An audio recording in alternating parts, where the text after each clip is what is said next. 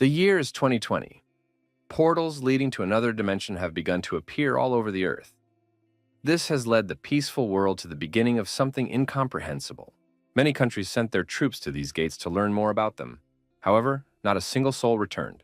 Then hordes of monsters began pouring out of these god-forsaken gates.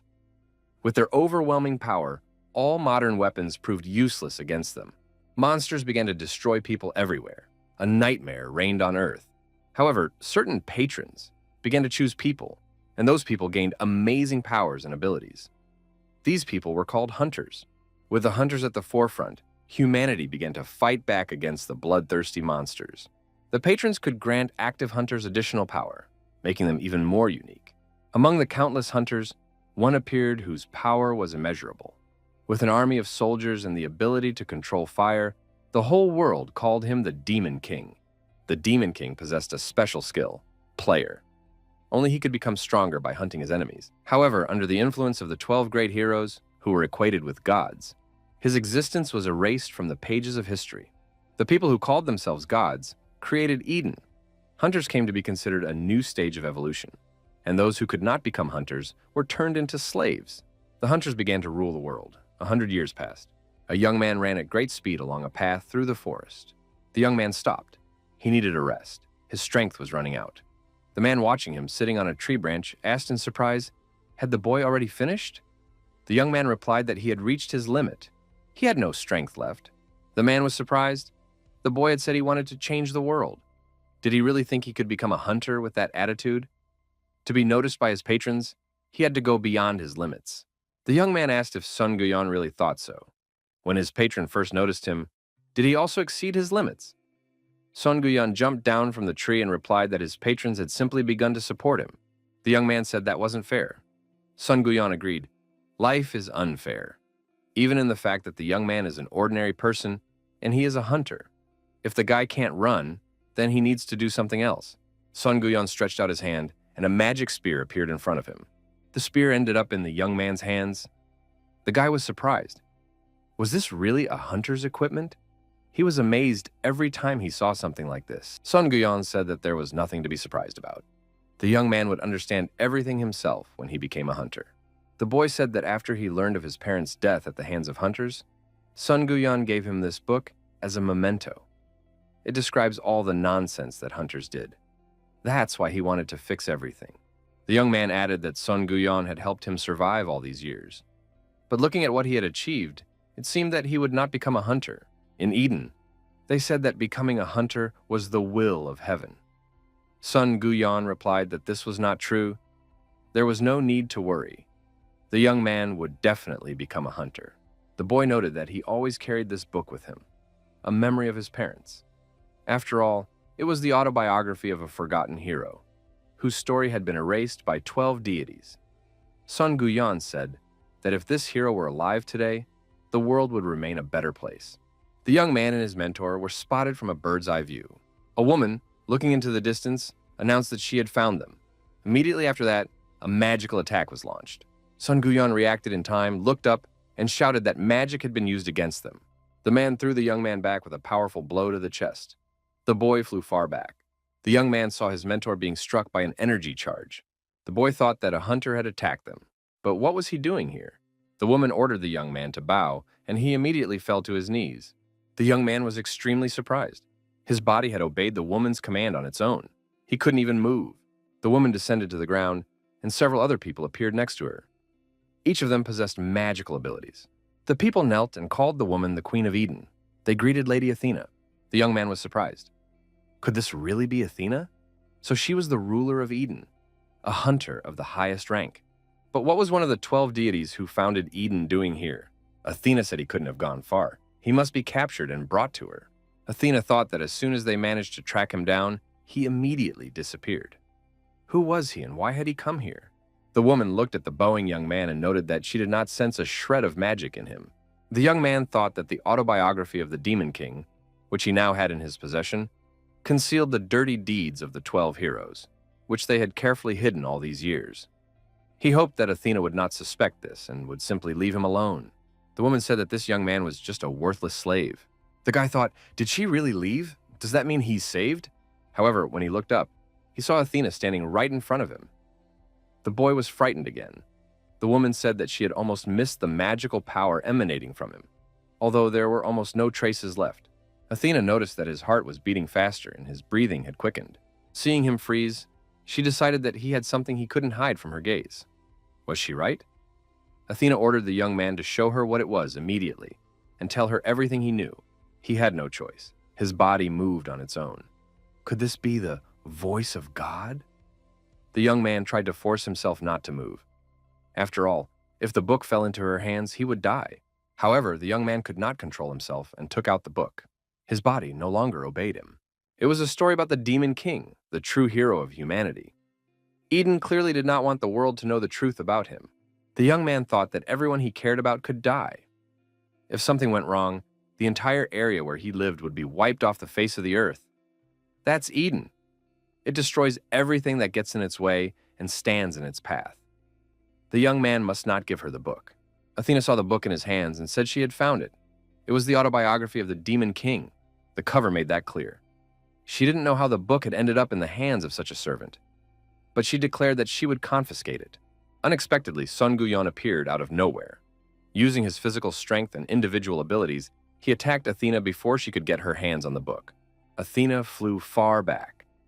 Sun Guyon picked up the book and told the young man not to cry. After all, he was a man. The guy held his own and did a great job trying to keep the book until the very end. With tears in his eyes, the young man asked his bald mentor who he really was. How was he able to stand up to one of the 12 gods, Athena? Sun Guyon apologized and said he didn't have time to explain everything. He didn't think they would find them so quickly. Then Sun Guyon handed the book back to the young man. After all, he had been saying all along that he wanted to change the world. The bald mentor said that the hunters had proclaimed themselves gods and ruled over ordinary people. People as weak as the young man lived like pets, waiting for someone else to deal with them. Sun Guyon asked, if the young man gained the power to change the world and oppose the 12 gods, would he still want to make the world a better place? Athena came to her senses, activated her abilities, and swinging her sword, rushed at the bald man, shouting his name, Heimdall! The man said that Athena was advancing and there was no time. The young man had to give an answer quickly. He could not oppose her alone. The young man was extremely surprised by what he heard. However, he gave a positive answer. If he could gain such power, he would definitely change the whole world for the better. Then, without a doubt, a bright future would come. The bald mentor was satisfied with the young man's answer. After that, he thrust his sword into the young man's chest with force, piercing him through and through. The bald man told the young man that if he met him there, he should be kind to him. The young man's body, with the sword sticking out of his chest, began to rise. The young man did not understand what was happening or what Sun Guyon was doing or saying. The contract had been fulfilled. According to the agreement with the fallen angel, the young man received protection. His body became immaterial, and the young man could not recover from the feeling of how unreal everything that was happening was. After a while, the young man materialized again and became tangible. The young man couldn't understand what had happened. He was sure that he had been pierced through with a sword, but now there wasn't a scratch on him. His body felt different than before. He felt a power filling him and heard a voice informing him that he had received protection. The young man thought, had he become a hunter? But where was he now? The young man looked around. The magical energy he felt was coming from his own body. Was he inside the gate? The guy heard footsteps and hid behind a rock to avoid unnecessary trouble. He did so just in time because an armed goblin suddenly appeared. Now our hero was certain that he was inside the gates of the dungeon. The young man knew that goblins were the weakest monsters, but they were much more dangerous than they seemed at first glance. That is why they are also called newbie eaters. Due to their exceptional sense of smell, hearing, and insane hunting style, an encounter with them for those who have just started their journey and have no information is almost always equated with death. Hiding behind a rock, the boy hoped that the goblin would not notice him and simply walk away. However, the goblin sensed something was wrong and began to listen and sniff. After all, he was a natural-born hunter. The goblin sensed the young man's presence and began to slowly approach. Something had to be done urgently. Our hero grabbed a rock and wondered if what he had learned would work. Although he had no other choice, he could only hope that the skills he had learned while waiting for the day when he would become a hunter would help him. The goblin heard a stone fall behind him. The monster stopped, looked back, and began to search for the source of the sound. At that moment, the young man jumped out of his hiding place, grabbed the goblin's sword-wielding hand, and struck him on the head with his other hand. The monster's head flew to the side. The boy was amazed. With one move, he had defeated the goblin. The skill he had learned had worked. The young man thought that something was wrong with his strength. After all, he only wanted to scare the monster and knock the weapon out of his hand. Our hero, clutching his sword, wondered, had he really become a hunter? A message arrived saying that the fallen angel had set his sights on the young man. The boy realized that the fallen angel was the Demon King. Suddenly, out of nowhere, a pack of monsters appeared. They heard every sound and came running at the noise. The young man was surprised. Why were there so many monsters? What's more, behind them stood a monster, the goblin chief, the dungeon boss. Our hero thought that his end had come. He had just awakened as a hunter and was no match for the dungeon boss. The young man remembered the words of his bald mentor. He must not cry because he is a man. Even then, he held his ground and did a great job keeping the book with him.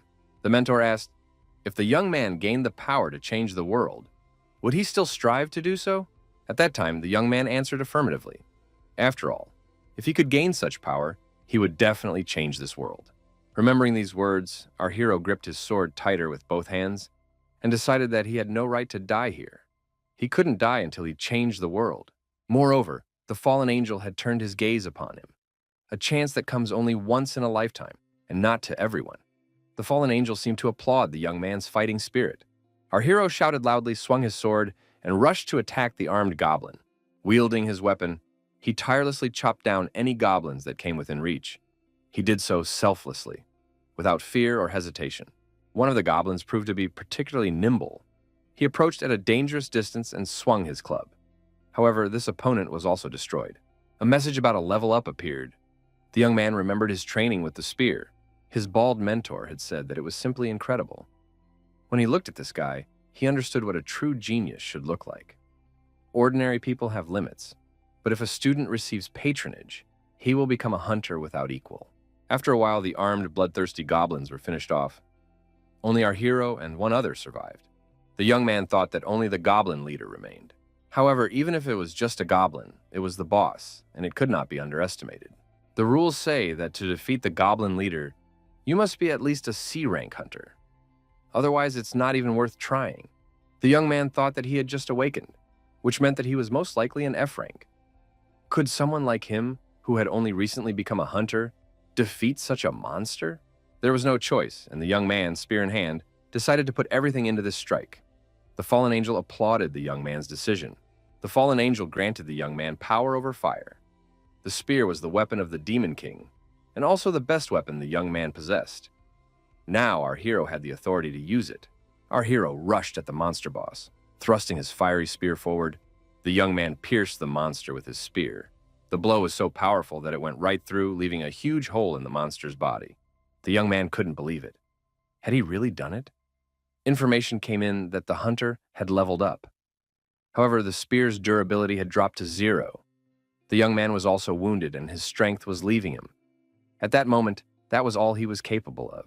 The protagonist lost consciousness and collapsed to the ground, bleeding profusely.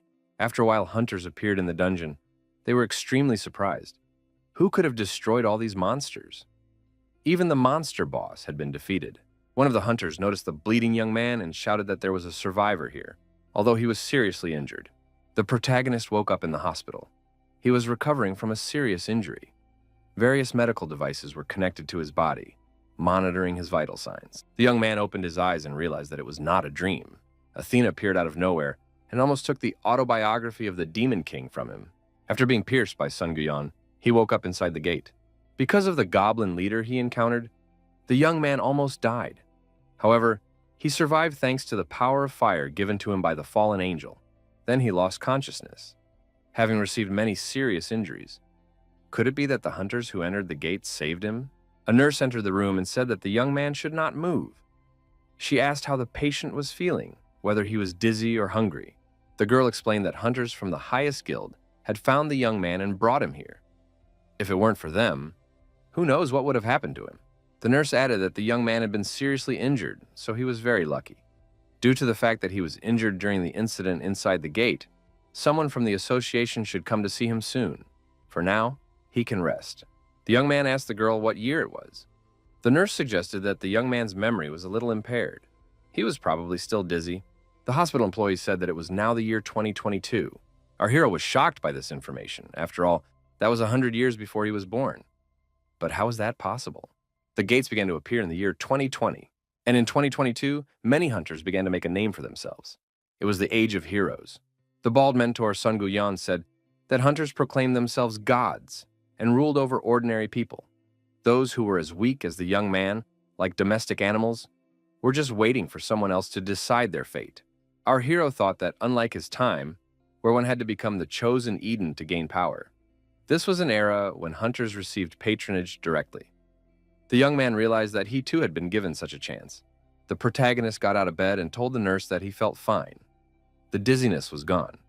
He ate a chocolate bar that was lying on the nightstand and now felt confident that his balance had been restored. The young man went into the bathroom and looked at himself in the mirror. Was this really him? He hadn't had such muscles before, but now his back muscles had become strong and he had grown to almost 6 feet tall. The young man came to the conclusion that his face remained the same, but his physique and appearance seemed to belong to another person. There was a knock at the door. Someone outside asked if anyone was there. Our hero had a visitor. After a shower, the protagonist felt even better and agreed to talk to the guest. The visitor turned out to be a representative of the association named Kim Soo-yeon. Kim Soo-yeon reported that after the incident at the gate, the young man had been rescued by the High League Guild. Medical staff said that the young man had memory lapses. Was that true? The association representative asked what the young man remembered, whether there was any information about his family, and how he ended up at the gate. After the hero was taken to the hospital, the association tried to gather information about him, but apparently without success. Our hero realized that he should not reveal anything about the future. His memory loss could well be explained by awakening or trauma. The young man said he was 23 years old and gave his name as Lee Jun-kyung. For some reason, he mixed up his name with that of the Demon King. He didn't know why, but he felt that it had to be so. Lee Jun-kyung added that he couldn't remember anything else. Kim Soo-yeon replied that it didn't matter. The association representative asked what Lee Jun-kyung felt while inside the gate. The young man said he heard a voice that declared itself his patron. Kim Soo-yeon nodded and said that Mr. Lee Jun-kyung was now a hunter. Did he remember who the hunters were? The young man suggested that they were something like chosen people. The association representative thanked him for the conversation and added that other employees might come to see him later. The association would be in touch. Kim Soo-yeon bowed to the young man and noted that he was probably a little discouraged. But Lee Jun-kyung was now extremely important to this world. The representative wished him luck and left. Lee Jun-kyung, looking out the window, thought that this guy was very polite. Our hero decided to check his status, one of the abilities of the Demon King. He possessed the trait Player and the title Goblin Slayer. Now it became clear why the 12 heroes sought to keep the Demon King in check. He developed faster than the others, and they feared him so much that they erased all mention of him. The Demon King was special. Unlike the others, he was not a hunter. He was a player. Unlike hunters who needed patrons, he could become stronger on his own without anyone's help. He was the only one who grew stronger through hunting. The Demon King. Now our hero Lee Jun-kyung has become that player. The nurse congratulated Mr. Lee Jun-kyung on becoming a hunter. The young man thanked her politely. He was surprised. Was becoming a hunter really a reason to congratulate him? The girl confirmed that even novice F-rank hunters could become so rich that it was unimaginable to ordinary people. And even without fighting monsters, many opportunities were open to them. You can become a blacksmith who forges magical items by infusing them with mana. You can also become a bodyguard for important people. Huge queues of wealthy people will line up in the hope of hiring you. Lee Jun-kyung thought that he already knew everything. After all, those who are not chosen are destined to be powerless. Was this really something he should be happy about? The nurse handed him a bag and said that it had been left by a man from the association, Kim Soo-yeon. These were the things that the young man had been wearing during the incident at the portal. It was decided to keep them in case the hunter needed them. Lee Jun-kyung left the hospital and, going out into the city center, looked around. It was the age of heroes. Gangnam. Before, he wouldn't have been able to set foot here on his own. Lee Jun-kyung thought that everything in the city looked bright and peaceful. Kim Soo-yeon, a representative of the association, approached our hero and said he had been waiting for him here. The young man suggested that he follow him to the association. He believed that it was not worth wandering around the city for a hunter who had just awakened. But there was no need to worry. As soon as he was registered, he would be offered comfortable apartments to live in. Kim Soo-yeon congratulated him in advance. The test showed that Lee Jun-kyung was an S-rank hunter. In this country, not many people receive such a rank immediately after awakening. Kim Soo-yeon suggested continuing the journey in a comfortable car, explaining the rest after registration was complete. Usually after awakening, people receive an F rank or E rank. Hunter ranks are listed in alphabetical order. The higher the rank, the more prospects open up on the horizon, and the special treatment from society only grows. Kim Soo-yeon said that the registration went smoothly and showed Lee Jun-kyung the apartment where he would be staying. The young man stepped over the threshold and was extremely surprised when he saw the interior. Everything looked very old-fashioned. However, he said that he really liked it here. The guy thought that today was a special day. After all, he was finally able to become a hunter. This is what it's like to have your own home for the first time in your life. Kim Soo-yeon said that someone wanted to meet the hunter Lee Jun-kyung. Our hero was surprised. Could someone really want to meet him? Who could it be? There shouldn't be anyone here who knows he's from the future. Kim Soo-yeon explained that it was the head of the High League Guild that saved Lee Jun-kyung. They were interested in this hunter. However, the request could be declined if he felt uncomfortable meeting them. The association representative added that it was a very active guild that attracted a lot of attention. Kim Soo-yeon introduced the young people to each other. The guild leader introduced himself as Yeon Seong-gu and remarked that Lee Jun-kyung was quite tall. They needed people like him. Our hero thought he recognized this man. That bald head was impossible to forget. Son Gu-yeon asked what Lee Jun-kyung was staring at. Lee Jun-kyung came to his senses and looked away. The young man said he didn't mean to offend his interlocutor. It was unintentional. The guy thought he had almost made a mistake. He could have been caught off guard. Who would have thought that he would meet his mentor from the future so soon? Son Gu-yeon said that everything was fine, but hadn't they met before? For some reason, Lee Jun-kyung looked familiar. Lee Jun-kyung replied that he had lost all his memories after becoming a hunter, so he wasn't sure. Our hero bowed and thanked the bald man for saving his life, along with his men. The young man thought that he was looking at a hero who would close countless gates in the future and save many people. Son Gu-yeon thought that he was a very polite young man. Lee Jun-kyung understood that he was looking at a forgotten hero who was believed to be dead, Heimdall's son Gu-yeon. They met again. Lying on the bed in his apartment, our hero looked at his hand and thought, everything here is real. But what had happened to his body? It felt like it belonged to someone else. However, seeing all his moles in the same places, he realized that it was indeed his body. Lee Jun-kyung possessed the trait of a player, a demon king, a hunter not of this world. He too was a forgotten king. The young man did not understand why he had the ability of a demon king, probably because the fallen angel became his patron. So what happened to the demon king? Our hero knew nothing more. He didn't think he would be able to get answers right now. Lee Jun-kyung thought that he had returned to the past and received the most powerful ability that literally everyone desired. He had gained power, power that could change the world for the better. Hunters Association, training class, young people are waiting for the teacher. A man wearing dark glasses entered the auditorium and greeted those present. He introduced himself as Bae Sang-soo, one of those who would be teaching the young people. Those present were surprised. Could this really be Bae Sang-soo, the B-rank hunter? Could there really be a hunter among them who had caught the attention of the association? Many thought that this was their chance. If they managed to attract attention, they could join the association or a good guild.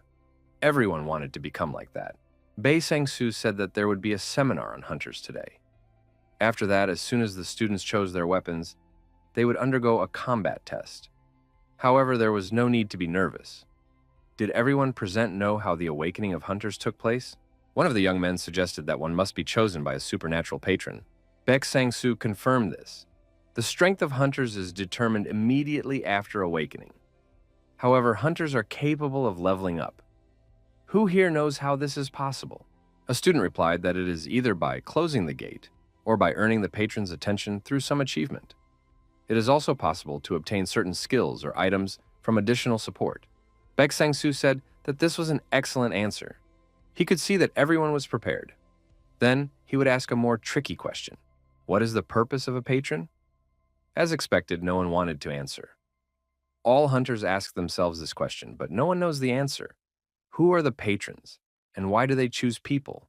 turning them into hunters. Baek Sang-soo looked at the young man and wondered what was wrong with him. Everyone else was trying to attract attention, but not him. The teacher asked if the young man could answer the question. Baek Sang-soo noted that the answer could be given in any form. There was no single correct explanation. He was interested in the young man's opinion. Lee Jun-kyung asked in surprise, "Isn't it some kind of entertainment?" Baek Sang-soo asked what the young man meant by that. What kind of entertainment was he talking about? Lee Jun-kyung explained that a character who hunts monsters is chosen. The patrons enjoy it when the character becomes stronger. It's like a game. The young man thought, the Demon King assumed that the patrons viewed this world as nothing more than a game. Despite all the power he had gained, he was unable to escape death because of this assumption. The patrons must value their secrets very highly. The opponents met in the arena. The girl stood with a weapon in her hand. Teacher Bae Sang-soo said it was an excellent choice because she had chosen a sword. The girl confirmed that she was ready to begin the lesson. However, there was noticeable indecision in her eyes. Baek Sang-soo announced that she would fight a hungry goblin with glowing red eyes. He added that even if she couldn't defeat the goblin, it didn't matter. Whether she passed the test or not, he would decide. Baek Sang-soo noted that the goblin had been brainwashed, so that it could not kill a human or inflict critical wounds. The test began. The goblin ran into the arena and immediately lunged at his opponent. The girl did not stand still either and rushed towards the monster. The brave hunter swung her sword energetically. The goblin couldn't even get close to her. The monster appeared behind the girl and lunged at her with a loud cry. Bae Sang-soo thought this could be dangerous. However, the girl spun around sharply and cut the goblin in two at the hip joint with a swing of her sword. At the end of the battle, the exhausted and emotionally drained hunter lay on the arena floor. The body parts of the destroyed monster lay scattered around her. Baek Sang-soo said it was impressive. She managed to counterattack in such a situation and destroy the goblin. It was excellent work, and the girl passed the selection. Then the last contestant was invited. Lee Jun-kyung entered the arena. He had a spear and a shield in his hands. Baek Sang-soo thought that the combination of a spear and a shield looked rather strange. Our hero understood that he would only be able to attend the graduation courses if he passed this test. If he proved himself now, he would receive many benefits. The mentor announced that the final test was about to begin. Unfortunately, however, all the goblins had already been destroyed, so the test would be conducted with a different monster. Since the opponent had changed, the rules would also change. The young man did not need to kill it. It would be enough to get the mentor's approval to pass. Baek Sang-soo also said that the monster had been brainwashed, so it would not be able to inflict dangerous wounds. Besides, as long as the B-rank hunter was there should be no problems. Lee Jun-kyung suggested that the enemy would be a kobold, as it is similar in strength to a goblin. The young man said he was ready. The instructor replied that, in that case, the test would begin. He added that he was impressed by the young man's response during the seminar and hoped that he would not disappoint here either. The monster Lee Jun-kyung had to fight turned out to be an orc. This orc possessed the strength of 2 adult men and incredible vitality. The hunters watched the fight on large television screens. All the hunters who saw the orc were extremely surprised. Since when do orcs participate in training fights? Baek Sang-soo explained that this had become necessary thanks to a hunter who had awakened with a B rank. He had appeared out of nowhere and was now one of the strongest hunters in the world. Lee Jun-kyung was a hunter who awakened with a C rank and managed to deal with all the goblins and their leader at the D rank gate. How could a hunter accomplish something so incredible at the very beginning of his journey? Their association couldn't let a diamond like this slip away. The fallen angel watched Lee Jun-kyung closely. The orc rushed at the young man and was immediately wounded in the shoulder by a spear. The monster was in pain and screamed. Lee Jun-kyung thought he was facing a stupid opponent. How could he attack relying only on brute force without any tactics? The young man decided that the fight would be easy. However, the spear got stuck in the monster's body and could not be removed. Lee Jun-kyung pulled on the shaft and felt that the orc possessed enormous power. The hunters were outraged. Wasn't this too dangerous? The instructor should stop the fight immediately. Baek Sang-soo had to admit that the young man's attack was flawless. If an ordinary person had been in the orc's place, they would have died from this attack. However, the monster was underestimated. Lee Jun-kyung was forced to use his shield for protection. Safety comes first. Baek Sang-soo, thinking rationally, decided that if he didn't intervene, things could end badly. The magic sword was activated. The huge monster tried to strike his opponent, But the hero showed his skill and deftly dodged the enemy's attacks. Lee Junkyung seized the moment and delivered a crushing kick to the monster's head. The monster received a powerful blow that caused serious damage. The hunters watched this moment on a widescreen panel.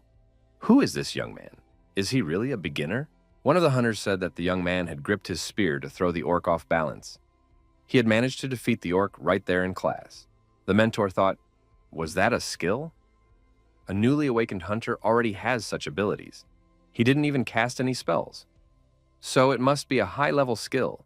The shield's durability dropped to 0. This was the first time this had happened since the beginning of the hunter era. The young man had leveled up. His mastery of fire reached the 2nd level. The monster was destroyed. But Sansu decided that they should not let such a person slip away. He must be recruited into the association, whatever the cost. The mentor said it was incredible. Hunter Lee Junkyung passed the test. The protagonist thanked the instructor. Our hero thought that power over fire was truly an outstanding skill. Power over fire was the basis of the demonic control he had used since the beginning of his career as a hunter. It was not just a skill, but true power. Unlike ordinary skills, which cannot be improved without a patron, this one could be developed through one's own characteristics. However, the equipment could not withstand such incredible power. To use this skill, equipment made of at least high-strength metal was required. The young people met and decided to chat. Sun Guyan wasn't sure if he should be there. Lee Junkyung said that of course he should. After all, it was a housewarming party. The casual conversation moved to the hero's apartment, where they had a light dinner. They talked about the seminar, the tests scheduled for the next day, and the places they would like to visit. Kim Soo-yeon was appointed curator. He reminded them that the final test would take place the next day. The test would be held at the gates, but he was sure that Lee Junkyung would have no problems. Song Guyan asked what Lee Junkyung had decided about his proposal. The guild leader said he didn't want to miss out on this young man. Kim Soo-yeon noted that the atmosphere at the table had become tense. One of the best guilds was trying to recruit this guy. It was a once-in-a-lifetime opportunity for Lee Junkyung. Lee Junkyung replied that he had to decline. The guild leader asked why. He couldn't understand this decision. The offer seemed extremely tempting to him for someone who wanted to become a hunter with an active lifestyle. Lee Junkyung thought that when he returned to the past, he had considered all possible scenarios for the future, and the one where he became close to Song Guyan seemed too dangerous to him. The hero added that he did not want to join any organization yet. However, if Song Guyan ever needed his help, he would always be happy to provide it, until he had repaid his debt for being saved. Kim Soo-yeon did not understand what was going on. Was the newbie really going to help one of the strongest A-rank hunters? The start of the final exam was announced. Bae Sang-soo said he would now say a few words about the exam process. The venue would be the gate. However, there was no cause for concern. The instructor added that he would personally accompany the students. Our hero understood that the mentor was a B-rank hunter, and his magical power surpassed that of everyone present. Bae Sang-soo noted that they would leave the gate as soon as they had gathered all the necessary supplies. Lee Junkyung took all his weapons with him, a spear and a shield. As always in such cases, the young man felt that the air was somehow viscous. This viscosity was felt for a reason. Bae Sang-soo drew attention to this peculiarity of the air, explaining that it was related to the strong magical power in the gate. The mentor warned that when encountering monsters, it was necessary to strictly follow his instructions. As they advanced through the dungeon, Bae Sang-soo signaled that they should remain silent. Monsters armed to the teeth appeared ahead. They took up a circular defensive position and prepared to attack the hunters. The instructor announced that the monsters were approaching and ordered the hunters to prepare to use their weapons. Hunters number 1 and 3 took up their starting positions. The hunters gripped their weapons tightly and prepared to repel the attack. The monsters were attacked and destroyed. With a loud cry, hunter number 3 dealt with his prey.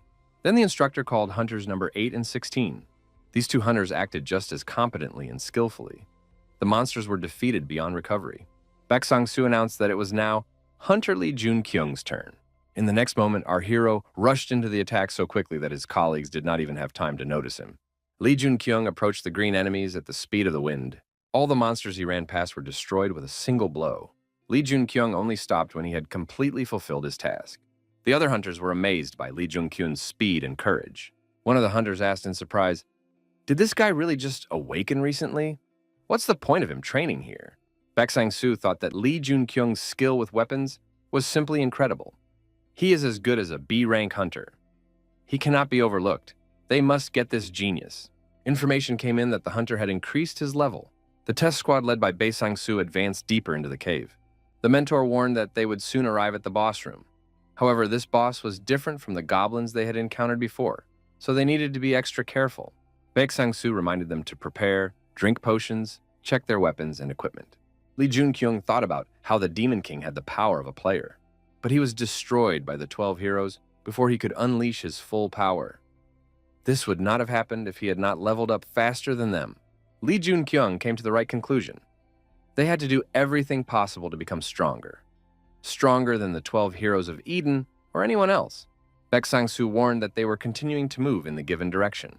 Soon, the hunters began to realize that something incredible was happening. Our hero was surprised. What kind of overwhelming magical power was affecting them in this way? An order came from the senior officer. Everyone must retreat immediately. They had to run to the gates. Bae Sang-soo began to move toward the enemies, and a fireball was already flying after him. The mentor thought he needed to dodge, but if he did, his charges could be hurt by the ball.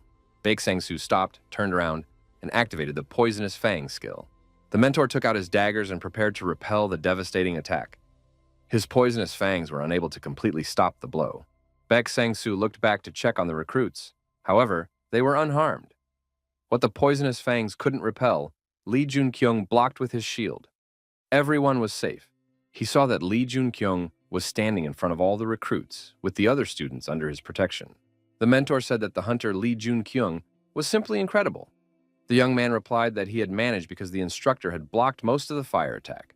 Information appeared that the fallen angel had asked the player to destroy the great goblin sorcerer. The hunters saw the great goblin sorcerer capable of easily destroying B-rank hunters. Are they really in a low-level gate? The danger level assessment is clearly off. Either way, it is necessary to retreat. The only one who can handle him is Bae Sang-soo. Bae Sang-soo noted that even for him, the great goblin sorcerer would be a difficult opponent. All hunters should leave the gate and call for reinforcements. Lee Jun-kyung approached the instructor and said he wanted to fight the great goblin sorcerer. Bae Sang-soo replied that he should not overestimate himself. He knows that the young man has defeated many goblins and even an orc, but the great goblin sorcerer's ability is based on magic, not physical strength. His magical attacks can easily destroy a B-rank hunter. Lee Jun-kyung said that he knew how strong the monster was and understood how to fight it. Yes, the great goblin sorcerer was a B-rank opponent. He possessed fire magic. His main skills were fire arrows, fireballs, walls of fire, and shields of flame. Our hero asked his mentor, "Are all the monsters here designed so that beginners can defeat them?" That's why he wants to take his chance. But Sang-soo thought, what is this blind self-confidence? However, he agreed. The young man used his firepower to attack the great goblin sorcerer. His opponent, of course, did not expect such an attack and was very surprised. The hunter said that this couldn't be. Lee Jun-kyung not only completely deflected the fireball, but even counterattacked. Bae Sang-soo, as a professional, understood that Lee Jun-kyung had not blocked the fireball, but absorbed it. But how did he do it? The great goblin sorcerer hastily began to create magic circles to protect himself from the attack of the uninvited hunters. A huge wall of fire appeared between the rivals, which was impossible to overcome immediately. The hunters decided they had made a mistake. They definitely couldn't handle this. They would simply be crushed by long-range magic. Lee Jun-kyung decided that he would not take a step back. Moreover, he was ready to attack. The great goblin sorcerer resorted to yet another trick. The protagonist immediately realized that splitting was being used. Lee Jun-kyung was ready for this. The young man created a zone around himself that was free from the magical effects of fire, which the great goblin sorcerer was using to suppress his opponent. Lee Jun-kyung said that control over fire was an incredible skill, and rushed through the wall of fire toward his opponent. The young man attacked the goblin and practically riddled his entire body with wounds. His fellow examinees realized that Lee Jun-kyung had done it. The rookie had indeed defeated the great goblin sorcerer. The fallen angel was delighted with the super newbie's feat, and information appeared that the mission was accomplished. Due to the successful completion of the mission, the fallen angel became Lee Jun-kyung's patron. The young man humbly accepted this news. Our hero finally gained another ability that made the Demon King so incredible. Bae Sang-soo personally reported everything to the president of the association. The president of the association assumed that the instructor wanted to meet with him because of what happened during the final test. Exactly what he had just told him. The president confirmed that everything was exactly as Bei Sangsu had said. That meant there was no time to waste. The president asked the instructor how great the boy's potential was. Bei Sangsu suggested that the goal the president was striving for was quite achievable. The president decided that this should be given top priority and that he should meet with the young man as soon as possible. Lee Junkyung was surprised when he realized that the young people had already arrived. Kim Suyeon said that he had been waiting for the hunter with the head of the High League Guild. Kim Suyeon added that he was worried when he learned that the rank of the gate the hunter had entered had suddenly risen from E to C. But, apparently, this did not cause any problems. Song Guyon asked if Lee Junkyung had received an invitation to join the association. Our hero had indeed received such an offer. The hunters were surprised. They had tried to recruit this guy into the association. That couldn't be. Lee Junkyung apologized and said that he did not want to be associated with any group at this time. The young man thought that joining the association would speed up his progress. But then, he wouldn't be able to hide anything. Secrecy was his second nature, especially considering that he had come here from the future.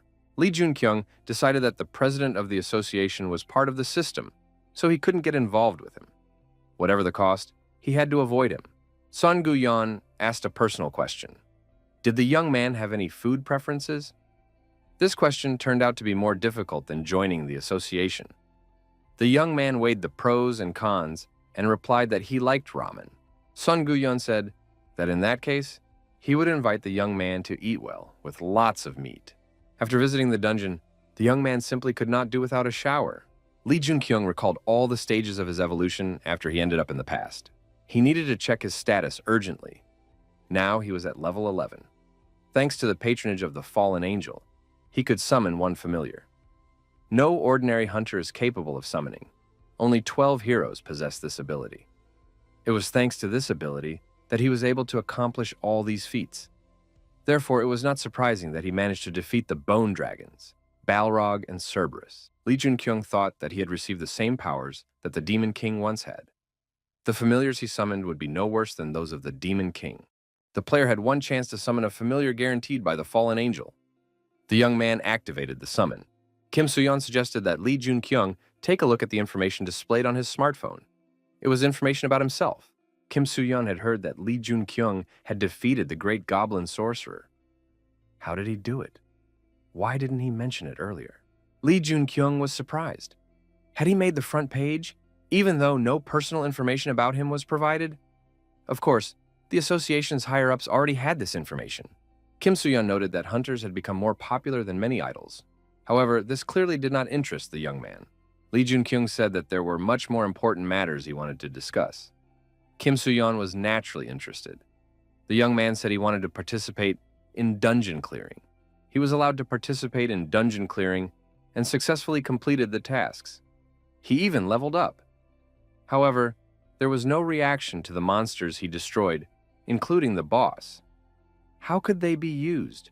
The young man thought that a familiar must be incredibly powerful or possess special skills. But he still couldn't absorb a single soul. All this time, our hero thought that he needed the souls of monsters. Was he wrong? After another dungeon clear, Kim Suyeon congratulated the young man. The association representative said that Lee Junkyung had already completed his 4th dungeon raid. If he had any items for auction, he could hand them over. The young man handed over his trophy weapons. Kim Suyeon noted that the hunter had mastered everything, grasping everything on the fly. As soon as the items were sold at auction, the funds would be transferred to Lee Junkyung's cryptocurrency account. Our hero asked when he would be able to enter the next gate. His interlocutor replied that there were no more gates available for reservation. Lee Junkyung was surprised. The world was literally being torn apart by gates that couldn't be closed, but he couldn't reserve even one. How was that possible? Kim Suyeon explained that a guild had recently appeared and was gradually building its reputation. They had reserved about 20 low-level gates on their own. Lee Junkyung thought, even if these are low-level gates, how could one guild reserve all 20 for themselves? Kim Suyeon confirmed that the hunter was right. Usually, the association rejects such requests. But since the gates they reserved had been cleared earlier, the association had no choice but to approve the request. Lee Junkyung asked, is the head of this guild really named Choi Yun-seon? His interlocutor confirmed this. Kim Suyeon added that it was a Northern Army guild. It was founded by Choi Yun-seon, who was nicknamed Super Rookie before Lee Junkyung appeared. Lee Jun-kyung thought that this man would soon earn the title of hero and firmly establish himself as a subordinate of the 12 gods. Among other things, he would become famous as a ruthless killer and absolute tyrant. Lee Jun-kyung thought, here they are, meeting each other. It was the god of war, Gunther. Peaceful residents took to the streets to demand that construction be stopped and their lives be protected. Even the rain could not stop these protests. An assistant reported to his master that the riots were getting out of control. What should be done? Gunther said that they were just ants. If their homes were destroyed here, they would simply build new ones elsewhere. Was there any reason to worry about the lives of some ants? Gunther called the protesters despicable slaves. He said he would let them survive, and even that would not be enough for them. Lee Jun-kyung, walking through the city, thought that after this incident, half of the residents of the village where he lived had died. It was a terrible tragedy. Passing by, our hero heard someone's cries for help. An old man was asking people how they could do such a thing just because they were hunters. One of the hunters kicked the cart, damaging it. The old man asked them to stop this lawlessness. It was immoral. Lee Jun-kyung decided to intervene and restore justice. He approached the old man and asked what these guys were doing here. One of those present asked, "Who is this guy?" Lee Jun-kyung said that he heard suspicious noises and came over. "Are these two really hooligans?" The man asked how this guy dared to talk to him in such a tone. Our hero's eyes flashed, and he said that these two had started it. The men assumed that this young man was a hunter. It's better not to mess with someone like that. Lee Jun-kyung turned to the old man and asked what had happened. The bully said that the old man had injured his precious body with his cart. The man added that he was simply demanding the necessary compensation from the old man. The old man said that this was slander. Nothing like that had happened. These people had kicked his cart first and started causing him bodily harm. Lee Jun-kyung angrily asked why these people had broken the old man's cart. The man replied that the young man was a hunter, so he should understand everything. Anyone who attacks him becomes his enemy. So what's the big deal about breaking a cart? The young man should be more careful. The man added that he was beginning to perceive the young man's actions as attacks against himself. Lee Jun-kyung said he was willing to let these people go as they had not harmed the elderly. The man was outraged. How dare this kid give him orders? The hooligan tried to attack our hero, but Lee Jun-kyung used hand-to-hand combat techniques to fend off the attack. Moreover, the man was thrown aside and, falling to the ground, suffered some injuries. Another hooligan took out a hunting knife and decided to resist. Lee Jun-kyung said he never thought he would see a weapon in such a place. Apparently, this man was very confident about what would happen next. The hooligan, on the other hand, was not so sure of himself. The villain asked his opponent, "He didn't have a guild yet, did he?" The thug rushed to attack, waving his dagger. He said that they were on a different level than trash like this young man. Lee Jun-kyung got angry and counterattacked the attacker. The bully was naturally deactivated. The young man said, "Judging by the skills of these hooligans, it can be assumed that the guild is nothing serious." After law enforcement arrested the suspects, the ringleader asked if our hero knew who they were. The thug said that the old man had attacked them first. Association representative Kim Soo-yeon thanked hunter Lee Jun-kyung for sorting everything out. Lee Jun-kyung said that the deliberate attack by hunters on an ordinary person is a serious crime and is punishable by the full force of the law. Kim Soo-yeon noted that there is a witness to all this. The association will take care of everything else.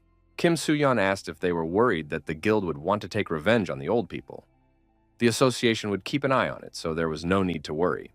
Lee Jun-kyung remembered that the hunter said he was a member of a guild. Where is this guild located? Kim Soo-yeon said that it was the Northern Army Guild that Lee Jun-kyung had recently inquired about. Our hero thought, it's impossible to take all the contracts for low-level gates without help from the inside. The Northern Army Guild and the rotten hunters from the association are today's problem. Our hero hoped that they would act much more quietly. However, this proved impossible. 2 days later, as expected, the protagonist was recruited into the association as a striker. A few days later, the old man whom Lee Jun-kyung had saved changed his testimony. The attackers were found innocent. Lee Jun-kyung, who had helped the old man, became the attacker and the main defendant. Our hero understood everything but still felt depressed. Kim Soo-yeon said there was no need to worry. Everything would turn out fine in the end. The association wasn't that corrupt yet. Lee Jun-kyung thought that Kim Soo-yeon must not know. But for someone who had come from the future, the association had been rotten from the moment it was formed. Kim Soo-yeon invited his companion inside. The association representative asked hunter Lee Jun-kyung what he remembered from the incident at the gate. The association representatives were interested in the incident that had occurred a few days ago, as Lee Jun-kyung was the first to report it and detain the members of the Northern Army. The man asked if it was true that Lee Jung-kyun had threatened the life of the elderly Lee Moon-soo. In addition, he gave false testimony about the members of the Northern Army Guild regarding who attacked first. Lee Jung-kyung replied that this was not true. The representative was surprised. Was the young man claiming that their testimony was fabricated? A cross-examination was proposed. The elderly Lee Mun-soo entered the room. Our hero thought that this man was being blackmailed. Everything in the association was rotten as expected. Lee Jun-kyung told the old man not to worry. Lee Mun-soo confirmed that the young man had attacked him. The association representative thanked the victim and let him go. The man asked if Lee Jun-kyung had anything else to say in his defense. At that moment, the phone rang. It was the same representative of the Northern Army who had been harassing the old man. Our hero realized that, in any case, the association knew why the testimony had changed. But only the old man would be in trouble for giving false testimony. Lee Jun-kyung could do nothing in such a situation. He lacked the power. Son Gu-yeon, meeting with our hero, said he had heard the news. Kim Soo-yeon reported that he had called the head of the guild just in case, since he no longer had any connections in the association. Lee Jun-kyung thanked the young people and said that they must be very busy. Song Gu-yeon remarked that Lee Jun-kyung was already doing well. An old man named Lee Mun-soo approached the young people. The old man knelt down and apologized to the hunter Lee Jun-kyung. With tears in his eyes, the old man said that these scoundrels had threatened his granddaughter, so he had no choice. He couldn't let that happen. Instead of helping the hunter, he brought even more trouble. Kim Soo-yeon asked indignantly, "Did the North Korean army threaten and blackmail the old man? Then why is he only talking about it now?" The old man explained that if he had said anything earlier, his granddaughter would have been in danger. However, what was done could not be undone. All he could do now was ask for forgiveness, which is what he did. Guild leader Song Gu-yeon assured the old man that his granddaughter would be fine. He would personally take care of it. The old man should not worry about these scoundrels and could go home in peace. Our hero has developed a habit of recording everything on video, as he has found himself in similar situations many times before. From this day forward, he must not overlook anything. A man was walking towards him. He was surprised and said that he did not expect to meet the head of one of the largest guilds here. They are so close to the super rookie, about whom there are many rumors. It was the head of the Northern Army. Kim Soo-yeon was surprised. How could this man know everything? Could it be that the mole in the association was his personal informant? The head of the Northern Army extended his hand to introduce himself and said his name was Choi Yeon-seon. Son Gu-yeon greeted him and said he was pleased to meet him. Son Gu-yeon, without letting go of the commander's hand, said he wanted to warn him. Don't be so arrogant if you don't want to become an enemy to him and this super rookie. Son Gu-yeon added that he would even rephrase it. Choi Yeon-seon was not even fit to be his footstool. He should act more cautiously if he did not want to die. Kim Soo-yeon said that this was complete nonsense. How could they only be fined when they tried to destroy an ordinary person? Lee Jun-kyung thought that hunters would be untouchable in the future. It was much more important to know what had happened to the old man. Kim Soo-yeon said that false testimony against a hunter was a serious crime.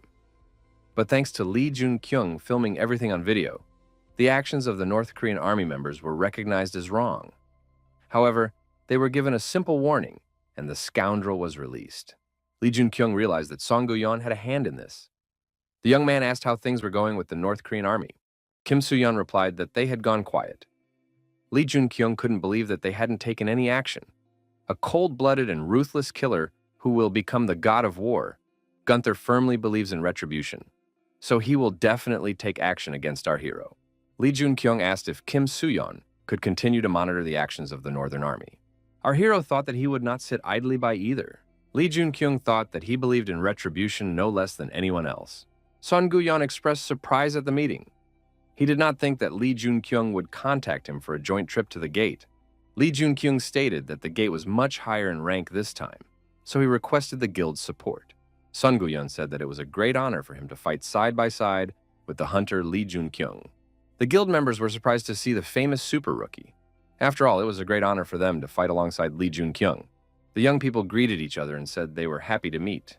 However, our hero could not remember their faces, which was not surprising since the story of the Demon King and all the guilds of the highest league had been erased from all pages. Sun Guyon announced that they were descending into the dungeon through the gate and reminded them that it was an S-rank gate.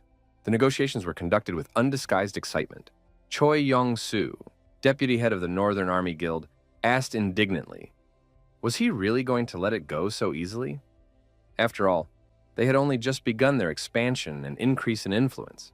The knight wondered if it would be better to strengthen their influence in their existing territories before expanding. After the last incident, didn't it seem like the members of their guild were gradually getting out of control?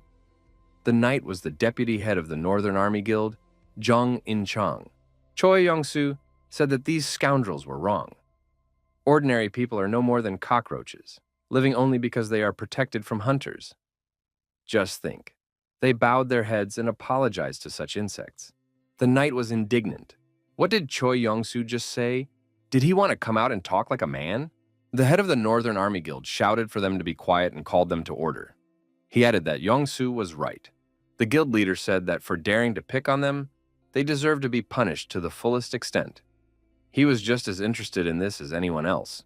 The head noted that this person had said the same thing as him. Apparently, he also had an interest in this arrogant creature. He said that the stage would soon be ready. They just had to wait for his signal, because defeat was unacceptable in the Northern Army. The huntress in the dungeon reported that the traps had been disarmed. Now they could proceed without any problems. The squad commander stated that they would continue along the established route. Suddenly, there was a surprise attack, but the hunter activated the earth shield in time. Another hunter used his fireball skill and sent a fireball toward the approaching monsters inhabiting the dungeon. Lee Jun-kyung thought it was very impressive. Most of these skills can be learned right here. Our hero couldn't believe he was seeing excellent hunters in real battle. He had never even dreamed of such a thing before. The monsters were destroyed and exterminated. They didn't have the slightest chance of escape. The squad commander acted superbly. Lee Jun-kyung watched Sun Guyon's actions and thought that this hunter was simply incredible. The guild leader told Lee Jun-kyung to be honest with him. He had asked for support only to see how strong he and his guild were. Lee Jun-kyung said that the top league guild was truly great, and its leader was the coolest and most incredible. Song Guyon was extremely strong, although he did not show everything he was really capable of. One of the hunters said that they also wanted to see what the super rookie was capable of. Song Guyon joined in with this request. Our hero thought that there was no need to hide his abilities from Sun Guyon and picked up his spear.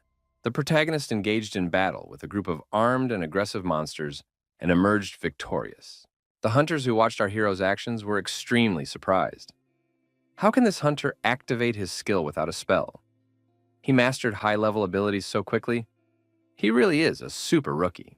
Each of Lee Jun-kyung's strikes hit its target, and the number of monsters around him decreased. Song Guyon thought that Flaming Spear was not just an ability, but a power. The hunter said that now they had seen everything. It was no wonder this young man was called a super rookie. Even their leader was not at that level. The hunter asked the head what he had been doing and why he had not recruited the young man into the guild. Sun Guyon stated that his offer was still valid. The head added that their guild was strong and continuing to grow stronger. Sun Guyon suggested that the young man had gone through a lot before this moment. Lee Jun-kyung thought that the guild leader was right. He had managed to understand his inclinations and goals. Heimdall, whom he knew, did not possess any powers of insight. The guild leader said that the scoundrels from the Northern Army would not sit quietly. If Lee Jun-kyung joined the guild, they would not dare to harm the young man. Sun Guyon once again told Lee Jun-kyung to join the highest league and added that he was willing to give the young man the position of guild leader. Everyone present was surprised, because it was not even the position of deputy head. The protagonist said that he greatly appreciated the offer, but was forced to decline. Sun Guyon said he understood. The young man's eyes were set on something much grander. The young man received a message on his smartphone from the Hunters Association. The association needed his help. The Northern Army and about 100 other hunters. Sun Guyon said that this was an order to mobilize hunters. Considering that the largest guild was the Northern Army, it all seemed suspicious. Lee Jun-kyung thought, could Choi Young-sun be using the association? That means this is where we need to start. The knight of the Northern Army read the message and was surprised. Had they changed so much? Choi Yong-soo, whom he had known since childhood, and his older brother, Choi Yong-seon, had changed completely since they met that man. The warlike but warm-hearted Choi Young-soo no longer values ordinary people as human beings, and the guild leader considers everyone around him to be worse than himself, whether they are ordinary people or hunters. They are trying to destroy the hunter simply because his actions have undermined the authority of the Northern Army. The guild is rotten from the inside, and its honor can no longer be restored. The knight thought that in any case, he could not abandon these two. The knight received the same message on his smartphone. Now he had to decide, justice or friendship. Our hero met, as is customary in such cases, in an industrial area with a representative of the Northern Army Guild and gave his name. The knight said he would not introduce himself. The knight thought this was very reckless. He no longer sensed anyone else's presence here. Could it be that this guy came to the meeting alone?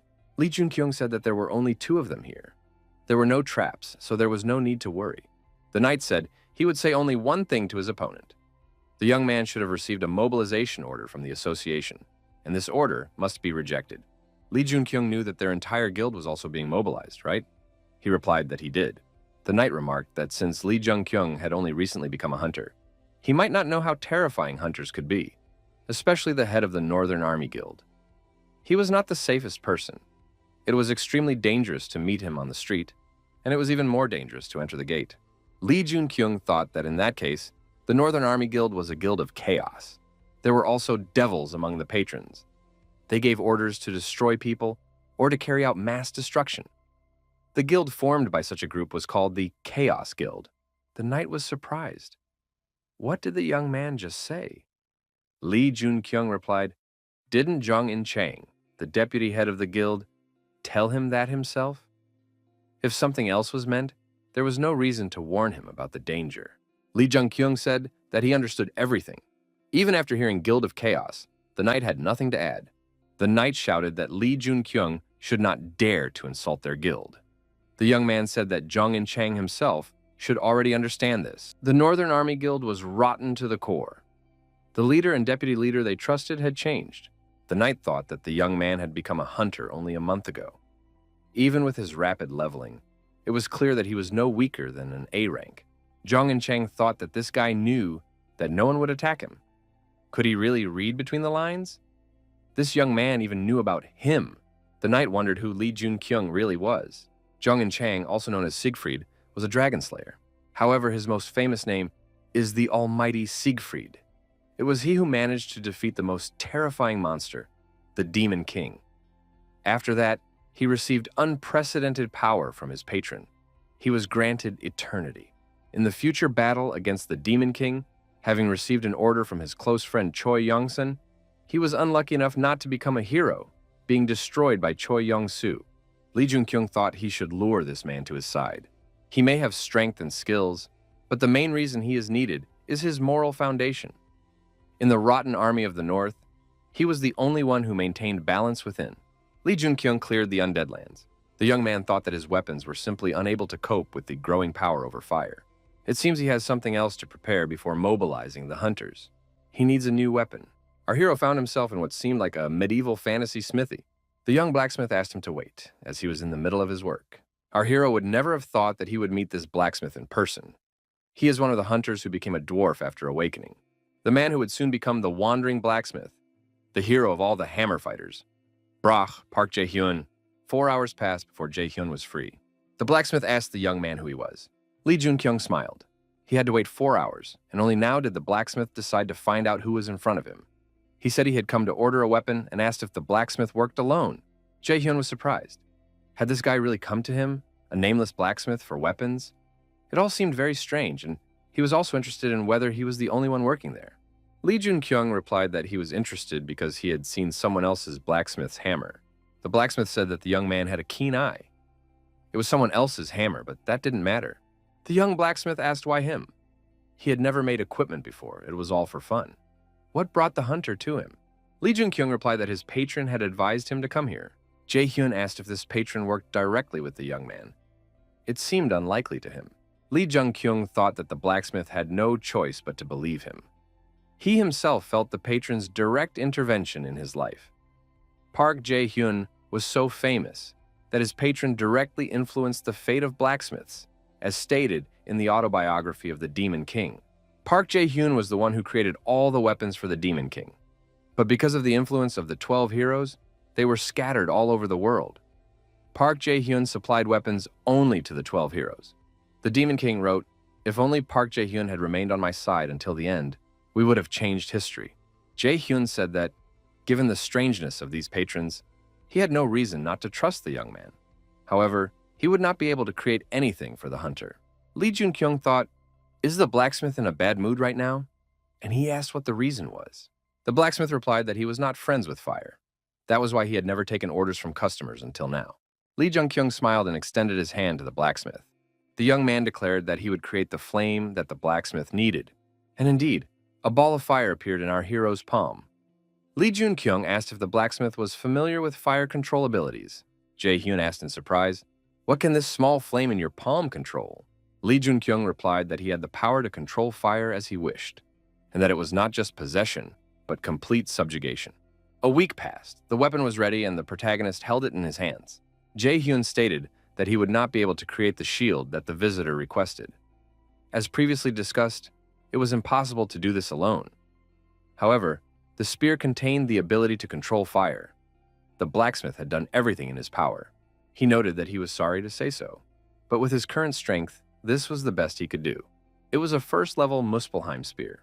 It was uniquely rare and enhanced control over fire. Lee Jun-kyung thought that the blacksmith had done the best he could. For something more, the direct intervention of a patron would be required. However, there are weapons that improve over time, but the chance is slim. Lee Jun-kyung thought that if he had at least one such weapon, he wouldn't have to change weapons. The blacksmith said that the weapon was still unfinished. That guy wasn't here yet. For this flame, the weapon remained low level. Lee Jun-kyung had to return, but he shouldn't be too late. The blacksmith noticed the bracelet on the visitor's wrist. Jae-hyun asked, "Is this a bracelet from a patron?" It seems that his sponsor is also not a simple person. The blacksmith said he wasn't sure, but he had a bad feeling about it. He thought it wasn't worth using. The conversation was about the bracelet on his wrist. Lee Jun-kyung thought the blacksmith was right. It was just a guess. The skull is the keeper of souls. It will be difficult to fulfill the call while he is participating in the mobilization of hunters. After testing the weapon, our hero realized that it was much more than he had expected. Lee Jun-kyung thought that if he could win Jong and Chang over to his side, the chances of victory would increase. Everything is becoming more difficult, but if everything goes as described in the book, it will give him an undeniable advantage. He realized that he must become stronger now. To improve his skills, our hero participated in dungeon clearing and monster slaying. The young man thought that even if it was possible to become stronger through hunting, 2 weeks would not be enough. Even sleep would be a waste of time. 2 weeks passed. The head of the Northern Army Guild addressed his subordinates and said that all preparations were complete. The day had come when the Northern Army would rise from the shadows. Everyone would learn the name of their guild. The guild leader was enveloped in demonic energy. It was an incredible magical power. The guild leader's assistant reported that all the requirements for becoming a hero had been met. Everything was going as he had said. The guild leader declared that today, the world would be shaken by the name of the Northern Army Guild. The hunter thought that he would finally get the title of king. Kim Soo-yeon drove our hero in an official car in the specified direction. He asked if Lee Jun-kyung really intended to go because he could die. The Northern Army Guild is far more vicious than it seems. The guild that tried to raid the Northern Army last time was destroyed. Lee Jun-kyung already understands this. Kim Soo-yeon asked again, "Are you really going there after everything that's happened? You're an important person to the association. Nothing will happen to you if you don't go." Lee Jun-kyung reminded his interlocutor that nothing is more important than one's own life. Our hero added that he knows this very well. He will not participate in the mobilization in the hope for the best. He also said that these scoundrels would learn that life is not an empty sound, but something precious. A portal to the dungeon appeared on the coast of the city limits. The public was in an uproar. However, hunters were preparing to clear the dungeon and gathered near the portal. Journalists were also present at the scene to interview famous people. Lee Jun-kyung heard that the Top League Guild had declined to participate in the raids this time. In that case, why was the guild leader here? Song Gu-yeon replied that he had already declared the Northern Army to be enemies, and stated that the super rookie was his friend. How could he be anywhere else? Song Gu-yeon asked if Lee Jun-kyung would go there even if he tried to stop him. The protagonist gave an affirmative answer. The head of the highest league guild is not here to stop him. Song Gu-yeon said that Lee Jun-kyung must already know, but the head is stronger than he seems. He is officially registered as B rank. Lee Jun-kyung suggested that this hunter had already risen to A rank. Song Gu-yeon confirmed that he felt the same way. He was amazed at how strong Lee Jun-kyung had become. No matter what happens in the dungeon, the young man has a well-developed plan of action. Song Guyon added that he would eagerly await Lee Jun-kyung. Our hero asked why the guild leader needed this. Song Guyon replied that if the young man did not come out of the gate, he would not let the guild off the hook for what had happened. Lee Jun-kyung was surprised. Does Sun Guyon really intend to destroy the entire guild if something happens? The imminent start of the raid was announced. All preparations must be completed, and everyone must gather at the meeting point.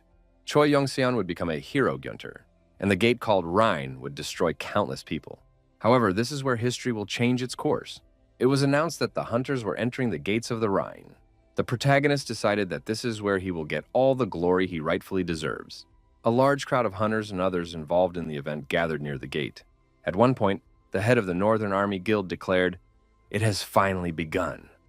Under the influence of the gate's characteristics, the magical power has changed. The hunters did not understand what this meant. It was the first time they had received such a message. It turned out to be impossible. The rank of the gate had increased. The gate's special feature had been activated. The exit was blocked. Countless awakened beings gathered in one place. The patrons turned their gaze to this place. The hunters shouted that their bodies felt like they were on fire. The awakened entered the special gate. The density of magical power will increase. The hunters began to panic and demand to be let out of the gate. After all, this was already an A-rank gate. A-rank gates are considered impossible to clear without a heroic rank hunter. Some hunters fell into despair. Lee Jun-kyung thought their reaction was quite expected. After all, this place could be their doom. He looked at the leaders of the Northern Army Guild. They didn't even flinch. They must have known about it. Apparently, this was exactly the situation that was needed. The guild leader shouted for everyone to calm down. He understood the general confusion and was just as shocked as everyone else. He also wanted to understand the reason for what was happening. However, the gate was still poorly understood. Unexpected events were constantly happening there. Scientists would work on the phenomenon. He said that the important thing now was not to despair. It was necessary to strive to survive. Choi Young-sun, head of the Northern Army Guild, would clear these gates with his comrades. Lee Jun-kyung thought that this was the power of the ruler of the currents. All the hunters were simply being incited. Thanks to the influence of the fallen angel, our hero had resistance to coercive command. The younger brother asked the guild leader, "Should we get started?" The head replied that the wave of these gates would last a very long time. The guild's forces needed to be conserved as much as possible. He told the hunters to follow the plan as previously agreed. Choi Young-seon declared that he was going to destroy everyone. However, he needed people to spread rumors. His guild would conserve its strength until the order to retreat was given. The deputy asked, "Is that possible? The hunters aren't that stupid. They will follow the leader's orders, but as soon as they realize that the Northern Army isn't really interfering, everything will become clear." The leader repeated, "As far as possible, we will send insects in our guild to help them so that they do not become suspicious." The younger brother thought that the leader was going to sacrifice even the members of the guild. Choi Young-seon looked at our hero and said that this young man worried him. The boy's eyes seemed to see through all his plans. It would be best to get rid of him as soon as possible. The head thought that Jung In-chang was, as always, a loyal executor. Because of his kind-hearted nature, he had to reveal part of the plan, but there was no point in doubting his skills and loyalty. The guild leader told the knight to keep an eye on the young man and destroy him when the opportunity arose. Choi Young-seon added that it would be better for him and for the entire Northern Army. The wave was close. The hunters saw the monsters advancing. One of the hunters said they were mermen. Their rank was not so dangerous. However, if they grouped together, they would be difficult to deal with. They had to act quickly. Lee Jun-kyung thought that the monsters were advancing without formation. Even low-level monsters were very reckless. He realized that the hunter's location was critical. The monsters were attacking using water as a weapon. Lee Jun-kyung shouted that the wounded should be sent to the rear guard and the rest should form a formation. The protagonist decided that it was too early for him to intervene. First, he needed to properly assess the situation. The head of the Northern Army Guild ordered his men to destroy the enemy. The hunters, obeying their commander's order, immediately rushed at the monsters. Lee Jun-kyung thought it was impossible. Had Choi Young-seon already deployed his guild members? The hunters engaged in battle with low-level monsters. Those hunters who were wounded were immediately treated by healers. Lee Jun-kyung understood everything. Those who fought the mermen were the lowest-ranking members of the Northern Army. The leadership unscrupulously used their subordinates to encourage the other hunters. The guild leader was willing to sacrifice the rank and file for the sake of his own reputation. Lee Junkyung activated his weapon. He decided that everything was much simpler than it seemed. Our hero moved to attack, intending to engage the monsters. The knight from the Northern Army continued to watch him. Lee Junkyung once again declared that the Northern Army Guild was rotten to the core. The guild leader and his deputy had completely changed. It all started when they met that person, which was followed by changes. The knight thought that this young man was right. The Northern Army was indeed rotten. If things continued this way, many hunters and guild members would die. Choi Yong-seon told the knight that he believed in his loyalty and righteousness. The knight was sure that the Corner Guild had a specific plan. Lee Junkyung joined the battle against the monsters, and everyone noticed it immediately.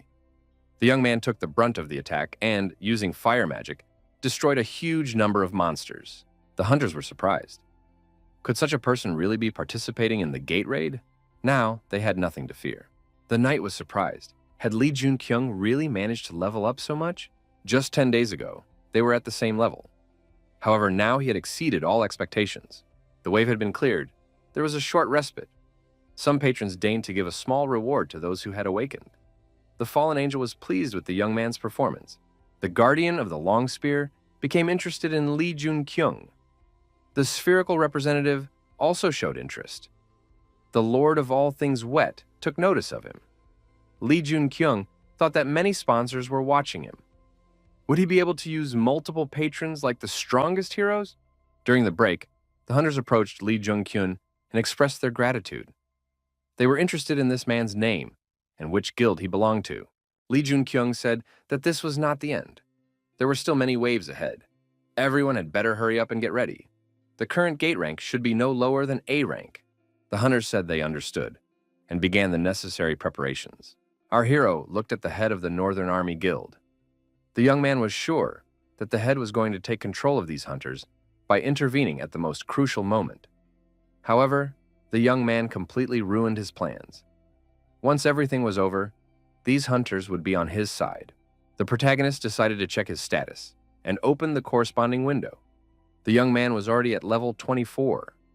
Lee Junkyung thought that these gates would become the foundation for his growth. Here, he must reach level 30. The next wave began. The mermen attacked the hunters again using water cannons. Lee Junkyung won repeatedly. The fourth wave was cleared. This time, there were casualties. A hunter reported that 4 had been taken out.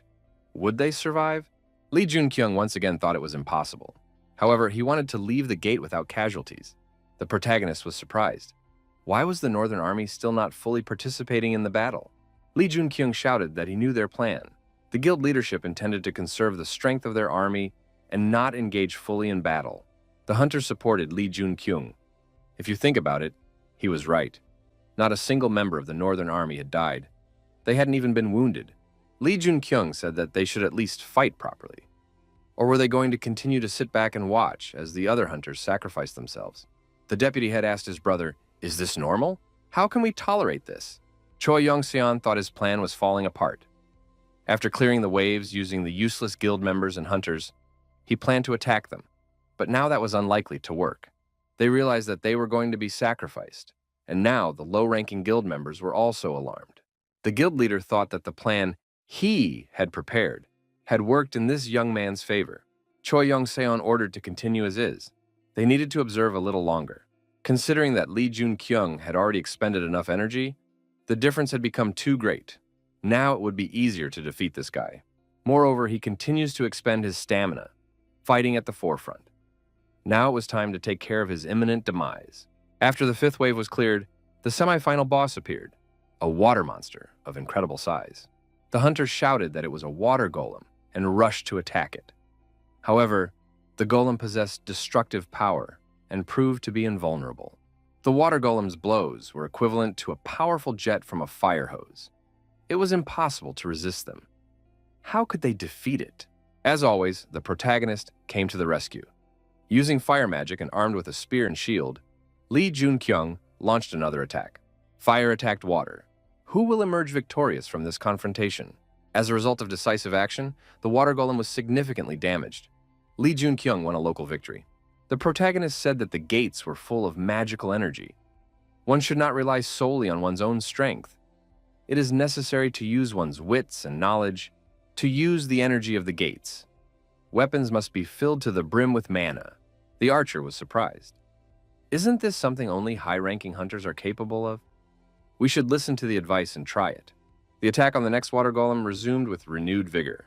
The hunters realized that their tactics were working. Now they too could win. Lee Jun-kyung suggested that the damage to the golem had increased, but attacks of this level would not be enough to defeat it completely. The protagonist thought, to destroy this semi-final boss, you need to destroy the core that stores all its magical power. However, it was too early to act. They had to wait. The hunters noticed that the water golem was consolidating its strength again and was about to use the same attack. They would have to dodge again. Lee Jun-kyung thought that there was only one chance left to defeat this golem. He had to act now, while its core was exposed. The young man thrust his spear forward and rushed into the attack, casting all doubts aside. The attack was so swift that the semi-final boss did not even have time to react. Its water body was pierced through. The final boss was destroyed. The patrons turned their attention to Lee Jun-kyung. The young man reached out his hand and the spear returned to him. The return ability he had gained while leveling up proved to be incredibly useful. One of the hunters said he remembered hearing rumors about a strange hunter with a long spear and shield. This was the super rookie. The hunters were thrilled to have met a real hero. Now they would definitely be able to survive. They had to trust the super rookie.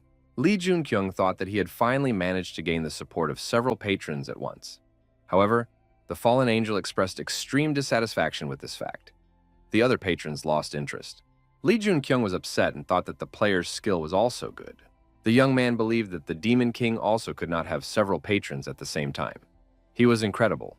He was not supported by many patrons, but he still managed to become strong. The head of the Northern Army Guild was angry again. What did this guy do to become so strong in such a short time? Choi Yong-seon thought that what he was seeing indicated that this hunter was close to A rank. He should not be underestimated.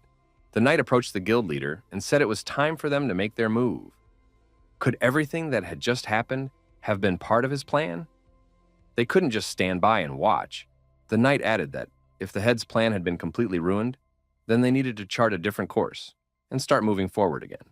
The guild leader became angry. Was the knight asking him to stop trying to kill Lee Jun-kyung? Did he think they had lost? He had created the Northern Army and raised it to such heights. He was not the kind of hunter who retreated. Choi Yong-seon told his hunters that they would now take full part in clearing the gates. The leader said that the king would never allow his pride to be trampled on. The knight took off his helmet and placed it in front of him. Choi Yong-seon announced that he was promoting the knight to deputy guild leader. However, with his timid face, it would be difficult to control the guild members. Choi Yong-seon assessed the situation on the battlefield and said that the opponent was clearly asking for death. The hunters pounced on the monsters, eager to show what the Northern Army Guild was capable of. However, the super rookie did not sit idly by and continued to act actively. He cleared wave after wave without any problems. The protagonist was leveling up as usual.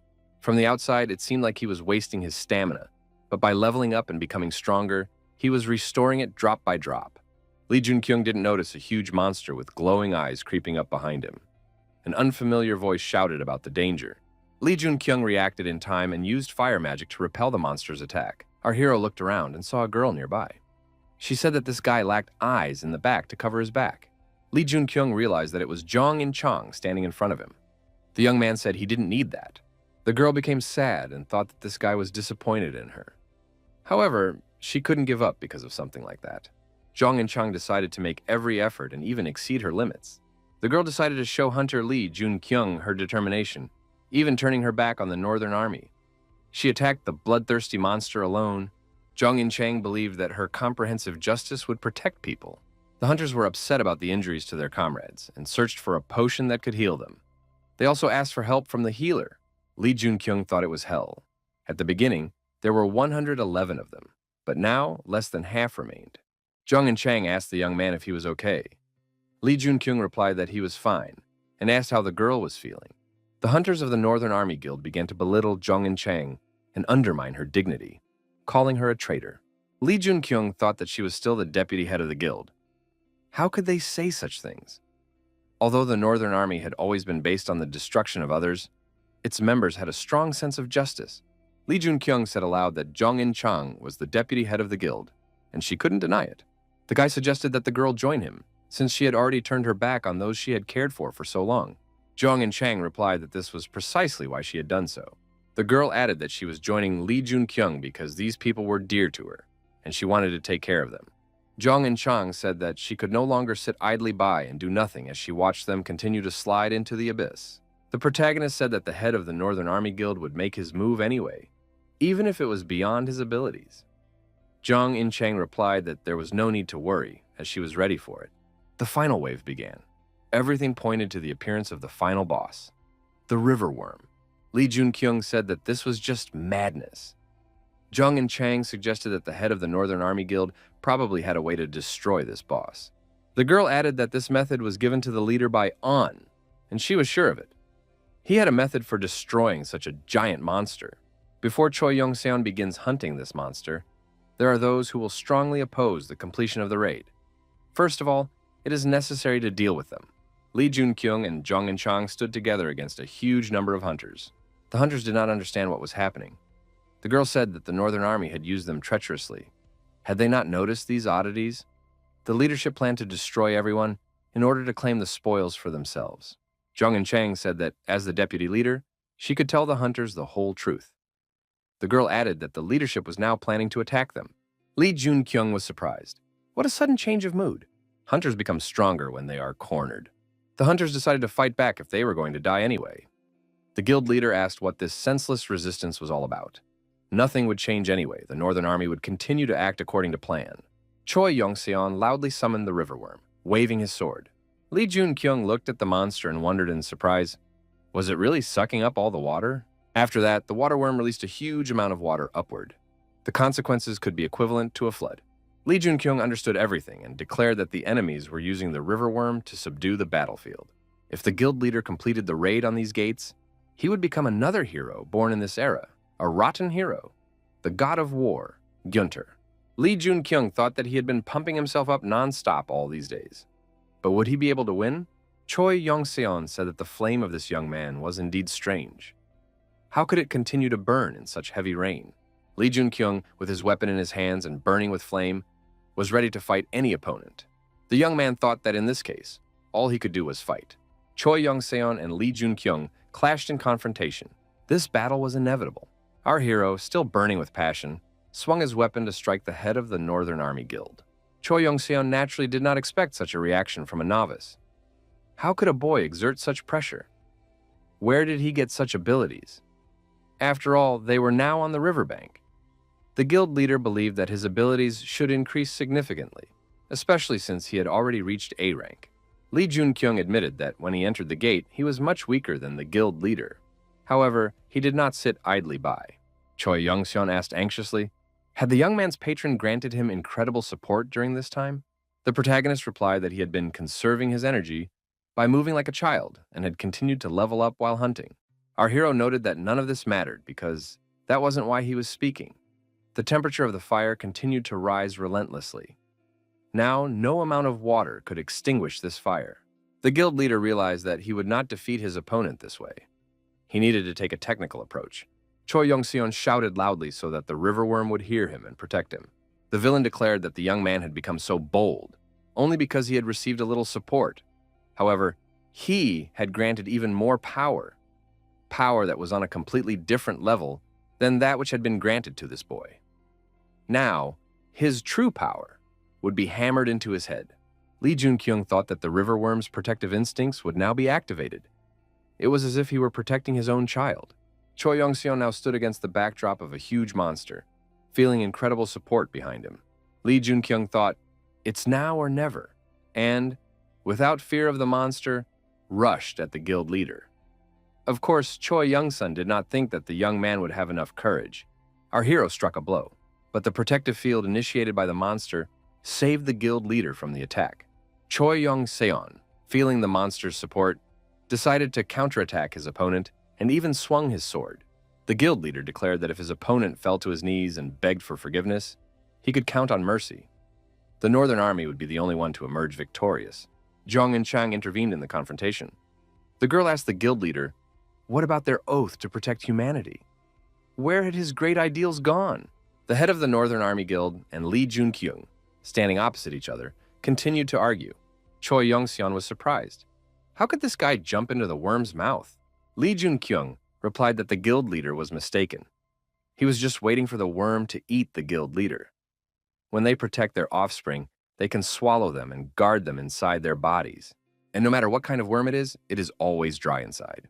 The young man added that, in the dry stomach of the worm, the power of the patron Lord of the Rivers would be reduced to 0, and his ability to control fire would become much stronger. Choi Yongseon said that this was impossible. He was the king and had been chosen to become king. The guild leader approached our hero and asked who he was. Lee Junkyung, using fire magic, decided to show who he was and attacked his opponent. At that moment, the skull of the Guardian of Souls absorbed the hero's soul. The young man knew that the skull of the Soul Keeper did not absorb the souls of monsters. It needed human souls, and even stronger people who had been training for a long time, like those who had become heroes. The fallen angel overthrew the Lord of Rivers. All support from the Lord of Rivers was stopped. Lee Junkyung thought in surprise. Could it be that the patron had perished at the hands of the fallen angel? However, the Book of the Demon King said that patrons never perish. At that moment, a black raven appeared from the dark energy. The raven said that the young man had not answered. What was the answer to his question? Lee Junkyung remembered his confrontation with the guild leader. The young man declared that he had destroyed the hunter, not the monster. He follows the path of a tyrant, not a peacemaker, even the path of the Demon King. But that alone is not enough. In order to change this world, he would take on any dishonor or sin. He would even surpass the Demon King. The black raven flew away, saying that he had received an interesting answer and that they would see each other soon. The protagonist saw the black raven turn back into dark energy, which dissolved into the air. Lee Junkyung, bidding farewell to the raven, told it to tell its master every little thing it had seen. The boss of the Rhine River gate, the river worm, was killed. He was engulfed in flames and had no chance of escape. The player made the greatest contribution and received the essence of water, and his level was also raised. The hunters looked in amazement at the young man who had defeated the river worm. The hunters happily and surprisingly noted that the super rookie had defeated the river worm. Zhang and Chang shouted loudly. The protagonist looked back and saw his opponent attacking him. Our hero reacted lightning fast and managed to block the attack with his shield. The deputy head was furious and asked what this guy had done to his brother. Why did he ruin everything? Lee Junkyung continued to fend off the guild leader's brother's attacks, with no intention of counterattacking. Only after his opponent had exhausted himself did our hero press his spear against his chest. Lee Junkyung stated that the reason these people had gained such tremendous power as hunters was to protect humanity from crisis. With great power comes great responsibility. Those who bully those who are much weaker have no right to call themselves hunters. Lee Junkyung said that today he had seen too much bloodshed for no reason. He turned away from the guild leader's younger brother and said that he must repent. In that case, he would be able to continue living. However, the deputy guild leader took a sword from a secret place and decided to attack the hero, saying that he would destroy him. At that moment, Zhang and Chang managed to jump and deflect the attack of her former comrade. The deputy guild leader was surprised. How could she do such a thing? The skull of the Keeper of Souls absorbed another soul of the hero. Lee Junkyung asked the girl if she was okay. Zhang and Chang replied that she should have stopped them earlier. If she had done so, such a tragedy would not have happened. The hero said that Chang should not feel guilty because she was different from them. The girl said that this was the end for her. Now she had no right to touch the sword and would live until she had atoned for all the sins of the Northern Army.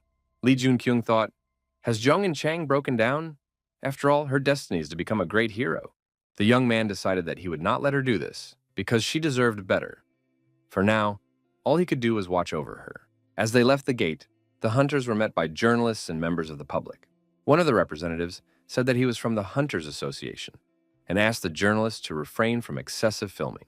The journalists were surprised and asked, where had the head of the guild, Choi Yongsun, gone? For some reason, Choi Yongsu was also nowhere to be seen. What really happened in the dungeon? Where did most of the Northern Army go? Could it be that the hunter standing in the middle led the raid? Many were curious about what had happened. The head of the High League Guild said that it was the rumored S-rank super rookie who had awakened. The head of the High League Guild added that these hunters had just returned after a difficult gate clearing and needed time to rest and recover. Sun Guyan asked that these hunters be given a well-deserved rest. The gate, which 110 people entered, became special. Only 39 people returned from the depths. Thanks to the super rookie, even more casualties were avoided. The black raven circled outside the window, flew in through the window, and landed on the table next to the man with the eye patch. The man said that Hugin was late. He suggested that this hunter probably knew about their ability to control the river worm, as well as how to become heroes. It was quite interesting. The raven replied in its own completely incomprehensible language. The man realized that the guy was getting stronger by hunting monsters. This meant that they needed to meet with the survivors of the raid on the Rhine River gate. To do this, they had to prepare everything. The man said that they no longer needed the Northern Army. The person on the phone replied that he understood and would prepare everything necessary for the press. The door opened and Zhong Inchang entered the room. A representative of the Northern Army Guild leadership stood on the podium in front of the hunters. The girl said she was tired of being a hunter. She had thought about it a lot. The young people did not want to part with the deputy head of the guild just like that, because they had become very close during this time. Zhong and Chang looked back and saw the hunters standing behind her. The men said that Zhong and Chang had done nothing wrong. It was all the brothers' fault. No one else was to blame. The hunters knelt down and asked the guild leader not to let go of her hands. One of the hunters said that he wanted to live a decent life so that he could look his son in the eye with a clear conscience in the future. They would take the sins of the army upon themselves. The fate of the deputy head should not end this way. Zhong and Chang replied that it was her duty, as she was the last remaining captain on this sinking ship. The young men were not obliged to take on this sin. The hunter said that there was something the deputy head did not know. Their hands were already covered in blood up to their elbows. Sun Guyan wondered if his statement to reporters about the young man was something he shouldn't have done. Li Junkyung remarked that he should be thanking the head of the top league guild because he had managed to become even more famous. After the bald man's appearance before the press, Li Junkyung instantly became a superstar. This was not surprising, considering that he had risen to A rank in the time allotted for clearing the gates. With a snap of his fingers, the protagonist rose from C rank to A rank. The press loves stories like this. He was a hero who overcame all adversity. What kind of dark horse was this? Exceeding all expectations and clearing such gates, Sun Guyan noted that only those who are known to be weak are called dark horses. This nickname does not suit a super rookie at all. Li Junkyung said that, given his lack of background, it couldn't be said that the nickname was completely unsuitable for him. Sun Guyan was very worried that Li Junkyung would take this as interference in his personal life. Fortunately, this was not the case. Our hero suggested that he should tell the head of the top league guild about his next plan. Li Junkyung asked his interlocutor how he knew that he was using hero creation to his advantage. The idea of creating heroes was not something that was discussed in this era. Sun Guyan asked in surprise, was Li Junkyung really capable of creating a hero? Li Junkyung replied that the guild leader knew everything himself, as he was a member of Asgard. After these words, Sun Guyan was filled with excess energy. His body temperature rose, and his eyes began to glow. At that moment, the assistant asked the head of the association, "Is something wrong?" The head replied that he thought something interesting had happened. Li Junkyung looked at Sun Guyan and noted that this was his true power. The bald man asked in surprise how Li Junkyung had guessed this. Li Junkyung thought that when they first met, Heimdall was already a member of Asgard. The young man asked why Sun Guyan did that. It turns out that his actions stem from his knowledge of all the plans. Sun Guyan said that Li Junkyung had beaten him to it and made his move earlier. He also had suspicions about his interlocutor.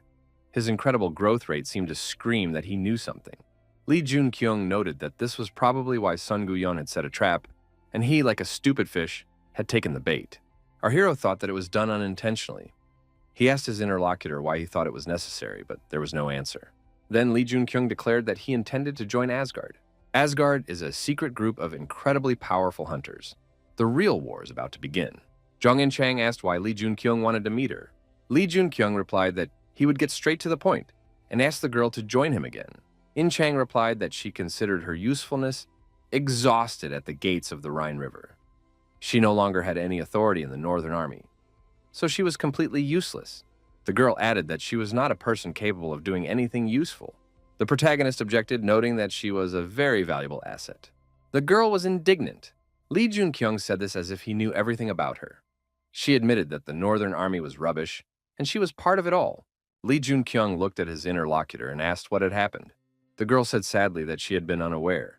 She didn't know about the many atrocities that were happening behind her back. Many hunters committed crimes, obeying the orders of the guild leader. Lee Jun-kyung also remembered what they had tried to do to him. Secretly, they destroyed those who stood in their way. Choi Young-seon, as the head of the Northern Army Guild, viewed ordinary people as insects. Lee Jun-kyung thought that this was all very bad. For a person with such moral principles, the burden was too great. If nothing was done, she could break down completely. However, the Dragon Slayer could not be lost in this way. Lee Jun-kyung asked In Chang, if this continued to happen, what would she do? The young man said that the gates continued to appear, and the hunters continued to awaken new powers. Ordinary people could not even hope to resist such unimaginable power. If such things were happening in a small guild of the Northern Army, it was not surprising that the same thing was happening outside its borders. Was Jung In Chang really prepared to turn his back on all those in need? The young man added that he wants to eradicate this at its root, to get rid of all the evil that is happening around him. The time has come to determine whose side In Chang is on now. Lee Jun-kyung added that he wants to nip everything In Chang has heard and seen in the bud. The girl asked in surprise if Lee Jun-kyung really thought he could stop all this. She understands how powerful he is, but does he realize the true power that he possesses? She added that she is too weak to stand up to him. Does Lee Jun-kyung have any plan to change this world if enemies stand in his way? The young man made up his mind and announced that he had come from the future. He added that something unimaginable will happen soon. Many will die, and the destruction preceding insignificant changes in the world will be immeasurable. When the time comes, he will need the power of Jung In Chang. Lee Jun-kyung asked if In Chang knew that the association would soon summon them. In that case, they would see each other there, and his offer still stood. The television reported news related to the Northern Army Guild. Many terrible deeds committed by this guild came to light, including the destruction of innocent people. Lee Jun-kyung thought that things had gone much further than previously thought. Could this have been planned in advance? Now that they had become useless, they were simply disposed of. It was all his doing. The skull on the bracelet lit up again, emitting excess energy. The skull of the Soul Keeper had awakened. The skull of the Soul Keeper would be reborn as a true familiar. Lee Jun-kyung thought that the skull had finally been restored. It absorbed the souls of the guild leader and his brother, as well as the essence of the water worm and the gemstone of the water golem. It was announced that the familiar's name was Hyun Mu. To summon it, one must call its name. The protagonist wondered how powerful this familiar was. A skull of comparable size appeared before him and asked if his master had summoned him. Lee Jun-kyung was not surprised. Could this bone dragon also talk? Magic was like air. It floated everywhere. Lee Jun-kyung, sitting in the lotus position, meditated so intensely that his whole body was covered in fire. Could it be that they were not using the true potential of magic? They were looking for a way to extract more power from it. The flow of mana. Lee Jun-kyung thought that the method created by the Demon King to use the true potential of magic was described superficially, so attempts to apply it were not so easy. The young man understood that the point of no return might soon arrive. The moment of decision was approaching. When the time came, the current A-rank guards would be demoted to C-rank hunters. He needed to become stronger before that moment. But it was not so easy. Lee Jun-kyung received a message on his smartphone. He was asked to go to the roadside, where he would be escorted to the association. He thought that the moment of their meeting had come. The association representative said that it was the first time he had seen a young man so excited.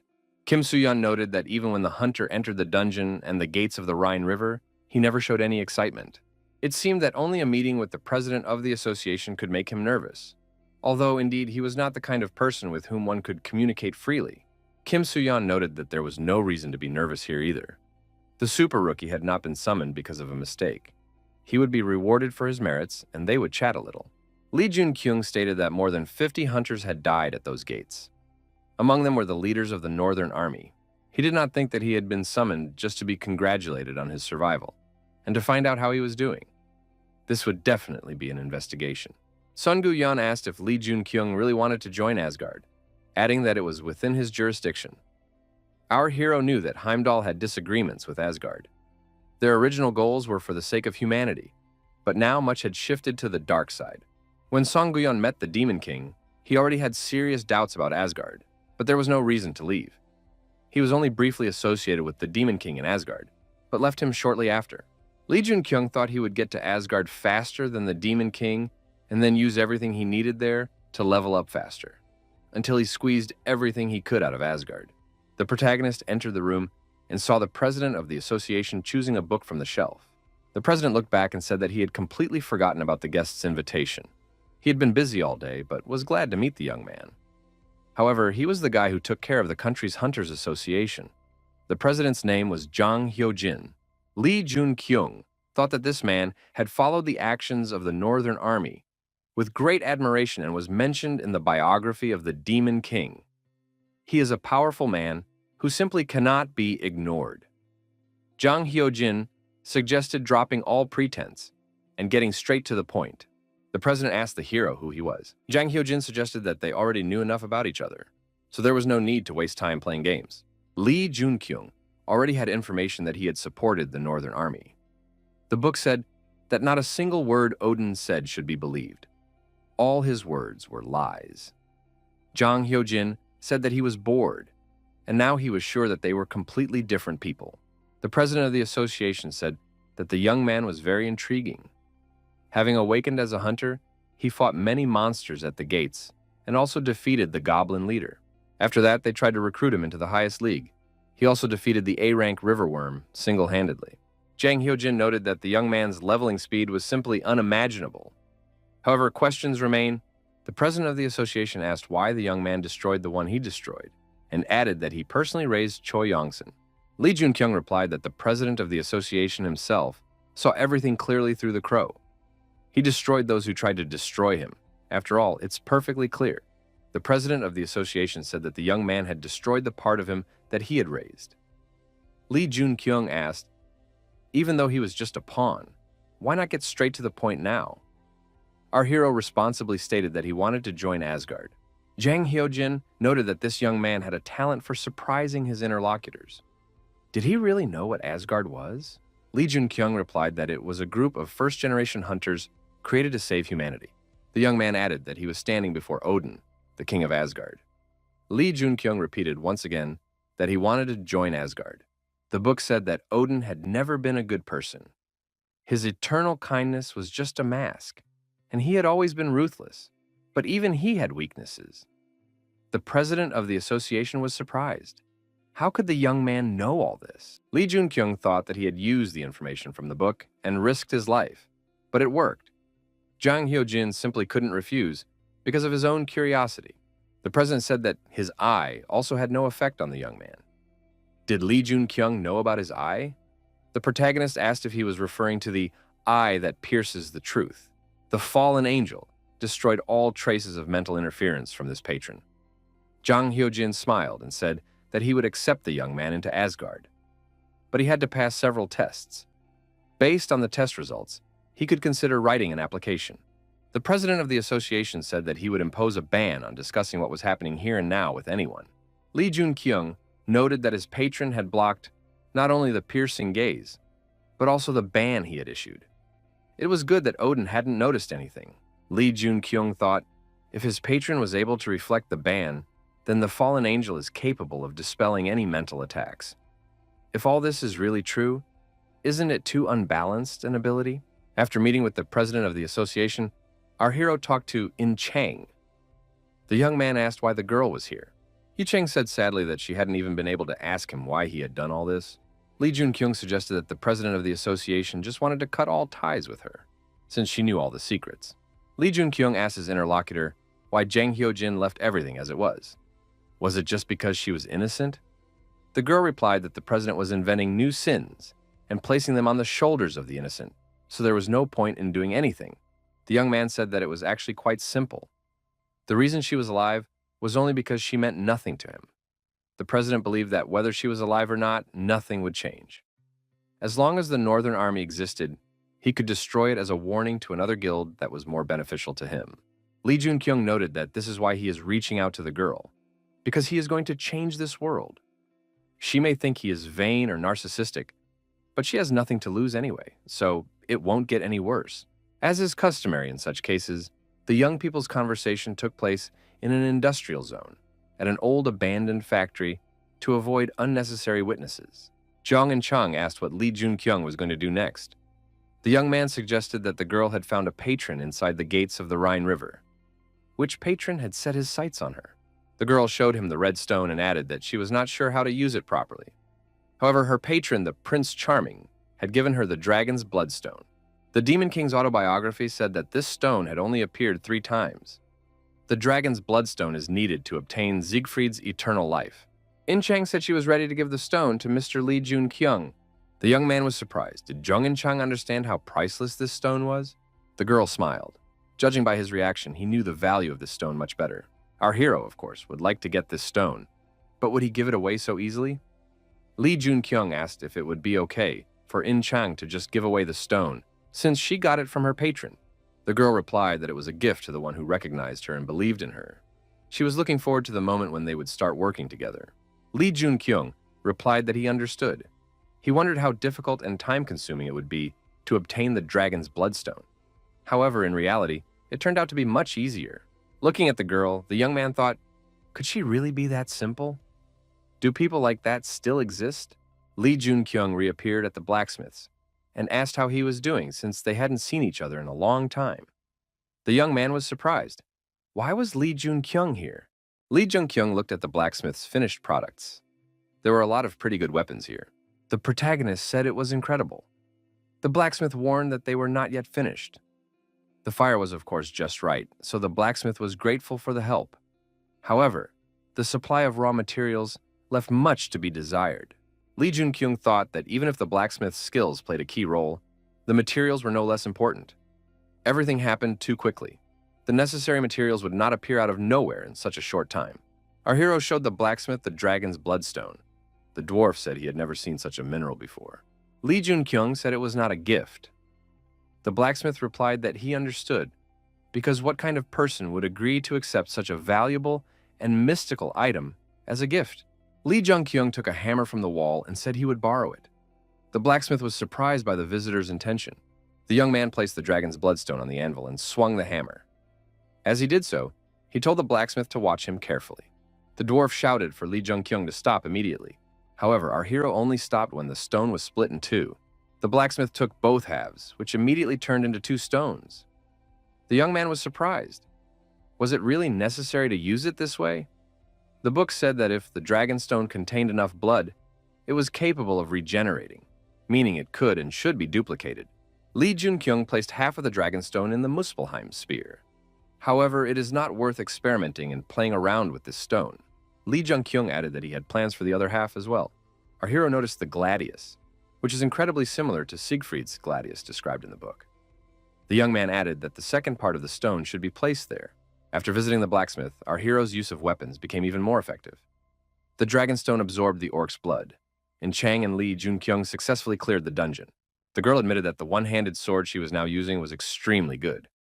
She had never used such a weapon before, but now the sword seemed to merge with her hand. Li Junkyung thought, as expected of Ap Jae-hyun, no one could match his weapon-making skills. The young man asked his companion how much progress had been made in filling the dragon stone. The girl replied that the stone was about 2% full. The more they hunted, the higher the percentage of its filling. In Chang had no idea that this stone could be used in this way.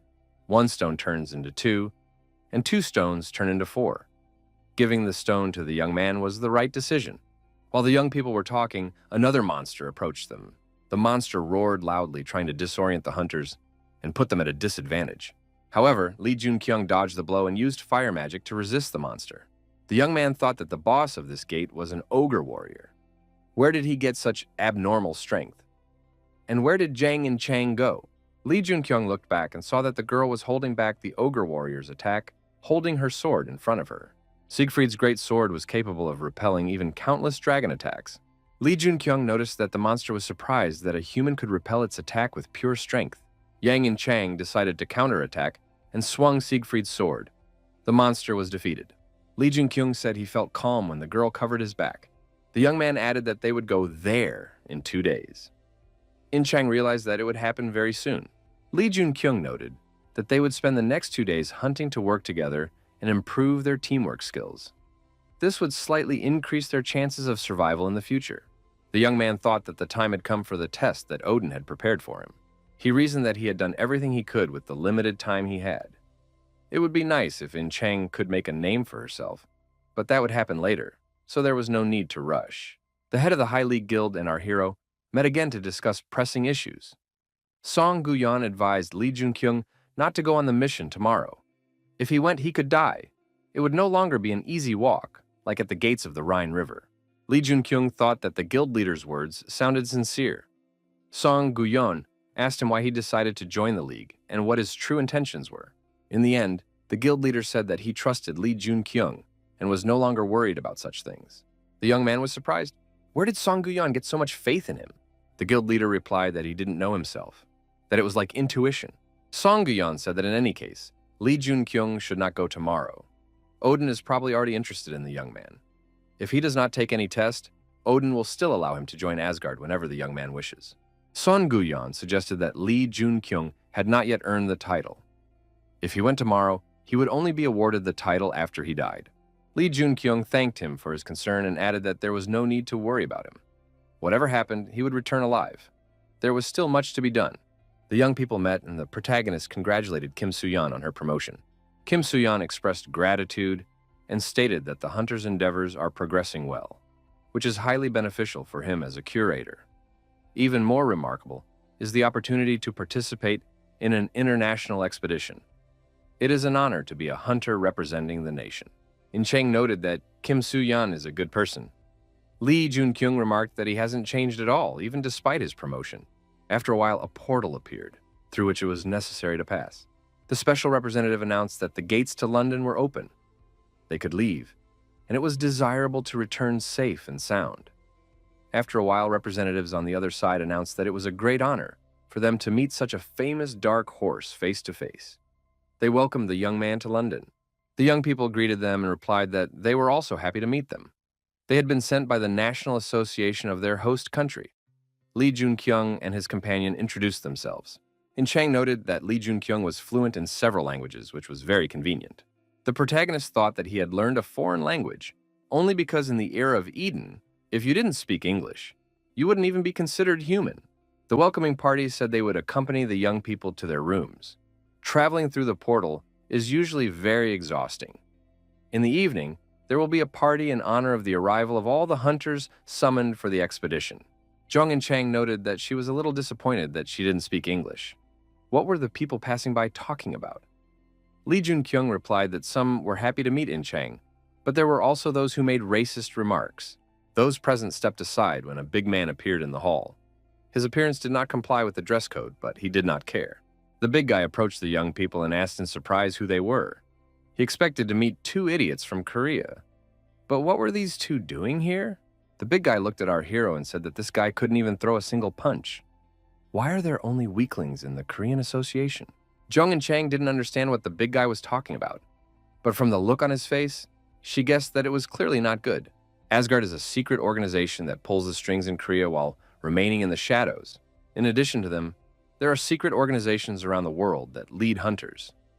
They regularly fight for power and the right to have a voice and authority over the gates. One such event was the battle at the dungeon. The original goal of protecting humanity by hunting monsters had long been lost. They lost themselves by getting involved in a struggle to prove who was stronger. Grumela stated that the Korean couldn't even answer a direct question. Li Junkyung thought that this man was completely lost here. He didn't fit in here at all. Originally, the battle at the dungeon was supposed to be a place where Choi Yong-seon, who received the title after winning at the gates of the Rhine River and became famous as Gunther, would participate. However, due to the intervention of our hero, the course of history changed, and Gunther ended up dying. Odin's original plans were ruined, and he was forced to send Li Junkyung instead of Choi Yong-sun. Li Junkyung thought that the bully didn't even compare him to Gunther. Was this the result of changing the past? A young man approached the bully and told him to leave the Koreans alone. The young man extended his hand and said he was glad to meet him. It was a great honor for him to meet the dark horse that everyone was talking about. The thug was surprised. Could this young man really be the dark horse? The young man looked at the bully and said that Demetrius was acting unnecessarily. He apologized for Demetrius's antics and asked them to ignore this stupid mountain of muscle. The young man said his name was George and his title was Odysseus. Lee Jun-kyung remembered that this was indeed Odysseus, the hero who was unlucky enough to be destroyed by his partner Hercules in the future. Lee Jun-kyung shook his hand and said he was pleased to meet him. He added that he had heard a lot about Odysseus. George replied that he was embarrassed. His name was not even close to being a dark horse. Demetrius reached out his hand and decided to apologize, using the handshake as an act of reconciliation. He said his title was Hercules. Had the dark horse heard anything about his homeland, Greece? Demetrius asked the young man to accept his apology. According to the writings, Hercules was a real monster, and just one encounter with him was enough to give you the creeps. Jung and Chang came closer and took Demetrius by the hand. The girl told the big guy to take his hand away. Her companion would not accept his apology. The Hulk was surprised. How dare she talk to him like that? However, In Chang squeezed Demetrius' hand so tightly that he couldn't do anything. George said he couldn't believe it. This girl was calmly restraining Hercules' brute strength. Hercules pushed the girl away and laughed. Could it be that they had another very interesting dark horse? That was impressive. The big guy said that they would definitely meet again in the future. George bowed, apologized again, and said they would see each other later. Lee Jun-kyung asked his companion if she was okay. The girl replied, "Not really. We'll have to defeat someone like this Hulk." According to the writings, Hercules was an invulnerable monster. Lee Jun-kyung said that they had no chance of winning against such a Hulk. However, he had a weakness that prevented him from reaching the top. However, this only worked under normal circumstances. Parties were held every night. Members of secret organizations got to know each other, gathering information about the strength of potential opponents. However, the Dark Horse group did not participate in any of this, which caused dissatisfaction among some interested parties. The officer in charge reported that they had arrived at the location. He noted that it was incredible to be able to defend even while abroad. Lee Jun-kyung remarked that they could always engage in tourism at any other time. The employee said that he was still worried. The hunters needed to conserve their strength, given the upcoming expedition to clear the gates. In any case, he would wait for their return. The protagonist entered the gates of the Ogre Horde. The patrons took notice of him. Lee Jun-kyung stated that they would remain in the dungeon until they obtained what they needed. If it was not there, they would enter other similar gates. The young man told his companion to act as she would in her homeland, to train with an emphasis on defense. Lee Jun-kyung noted that with his current skills, he would not be able to withstand even one attack from Hercules, so In Chang's role was extremely important. Unarmed, Lee Jun-kyung went ahead and told In Chang, who was armed with a sword, to wait for him for a while. The girl was surprised. Weren't they going together? Lee Jun-kyung replied, "Not this time." In Chang would understand while waiting for him here. Lee Jun-kyung quickly skipped ahead, leaving the girl alone. Jung and Chang thought that just a few weeks ago, she had been overwhelmed with guilt because of the guild. However, now her heart was completely calm. Even her patron only sent her messages like disappointed or furious. Now his messages made it clear that he was satisfied, though it was all thanks to the hero. After a while, Lee Jun-kyung returned to the girl with a spear in his hands. He said that In Chang should immediately take the appropriate position to repel the attack. When the dust settled, armed monsters appeared from behind the hill. Fury was evident in their glowing eyes. Yi Chang quickly assessed the situation. A dozen ogres and the dungeon boss, a two-headed ogre, were approaching her. Without hesitation, the girl turned around and rushed to catch up with the protagonist. However, Lee Jun-kyung told In Chang not to run away. In Chang was genuinely surprised. Why shouldn't she run away from them, since they were all targeting her? The girl wondered if that was why he had told her to equip the title of Great Enemy of Ogres before the battle. Lee Jun-kyung continued to walk away and said that In Chang would be fine. The girl clarified, was that why he told her to fill her entire inventory with healing potions? He nodded. Jung In Chang gripped her sword tighter with both hands and said she would do it. The ogres continued to chase the people, shouting loudly and demanding that they stop immediately. The protagonist summoned his familiar Hyunmoo. He appeared an hour later. Lee Jun-kyung told Hyunmoo to help In Chang by using a healing potion on her as soon as she was in danger. The young man thought it was time to find the missing piece of the puzzle that would allow him to defeat Hercules. Thanks to his power over fire, he was able to extinguish the flames simply by walking through them. A terrifying ogre appeared before the hero, a battle with whom they tried to avoid. Even the heroes nicknamed him the Red-Eyed Ogre Mage in the future for his terrifying power. The head of the High League Guild entered the association president's office without permission. The assistant asked what Son Guyon was doing. The president of the association said that everything was fine, and asked the assistant to leave them alone. The president asked what had happened and why the guild leader was behaving this way. Sun Guyan replied that the president understood everything perfectly well. The president said, "Not at all." At that moment, a protective shell was created so that information about the conversation would not leak out. The president said that now they could speak freely. He was interested in whether the guild leader would abide by the rules of Asgard. Sun Guyan was surprised. Was the president really going to talk about the rules? What had happened to their main principle of acting in the name of humanity? Had it been overshadowed by the creation of all these important rules? The president was surprised. Did the guild leader dare to reproach him? Sun Guyan said that he would reproach him if there was a chance that the president would listen to him. He added that it concerned Hercules. The president was surprised. What was Sun Guyan talking about? The upcoming battle should be the final step in defeating Hercules. Was Olympus planning to terminate their agreement? Sun Guyan suggested that it was the head of the association who sent Hercules, but the situation was much worse. Did the president really not have all the information? Is the president really going to send this guy to his death? Is he not interested in the super rookie? Sun Guyan said that he is going there too. The president of the association said there was no need to worry so much. The young man's death was not part of his plans, including everything that had happened. However, a pact was made with the young man. If he finds himself in any danger, the pact will immediately notify him. The president of the association said that Olympus had violated their agreement, and that this gave him free rein. Sun Guyan thought what a cunning man he was. Could he have foreseen that everything would turn out this way? The pact would certainly ease their concerns, but the head of the High League Guild could not shake the feeling that something bad was about to happen. Odin and Heimdall did not know that Odin's pact had already been broken by the fallen angel. A huge monster was approaching the burning house. Lee Junkyung, with a fireball in his hand, thought that luring the monster away with fire was a good idea. Lee Junkyung said that he had found the reason why the anomaly, which looked like an ogre mage, was here. This was the most important piece of the puzzle in the battle with Hercules. Lee Junkyung saw the huge monster approaching him and was frightened for a moment. The young man started to run away and the monster rushed after him. The protagonist did not understand how such a huge monster could move so fast, given its size. This monster was a match for Hercules. Would it be possible to defeat it? The young man thought that he should avoid encounters with such monsters while he was preparing for the battle with Hercules. However, that made no sense. He had to win. Our hero stopped, turned around, and attacked the monster using fire magic. The gates were cleared.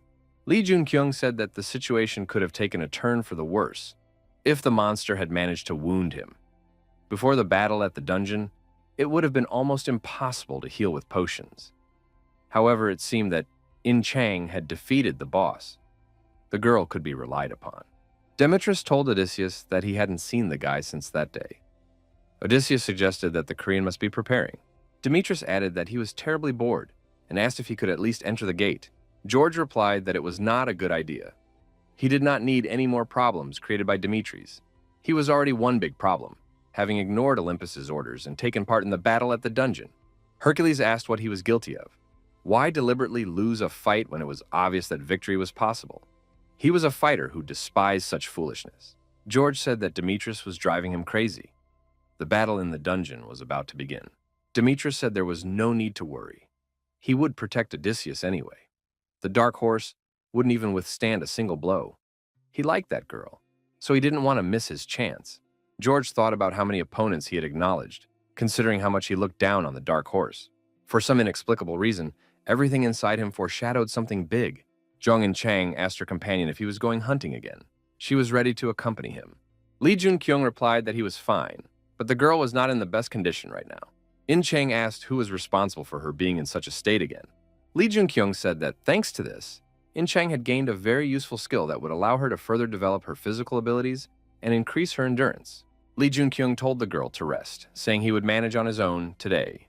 Lee Junkyung left the building and realized he was on Alchemy Street. That meant she must be somewhere around here. This place possessed enormous magical power. The young man entered one of the shops and apologized for the intrusion. The girl standing behind the counter greeted the visitor in the phone booth. The young man looked at the girl and thought he had come to the right place. The girl said that it was very rare to meet a representative of Korea here. What brought the young man here? A special potion or an item for some nefarious deeds? Lee Jun-kyung asked if the girl's name was Park Yoo-jin. The owner of the phone booth asked who he was and why he had shown up just as she had opened. How did he know her name? The protagonist wondered if Park Yoo-jin had forgotten her blacksmithing skills. She was the younger sister of the greatest blacksmith, the second blacksmith after him, and also the best alchemist, Hephaestus. The girl asked if this man had been sent by Park Jae-hyun. A week later, Yoo-jin said that she had melted the red ore, as the young man had requested, and coated the Muspelheim spear with it. Perhaps now he would reveal who he was. Yoo-jin added that this was the first time she had seen such a combination: red ore and an object inserted into a spear.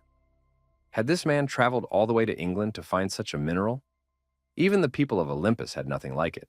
How did the young man even think of looking for these items? Lee Jun-kyung asked Park Yoo-jin to return to her home country. Our hero said that if the girl needed minerals or rare materials, it would be better for her to stay in Korea rather than remain here. Yoo-jin asked what he meant by that. Was he promising that he could always get her minerals that even Olympus didn't have? How arrogant he was. After thinking for a moment, the girl said that it sounded fun after all, and she liked it. The TV commentator, standing near the gate, said that the raid was about to begin. Hunters of all nations present here are invited to the gate. Jung and Chang asked our hero if they would really have to fight all these people. Lee Jun-kyung replied that not all of them. There were people here who were not interested in winning the battle for the dungeon. They were only interested in winning by clearing the gate. In Chang said she was glad. This meant that the hunters were not intent on destroying each other. Lee Jun-kyung thought that if there were people here who thought like the girl, everything would be different. However, now he had to disagree. Demetrius, who was also there, looked at the hunters and asked who they were and why there were so many nameless people here. The hunters looked at the big guy with apprehension. Everyone knew that nothing good could be expected from him. Hercules angrily asked what they were staring at. George told Demetrius to calm down. They hadn't even entered the gate yet. Hercules saw our hero, forgot about the other hunters, and decided to pay attention to this guy. Demetrius thought that the Korean's gaze was stirring him up. An invitation was extended to everyone to enter the gate. The hunters, keeping their distance, rushed in the given direction. Lee Jun-kyung told his companion that when they entered, she should run as far away as possible. In Chang was surprised. Why did Lee Jun-kyung want her to run away? Mount Catalan. Somewhere at the foot of the mountain, there was an explosion, and a bright flash lit up the surroundings. Loud cries were heard. Jung and Chang looked around and wondered what was really going on. Obeying her companion's request, the girl turned around and started running in the opposite direction. However, on the way, she saw a wounded hunter lying on the ground. The wounded man begged to be saved. The girl couldn't just walk by, so she stopped and gave the wounded man a healing and restorative potion to drink. At the same time, she asked what was going on. To avoid trouble, Jung and Chang drew her sword and began waving it around. Demetrius appeared out of the fog. He said that the girl had managed to block his attack after all. In Chang thought that this guy's attack was much stronger than that of the ogre boss. Demetrius was surprised. Was this really the girl who had been standing next to the dark horse? The bruiser added that he was very glad he had decided to take part. Demetrius swung his arm and prepared to deliver a devastating blow to In Chang. The girl dodged her opponent's attack, but noticed that this bruiser possessed unreal destructive power. Hercules continued to attack the girl and asked why she had fallen silent. Had she lost her voice out of fear? Jung and Chang continued to block her opponent's attacks with her unique sword. The girl thought that Demetrius's power was simply terrifying. Her bones were already creaking at the seams, but that was the point of her training. Now she could block his blows. In Chang took a comfortable position and said that now it was her turn to attack her opponent. Hercules said that he had heard a lot about this girl. She was one of those hunters who had not yet earned a title, but behaved incredibly well. She had been honored with the opportunity to experience his attack. Demetrius activated the wild beast skill and, using this devastating power, decided to attack his opponent. Lee Jun-kyung, realizing that the fight was unfair based on the balance of power, told his partner that they needed to retreat. The girl didn't need to be asked twice. She turned around and rushed after Lee Jun-kyung. The young people found themselves in a safe area. In Chang reported that as soon as they entered the gate, there was a powerful explosion. Many hunters were caught in the blast and died instantly. Jung and Chang asked her companion in surprise what was going on. Lee Jun-kyung replied that it was a trap. The girl realized that Demetrius was involved in this trap. Lee Jun-kyung said that it was the other way around. After entering the gate, they immediately attacked Demetrius. This angered the giant, and he began to rage. In Chang was surprised. Did Lee Jun-kyung foresee all this, and that's why he told her to run away? The The young man noted that what had happened was far from over. To be continued. Zhong and Chang said that she was lucky to have avoided the attack that Demetrius was about to launch. The girl asked what they would do next. Li Junkyung replied that their current task was to survive in these A-rank gates. Nearby, A-rank monsters, Catalan lions, emerged from the forest. It became clear that Demetrius was not their only enemy. Li Junkyung summoned his familiar. Skull reported that he had not detected any hunters in the vicinity. The young man ordered him to continue monitoring the perimeter. If danger approached, he was to return and report it. Li Junkyung told his companion that it was time to move on. However, the girl was forced to stay behind for a while. Hyunmoo was monitoring the surrounding area, so Li Junkyung did not stop her. Still, In Chang looked strange. She was burying the bodies of her enemies. Zhong and Chang recalled the young man's words that there were two ways to win this battle. Did Li Junkyung want to fight the boss or focus and take part in the melee? The young man acknowledged that the boss would undoubtedly be strong, and it would not be easy to defeat him together. In Chang asked if the young man really thought Demetrius was stronger. Didn't Li Junkyung have a plan? The protagonist replied that he did have a plan, and that he was going to tackle both tasks at once. Hyunmoo appeared and reported that there were 3 hunters with skull tattoos nearby. Our hero immediately realized that these hunters were the ones benefiting from what was happening. The young man explained that they were the ones who provoked Demetrius as soon as everyone entered the gate. Zhong and Chang said that, in that case, it would be better to avoid a confrontation than to wait for a meeting with these hunters. The young man said he had a plan that he was going to carry out. The 3 hunters with tattoos were captured and tied to a huge tree. The huge shadow of Demetrius appeared before them. Demetrius told George that he had followed the fiery trail of the dark horse. But where did these 3 idiots come from? George replied that, judging by their tattoos, they were somehow connected to the Borgen. Borgen was a shadowy organization with roots in North Africa. They knew how to instill fear. They traded in drugs and children. George added that these guys were the ones who ambushed Demetrius at the gate. The criminals saw the big guy and begged for mercy, claiming they had made a mistake. Hercules said he had nothing against guys who did whatever it took to win. He was one of them himself. The strongman added that at least as long as they follow the rules. This was followed by powerful blows from Hercules aimed at the 3 captives. Ambushes on people entering the gate were strictly prohibited in the rules of war in the dungeon. Hercules said that next time they would follow the rules, but in another life. After a while, the representatives of the Borgen group were finished off. The patron of the monster tramplers approved of these actions. George was surprised. What rules was Demetrius talking about? After all, he didn't even obey the orders of Olympus, and moreover had beaten Theseus. He must have been saying these words to himself. Hercules noticed that the dark horse turned out to be a funny guy. Odysseus asked if he could really consider this a gift. A group of armed hunters appeared on the path of Hercules and Odysseus. Demetrius was surprised. Were these the guy's accomplices? Apparently, he wasn't the only one who got so excited. The bruiser added that he was really starting to like it. Before long, all the armed hunters were finished off. Odysseus said that this guy really had a terrible hobby. George asked if Demetrius would at least use his weapon for the sake of propriety. After all, he was a fighter class.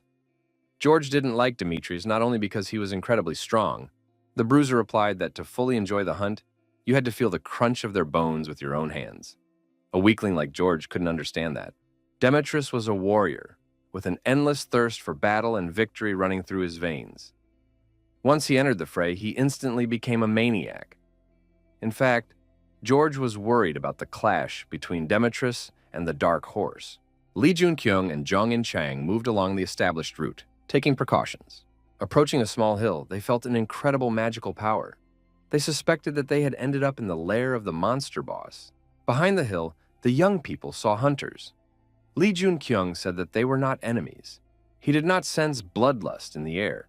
The hunters asked our hero, was he really the Dark Horse? Wasn't he a little late? They had been waiting for him for a long time. Li Junkyung was, of course, surprised. One of the hunters asked if Asgard had sent the Dark Horse. Li Junkyung confirmed this. The hunter said his name was Anew. He came from the lands of the Nile. They were waiting for the young man to help him, but it turned out that he didn't even know about it.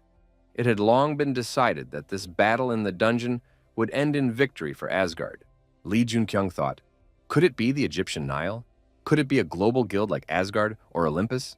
Enev said that he didn't know if this problem was caused by Olympus, but with his appearance, everything became much more complicated. Therefore, they were waiting for the dark horse here to guarantee his victory.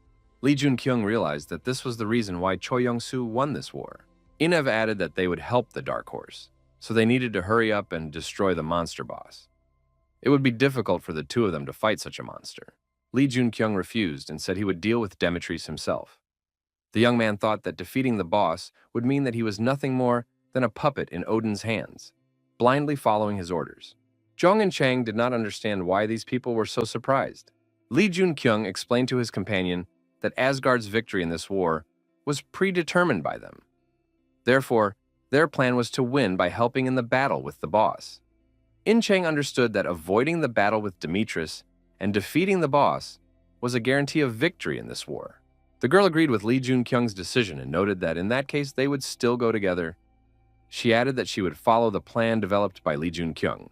Lee Jun-kyung looked into the girl's eyes and said that she could be relied upon.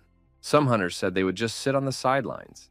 They weren't going to get injured in battle with Demetrius for no reason. The hunters did not understand why Asgard had sent such a fool. They needed to get out of these gates as quickly as possible. Inev noticed that the monster boss was a lion, but much larger and stronger. Inev added that he would not fight Demetrius, but was willing to share information. Inev's companion said that she would also stay out of it. Everyone else made the same decision. They would watch from the shadows. Jong and Chang noted that they were back where they started. The girl asked Inev what might happen now. Inev replied that it would definitely be difficult. But looking back at what this guy had already been through, one could conclude that he was extremely strong. The rising star of the country, who appeared out of nowhere, cleared the special gates of the Rhine River, and this super rookie single-handedly defeated the entire Northern Army Guild. Even though the guild was quite strong, this hunter is very close to Heimdall, a key figure in Asgard. All it took for him to catch Odin's attention was a fleeting glance. Inev said that if you judge his potential, he is in no way inferior to the leaders of shadow organizations. The young man added that this was why everyone decided to stay on the sidelines to better assess his abilities. Everyone is sitting on the sidelines with interest. Lee Jun-kyung and Jong In-chang encountered the monster boss, which was indeed a beast resembling a huge lion. Preparing for battle with the monster, our hero told his companion that he was in charge of the left flank. The girl, in turn, took control of the right flank. It is also important to remember to conserve energy. Jong In-chang said that she understood everything and was ready to take decisive action. The familiar announced that he would cover their backs. Such battles are never easy, so the young people had to make every effort. However, Lee Jun-kyung told the girl to conserve her strength and not overexert herself. They must not forget about the second phase, at the beginning of which Demetrius may appear immediately. At that moment, Demetrius was fighting in another part of the dungeon. Many hunters were destroyed. Gromila said that he continues to meet people in search of that guy's flame. George told Demetrius not to be so aggressive and not to go all out. The battle he so craved would begin soon anyway. Demetrius told George to shut up. The young man was surprised. Had this brute finally gone mad with bloodlust? In exchange for terrible power, bloodlust consumed him with each new destruction. George wondered if the Dark Horse knew about this peculiarity of Demetrius, and that was why he left these guys to him. However, no one knew about this, not even in Olympus. This secret was hidden, even from Odin of Asgard. George asked Demetrius if he was sure he could remain sane. The Hulk repeated that there was no need to worry about him. He had only grown stronger and would no longer lose his head in a thirst for blood. Demetrius looked back and said that the main course was finally ready. George thought about how the hunter was one of the few S-class owners, and he also had the support of Olympus. The boss monster was immobilized and unable to move thanks to the use of fire magic. Jong In-chang said that they had succeeded. Lee Jun-kyung agreed with the girl. Inev was surprised. Had these two really overcome the first stage of the boss? It was unbelievable. In response to Catalan's demonic energy, the Catalan lions began to surround him. However, usually everyone tries to deal as much damage as possible to the boss, while he is stunned during the transition to the next phase. Why did these two stop attacking? And Chang felt the demonic power with every fiber of her being. Was this normal? Were they doing everything right? Lee Jun-kyung replied that they were doing everything right, and that the one he had been waiting for had arrived just in time. Demetrius assessed the situation and said that everything looked quite fun. Was the transition to the next phase beginning? Why, then, was the Dark Horse inactive? George arrived and said that they shouldn't start without him. Demetrius prepared for the next stage, namely, meeting the Dark Horse. However, Hercules was surprised by the behavior of the young man he had been eagerly awaiting. Why was this guy running away? Lee Junkyung and his companion did indeed turn around and start running away. Hercules did not understand what was happening, but he was extremely angry. The giant rushed after the young people, followed by the monster boss. Jung and Chang said that Demetrius and Catalan were chasing them and were already close. But why wasn't Catalan attacking Demetrius? Lee Junkyung replied that they were the ones who were damaging the monster. But soon he would start attacking all enemies with demonic energy. They just needed to buy some time. The hunters saw a super rookie approaching them, followed by Demetrius and the monster boss. The monster roared loudly and began to show aggression towards everyone in the area, including the hunters. The boss, accompanied by other monsters, attacked everyone nearby. The hunters noticed that the boss monster had completely succumbed to demonic energy and lost its mind. Only Demetrius was happy about what was happening. He laughed loudly and turned all his power against the monsters attacking him. Lee Junkyung told his companion that they had managed to buy some time thanks to Demetrius. But it wouldn't last long. Our hero handed the girl a liquid and said that it would help them now. In Chang asked what it was. Lee Junkyung replied that it was their secret weapon. The young man poured the liquid onto his spear. The spear immediately sparkled and began to emit excess energy. For a brief moment, the spear became stronger and the dragon stone absorbed the red ore. Lee Junkyung was, of course, surprised. How could the dragon stone absorb the red ore? What was going on here? In fact, the protagonist did not know what effect would follow. And Chang noticed that it all looked quite dangerous. The young man said that this was their only chance. The monster boss was attacked with a spear charged with red ore. Demetrius joined the attack on the boss and said he was using his special beast roar. Odysseus also took part in the attack on the boss. The young man reminded Demetrius that he had warned them. They needed to stock up on weapons. They shouldn't have ignored his words. The bruiser said he understood and would definitely take these words into account in the future. Odysseus noticed that the spear that attacked the boss looked different. The dark horse had anticipated something. Apparently, the spear had an effect similar to the beastly roar that Demetrius had used. Hercules noted that such an attack could not even come close to hurting him. The dark horse was nothing more than an annoying mosquito to him. Demetrius said that this is why he asked George to deal with this mosquito. In the meantime, he would take care of the real beast. George didn't like these words. He noticed that Demetrius was looking down on him.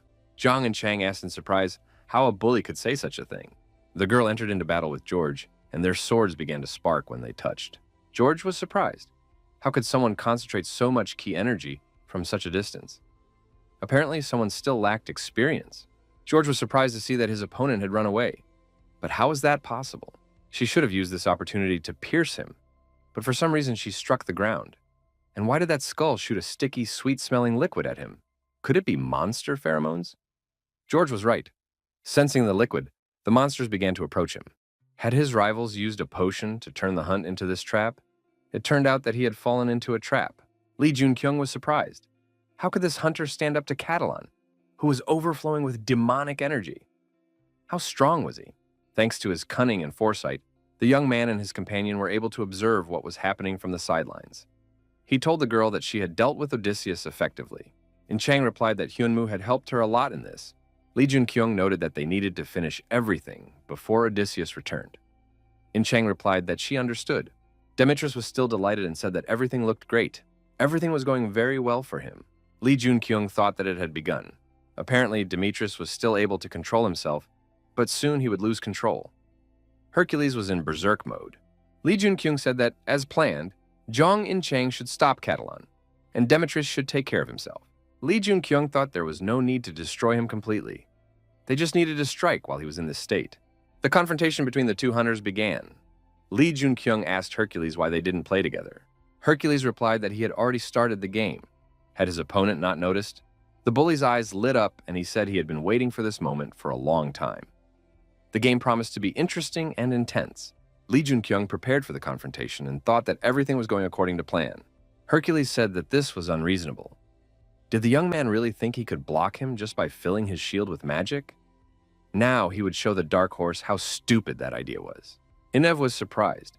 Did this guy know nothing about Demetrius's power? He had gathered an incredible amount of mana in his shield, but it would be difficult to block his special skill, Rhinoceros Strike. Demetrius looked around and couldn't find his opponent. At that moment, Lee Junkyung crept up behind him. As a result of the attack, the bruiser was wounded in the shoulder with a spear. Demetrius became angry, waved his arm, and threw his opponent far back. The bruiser said, "Did this guy really think he could fool me just by filling his shield with mana? This young man really turned out to be a dark horse. Is he ready to continue having fun like this?" Lee Jung-kyung was surprised. The damage was unimaginable. Why was he able to withstand the attack so easily? Demetrius said, "What does this guy think he is? That spear only scratched me. Sooner or later the wound will heal on its own." However, the wound did not heal, and the situation worsened. Hercules realized that the spear was poisoned. That meant his body was now filled with poison. Lee Jun-kyung said that red ore had two names, Ore of Liberation and Ore of Madness. Demetrius screamed in pain and truly went mad. Red ore, which gave ordinary ogres strength surpassing that of bosses, awakened in humanity a tremendous ambition to study it. Animals could turn into monsters, and monsters gained powers comparable to bosses. Thus, the ore was given its first name, Ore of Liberation. It didn't take long for experiments on hunters to begin. The red ore exponentially increased their potential. But since people were literally sliding into madness and death, its use was soon banned. As a result, the ore was given a new name, Ore of Madness. Lee Jun-kyung thought that this ore possessed unimaginable magical power. It seemed as if the entire Catalona mountain was shaking. Demetrius asked, "What has Black Horse done?" Lee Jung-kyun said that George would die if he approached Demetrius. However, even knowing this, George rushed to Demetrius's aid. Lee Jun-kyung thought that this could happen again in the future. It must be prevented.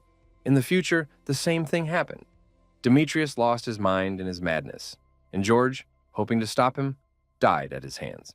George approached Demetrius and said that since he had just descended into madness, he could still be brought back to his senses. However, our hero could not allow George to die in this way.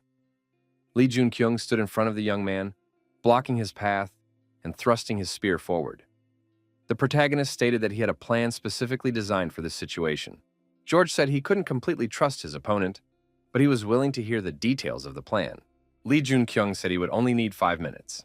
Meanwhile, the super rookie continued to restrain George, preventing him from approaching Demetrius. In the end, George calmed down and decided to listen to Lee Jun-kyung.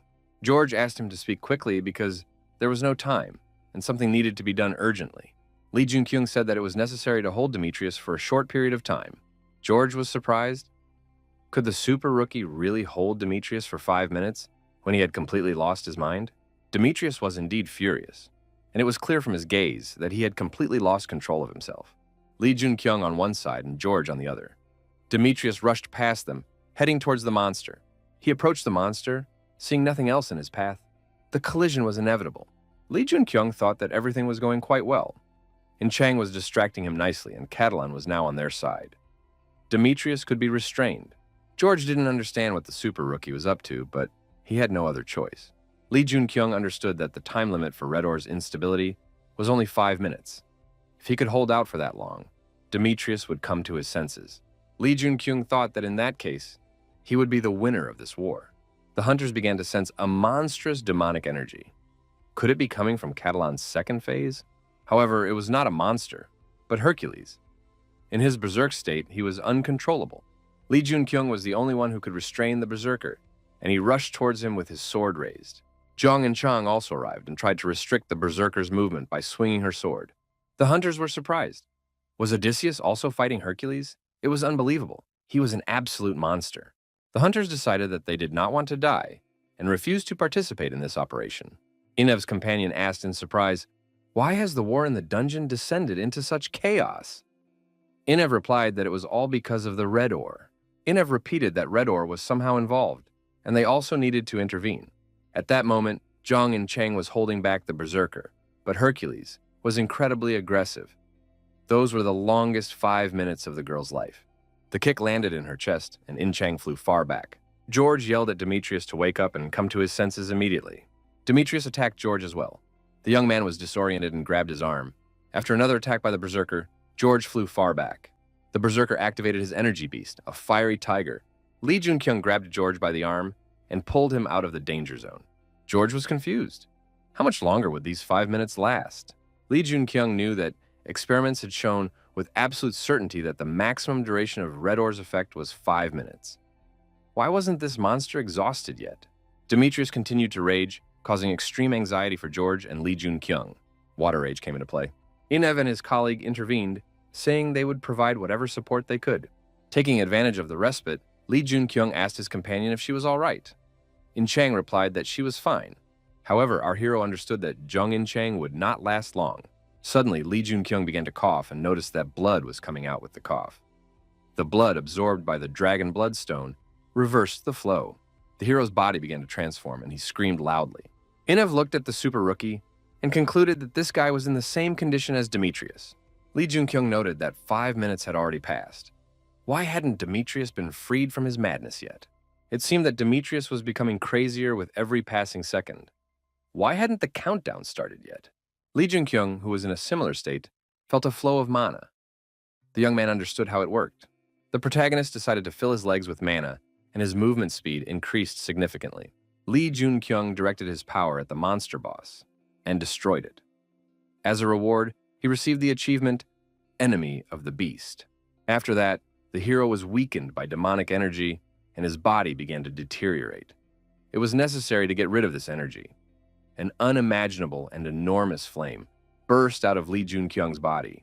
The flame spread and engulfed the entire Catalonia mountain. The surviving hunters managed to reach the exit of the dungeon, but the flames sucked the mana out of them. Through the smoke, the outline of Demetrius became visible. Still burning with fire, he approached the hunters. George shouted that Demetrius's arm was damaged. What happened? However, Demetrius activated his unique abilities, and his arm appeared as if from fire. George thought that Demetrius's body was regenerating itself using excess mana. What was the Dark Horse experiencing now? Li Junkyung completely restored his body with excess mana. However, the regeneration process was still in full swing. George thought that the blue flame that covered the entire gate was to blame. Despite his wounds being much deeper, he was regenerating faster than Demetrius. In Hercules' body, the rage of the beast continued. George thought that Demetrius wanted to take advantage of this, even though his arm had not yet fully recovered. This did not bode well. Hercules and Li Junkyung, in roughly the same condition, approached each other at great speed. The battle proved to be extremely energy-consuming.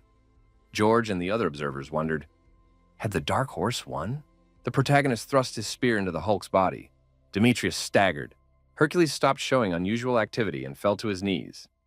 Li Junkyung stood next to him with a spear in his hand.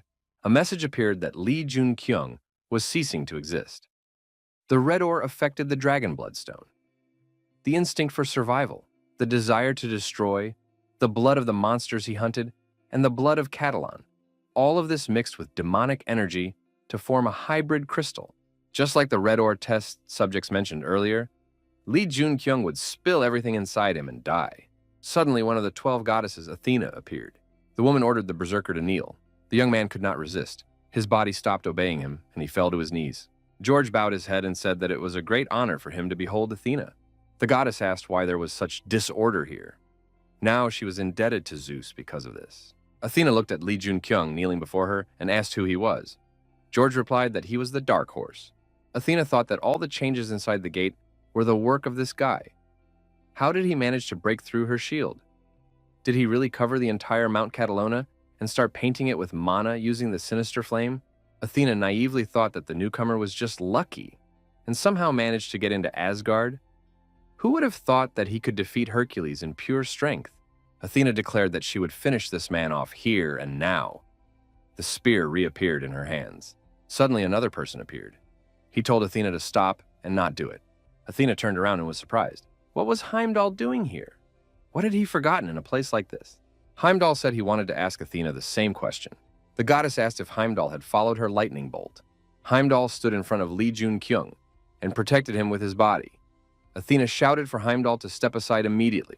The bald man said that if Athena dealt with this guy, he would take it as a declaration of war on Asgard. The goddess was surprised. Was this guy really that important to Heimdall? She believed that there was nothing in the world that could be important to this man. Enev said he wanted to join the conversation. He gave his name and added that he was from the Nile. Athena said that this man was the leader of an Egyptian group and that she knew about him. Enev said that it was an incredible honor for him that Athena had heard of him. Enev said that the Nile was asking Athena for the protection of the Dark Horse. Enev showed the eye of Osiris on his palm and added that Athena should know about it. It proves his right to represent Nile's wishes.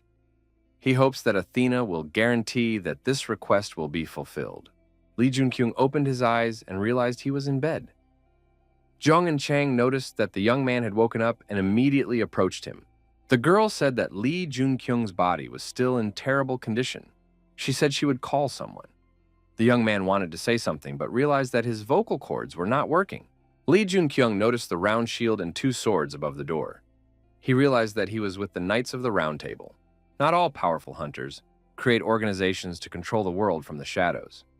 There were numerous secret organizations with more noble ideals. The Knights of the Round Table were one of them. Lee Junkyung thought that the Knights of the Round Table had not lifted a finger in this situation. They simply hid their heads and acted in the shadows. They only had to act when England was on the brink of destruction. Even with their powerful strength, they did not change the course of events. The young man felt that his body was truly destroyed. His ligaments did not work, his legs did not move. Lee Junkyung noticed that his familiar was asleep. There was nothing Hyunmoo needed right now. The young man checked the status window and realized that his level had dropped to almost 50. Fortunately, all the fallen stats were just a temporary effect of the red ore. However, he was still unable to speak. The protagonist gained skills that were as powerful as unique ones. Heimdall expressed his hope that in the future, they would walk side by side with the Lord, the fallen angel. Heimdall heard that the young man's body was decomposing under the influence of demonic energy. This is a very rare case, so there are no methods of treatment or rehabilitation. However, looking at his condition, it can be assumed that there is no cause for concern.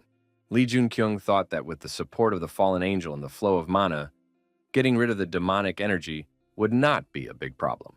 Heimdall said that for now, Lee Junkyung should focus on his recovery. Questions could be asked later. The representative of Olympus said that Lee Junkyung's power was too dangerous and abnormal. Olympus requested an investigation into this man's abilities. Heimdall replied that he saw no reason to reveal the abilities of any of his hunters. Instead, Olympus should investigate what happened at the gate. The Bald One asked if Olympus had not terminated the secret agreement between them and Asgard. Asgard was supposed to win the battle at the dungeon, and the hunters were supposed to act accordingly. If they had known in advance that Hercules would violate all agreements, then they would not have sent Lee Junkyung there. In this situation, the hunter simply did what was required of him. Heimdall added that he saw no particular reason to explain anything. He hoped that Olympus would clarify all its actions. The representative of Olympus said that Lee Junkyung's power was extremely dangerous. He covered the entire area inside the gate with blue flames and absorbed the mana of other hunters. They had never encountered this before. The woman noted that this is why they are requesting the transfer of the Dark Horse. Otherwise, Olympus is ready to go to war against Asgard. Heimdall understood that absorbing the mana of other hunters with flames was dangerous. It was an ability that had previously been unknown. However, didn't Olympus think that the hunters themselves were dangerous? Heimdall said that before this phenomenon appeared, they were unknown people, and the hunters' abilities still inspire fear and danger in everyone. Therefore, Olympus, trying to start a war over this, is a bunch of degenerate hunters who deserve to be held accountable. The Olympus representative said that it was all because of him. What was Heimdall doing there anyway? Every time she encountered him, she was filled with rage, and her mind became clouded. Once all this is over, she hopes they will never meet again. Information came in that the mana flow had been activated. Now Lee Junkyung could sense it and use it. The young man managed to understand this by observing the movement of mana inside Demetrius. To achieve such power, he used all the surrounding mana. Lee Junkyung thought that if he used it to attack, the blow would be much stronger. If he used it for defense, it would become much stronger. This is the power of the mana flow. Now he needed to use the flow for his recovery. The synergy with regeneration was at a high level. The speed of recovery increased exponentially. However, at some point, there was a breakdown. The young man began coughing up blood again. Lee Junkyung thought that these were impurities from the dragon blood stone, rejected by his body. Now he could heal the areas that had previously been blocked by impurities with the flow of mana. The protagonist determined that the black ball in his back was blocking the movement of mana and interfering with its flow. The young man realized that he needed to change the flow and redirect mana. At that time, George and Zhang and Cheng were intensively practicing hand-to-hand combat techniques with weapons in their hands. George said that the girl was doing well. Attacks by humans and monsters are different, and it is important to understand this. After intensive training, he announced that it was enough for today. In Chang thought that she had been useless throughout the battle at the gates of Catalonia. The fact that she did not yet have a title meant that her patron had not yet recognized her. The girl regretted that she had not even been able to protect Li Junkyung in a difficult moment. The patron, the beautiful prince, looked at the girl with pity. She couldn't believe she was receiving such words from her patron. Until she improved at least a little, she had no right to call herself even a comrade of Li Junkyung. Li Junkyung asked George for another round. The young man thought that in Chang was like his reflection, regretting that he could not protect others. George agreed, but only for one round. Back in the gates of Catalonia, he had sensed glimpses of her potential, and it seemed incredible to him. Every time she crossed swords with him, she became much stronger. The progress was evident. George noticed that it reminded him of Demetrius in the past. The young man's intuition told him that Demetrius would not like this. Besides, the dark horse had already come to his senses. George told the big guy to hurry up and get himself together. It was time to wake up. Lying in bed for so long was not like Demetrius at all. When the head of the Major League Guild came to our hero, the young man assumed that he had not appeared here for no reason. Sun Guyan was surprised. Could Li Junkyung already move? This guy was full of surprises, as always. The guild leader asked what Li Junkyung knew about the lightning bolt. The young man replied that it was a sacred artifact of Olympus, imbued with the power of Zeus. Song Guyan noted that there were not many abilities in the world that could compare to Zeus's lightning. Such skills were always sought after and studied. Li Junkyung asked, "Is it something like Bifrost?" Song Guyan asked in surprise how the young man knew about it. The bald man noted that this was not the best place for such a conversation and suggested they follow him. The young people passed through the gate and found themselves in a huge park, designed in an ancient style. Li Junkyung said it was simply amazing. Heimdall explained that this was his sphere of influence, Bifrost. Son Guyan asked his companion if he was a prophet or a regressor. Li Junkyung replied that he had read a book about Heimdall and his friend. The book told the story of those known as the Demon King. Sun Guyan was surprised. Was Li Junkyung asking him to believe all this? Who and what destroyed him? Li Junkyung stated that it was not destruction. Song Guyan understood that this action would be followed by everything that was happening now. Sun Guyan was surprised. Did Li Junkyung even know that he and Athena had once been together? He had no choice but to believe the young man. After all, the book says that all of this is true. However, the book is still unfinished. Li Junkyung added that everything described in the book was only the beginning. What happened next would depend on his actions. Most of the information about the future had been lost, and only a little was known. Sun Guyan thought that this was indeed not a lie, and asked what Li Junkyung's intentions were. Li Junkyung replied that he wanted to change the hellish future he had lived in. From this moment on, many things would take a different path. Bifrost is unable to distinguish between lies and truth. He only understands whether a speech is harmful to Heimdall. Li Junkyung apologized for not being able to tell everything. Changing the future is not his only goal. Inev, sitting on a tree branch, saw that Li Junkyung had indeed come to his senses and awakened. Li Junkyung was surprised. Had a representative of Nile really infiltrated the round table? What had happened? Inev apologized for his rudeness. He had taken a risk by coming here on orders, but he wanted to ask the Dark Horse for something. The protagonist had heard that this man had used his veto power to protect him, but he did not think that they could have common interests. Inev asked Mr. Dark Horse to go to Nile. That was his request. Li Junkyung was surprised. Was the head of the Nile really asking him for something while kneeling? They had met by chance at the gate and had only helped each other a little. It all seemed very strange. Li Junkyung asked, "Why is this necessary?" Shouts were heard. An intruder had been discovered. Anicaps said anxiously that he had been spotted, and added that the request was related to red ore. He asked Dark Horse once again to go to the Nile. Li Junkyung suggested that this person knew something about the madness caused by red ore. Had this phenomenon been studied in Egypt? After the alarm was sounded, In Chang rushed into the room and asked if Li Junkyung was okay. The young man replied that nothing serious had happened yet. He added that he had just climbed to the top of the cliff, but he felt that there was a higher peak ahead of him. The round table meeting ended. Athens was found guilty of starting the war. This was not surprising, as Olympus had violated all agreements. Now they must take responsibility for starting the war. Li Junkyung said with relief that now they could go home. The young people were called out. Jung and Chang looked back. Could it be George? The girl told Mr. Li Junkyung to stay behind her because he was still very weak. George looked strange. there was an excess of dark energy around him. Lee Junkyung told his companion that he was fine and there was no need to worry. Our hero added that George might look a little hostile, but he just wanted to talk. Lee Junkyung approached George and asked if he had any more questions. George stated that since Lee Junkyung was already on his feet and Demetrius was not, it meant that Lee Junkyung had complete superiority. George thanked him and said he had learned a lot from this lesson. However, he was sure that Demetrius would not lose next time. Lee Junkyung said that he was not the kind of person who left things unfinished. George suggested that his words would not reach the girl. He asked Lee Junkyung for help in conveying them. George told the girl that she definitely had potential and was capable of becoming stronger. The young man suggested that In Chang was trying to earn himself a title. It should be remembered that her reputation and her patron's favor are extremely important, as well as who her patron is. George waved to the young people and said that they would definitely see each other again. Lee Junkyung told George that Hercules would become a much stronger monster than before, and would definitely get back on his feet. Our hero hoped that they would be on the same side and fight shoulder to shoulder. George thought it would be wonderful, as Lee Junkyung said. However, Demetrius was in a critical condition and needed to be sent to Olympus urgently. Lee Junkyung aimlessly threw stones into the water. Suddenly, a woman appeared from the water and said that it was a bad joke. She did not understand who had told the young man how to find her, and it seemed extremely tactless. Lee Junkyung assumed that she was Merlin. The woman was surprised. Did this guy really know who she was? But he looked like a completely ordinary person.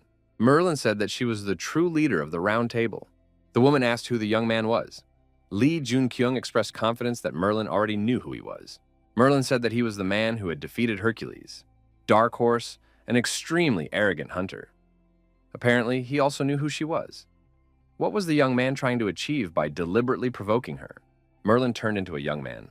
This young man was sure that all the members of the Round Table knew that it was better not to mess with him. Who was this guy standing in front of him? Lee Junkyung said that he was the one who knew where Excalibur was now. While at the airport, Lee Junkyung looked at In Chang, who was sitting in the waiting room nearby. The girl asked where he had been. The young man replied that he had met with someone he needed to see. Jong In Chang noticed the necklace on his chest and asked what it was. Could it be that Lee Junkyung had been seeing a girl? In Chang began to get nervous and said that now she understood what Lee Junkyung was hiding. It seemed that he was hiding many girls in England. Song Guyan asked if all the preparations were complete. Lee Junkyung asked the guild leader if he had taken care of everything. Song Guyan replied that he had taken care of everything and that they could now return. The young people were called over. The stranger asked them to wait a minute. The man said that Merlin had told him that this guy would definitely be waiting for him here and asked him to deliver a message. The young man must repay his debt for the necklace. Sun Guyan asked in surprise how Lee Junkyung knew about Merlin. Lee Junkyung said that they had made a deal and showed him the necklace. The guild leader asked if it was Merlin's necklace.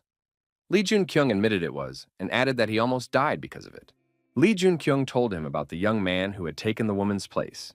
He wanted to know the whole truth. Lee Junkyung said that meeting them face to face was still too difficult, but he needed the necklace, so he had to push himself a little. The plane took off.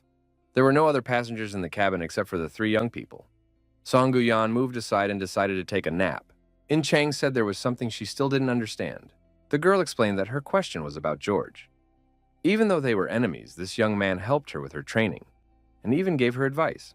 In Chang added that if Hercules had done to Lee Junkyung what he had done to Hercules, she would have been consumed by a thirst for revenge. The girl also said that she couldn't understand the nobility of high-ranking hunters, how George treated her and how he treated Lee Junkyung. Lee Junkyung suggested that it could have been intuition.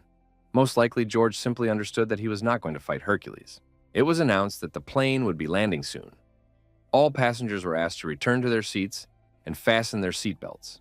There were many journalists at the airport wanting to interview Dark Horse. Posters welcoming the Dark Horse, who had defeated Hercules, were hung everywhere.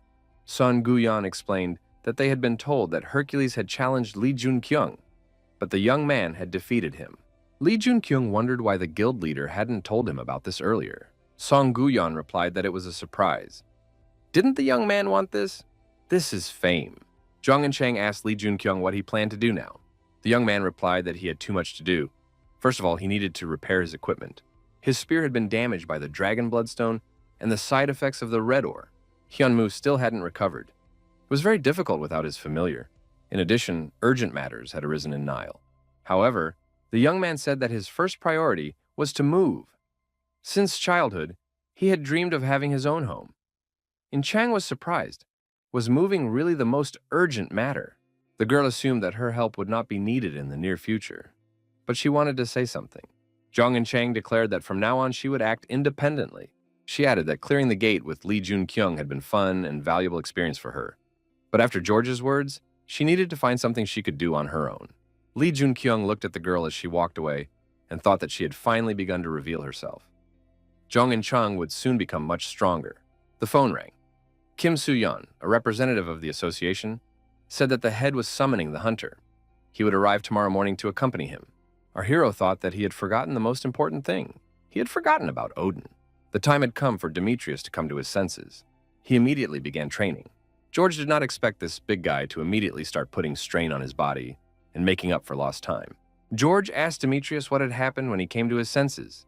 Demetrius asked in return, was this the first time George had seen a defeated hunter? George noted that Demetrius had never lost before. He looked at Demetrius and thought that now his soul seemed to have found peace, although he had always been aggressive before. George asked again what had happened. Demetrius suggested that the Dark Horse had never intended to be their enemy from the start. Demetrius said there was no need to worry. He had completely subdued his madness and could now use this power without any side effects. Gromila said that Li Junkyung had handed him this gift on a silver platter. Our hero had said earlier that Hercules would become a monster, much stronger than before, and would certainly rise to his feet. Li Junkyung hoped that they would be on the same side and fight shoulder to shoulder. The aftermath on the battlefield was horrific. Many destroyed monsters lay around. Zhang and Chang continued to move forward, clearing the dungeons one by one on her own. At one point, a huge monster armed with a sword appeared in front of the girl. In Chang thought that 3 days had already passed. The girl was surprised. Where did this monster-like guy come from? It seemed as if she was facing Hercules again. The monster's expression spoke of his aggressive intentions. The patron, Prince Charming, slightly restored the girl's health points. In Chang thought that she was barely holding on, even with the patron's support. However, this monster was also at the limit of its strength. The monster attacked In Chang, but she managed to jump aside at the last moment, preparing a counterattack. In Chang jumped high into the air and delivered a devastating blow to her opponent. She continued to strike and shouted that she would not let him leave. Victory would be hers. The monster lost its balance and fell to the ground.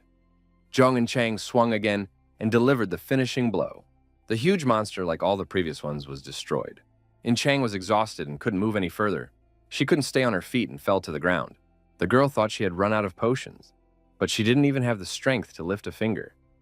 Was she really going to die next to this monster?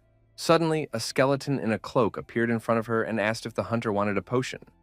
In Chang was surprised. Where did this black warrior come from? The patron, Prince Charming, gave the girl the title Siegfried. In Chang opened her eyes and saw Li Junkyung in front of her. The girl asked where she was. Li Junkyung replied that she was still at the gate. Yingcha noticed that her body felt much better. It was a rather strange sensation. Where did Li Junkyung get the elixir? Li Junkyung said that In Chang could accept his congratulations. The girl was surprised. What congratulations was he talking about? And she asked where her sword was. Li Junkyung replied that he was close to destroying the monster, but limited himself to just thinking about it.